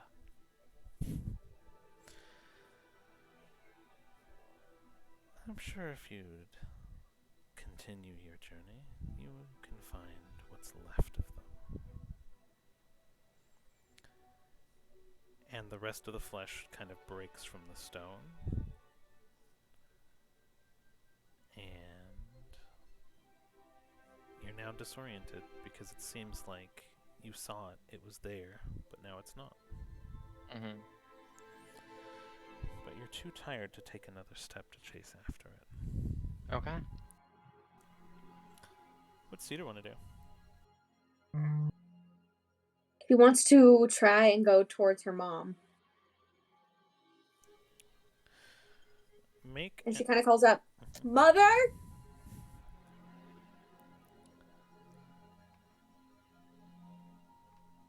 Roll an insight for me. I don't like this.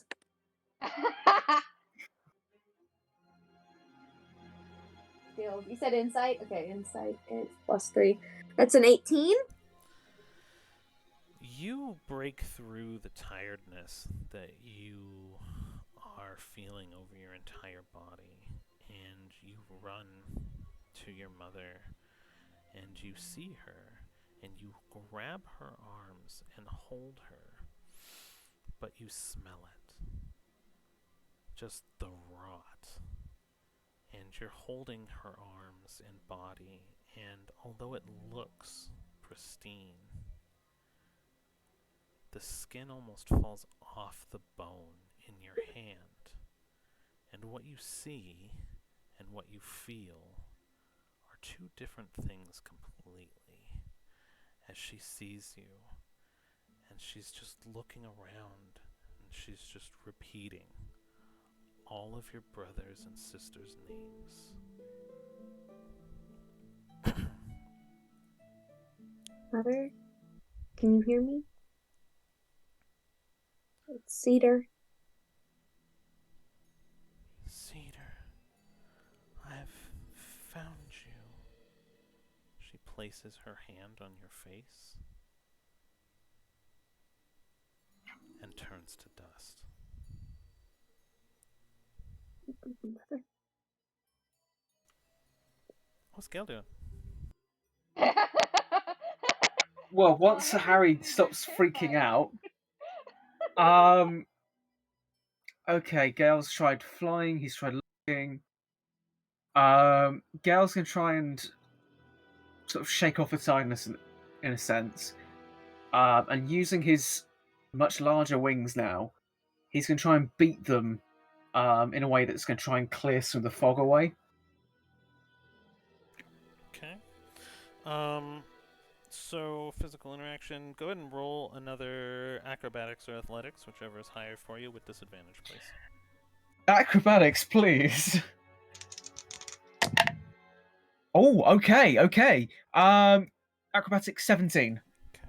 So you blow this wind away just with all of your might. You can't even really seem to move your legs because you're just so tired, but you just push all of this fog out of the way.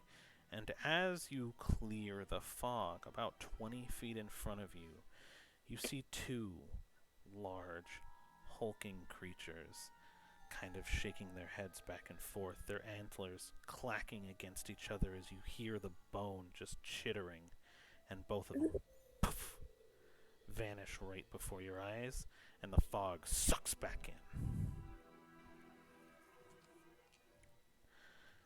Now, I'm going to have each of you choose whether you roll a wisdom or survival. It's the same for me either way, so. Same for me too. Yeah, the exact same for me. Okay. Something new. Dana, you will have disadvantage for the first time on this. Okay. We all have disadvantage? You all have disadvantage. That's a 12. Nice. So both rolled a 16, plus my wisdom makes it 19. And would you roll 1 plus survival? 3. Or... That will be 4, but I got an at 1. Okay. And 14.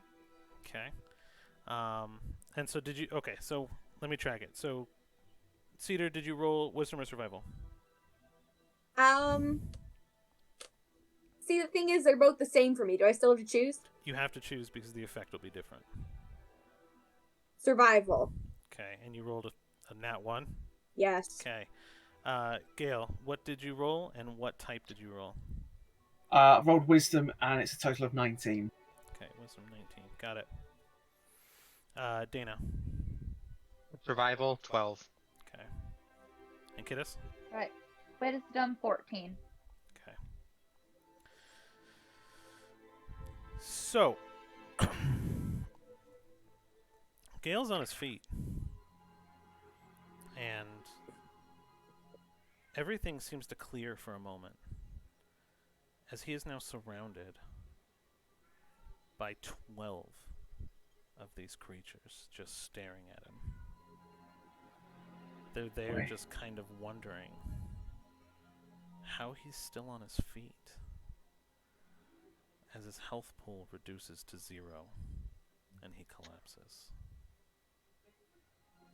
Cedar, you're so distraught by the loss of your mother right in front of you, and that every moment, every part of that felt real.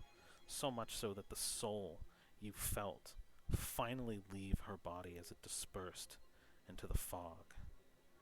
And you take a step forward, and your body literally falls apart as your knees collapses and caves in, your bones so brittle that they break and protrude through your skin as you fall to the ground dead. Kiddus. Mhm. Poor Kiddus.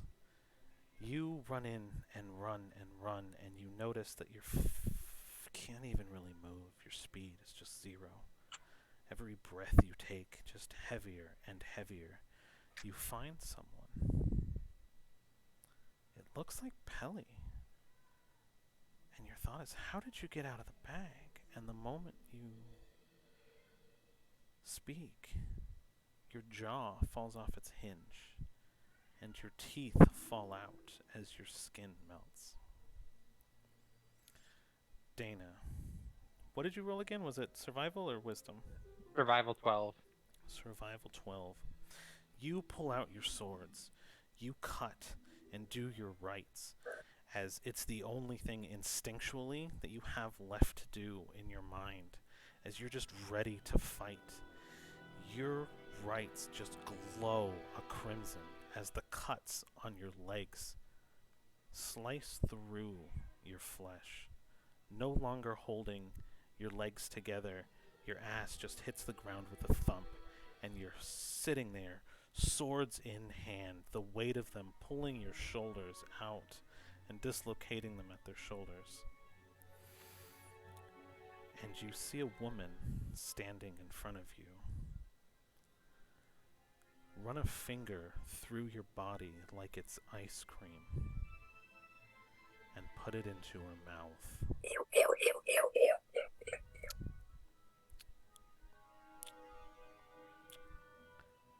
And that's probably a good place to end the session for today. No! I want to keep going! I want to keep going! TPK. No! TPK. Oh No. Wait, we can't. Wait, you can't do session next Sunday. I can't wait 2 weeks after that. That's fine. My guy, if you could Gale and anybody, Oh, I'm so happy. I say this as kindly as I can, but I don't say this lightly.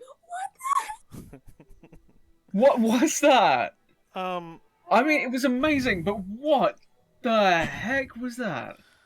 So, don't jump into making a new character just yet. Good. Okay. That being said, you are all dead. So great. Wow. Do you guys know Well- how you died? I want to No. Sure. Tell us. Exhaustion. Oh yeah. Oh fair. Wow, that's great. Yay, I am tired. Yeah, I figured it's around that time. I know it's really late for Harry, or Gale, or whoever. It's about yeah, it's about 11:15 tea and crumpet time, so it's yeah. it's getting So, there. I think it's probably. I've been good. awake since about 6 o'clock this morning, so I'm Oh, mercy. Yeah. So you. yeah. My body clock is completely screwed because of park run shift, basically. Oof. Ooh. Well, Yeah. you go get some sleep if you want. I will go ahead and end the stream here for everybody. Thank you. I see we have like 8 people, which is a really high view account for us, so I really Mhm. appreciate Yeah. everybody Super. that stuck around this whole time. And the new people, Zada, if you're still here, Chaotic, if you're still here, you guys rock. Keeper. Always appreciate the continued support from everybody. And we will see Absolutely. you guys in the next one, hopefully. See you Yeah. then. See you guys in the next one. Thanks for checking us Yeah. out, new guys. Hopefully we'll see you again soon. Deal Wait with for the whatever new comes guys. after Dana. And hopefully they Yeah. will not be dead. I To be hope- undead.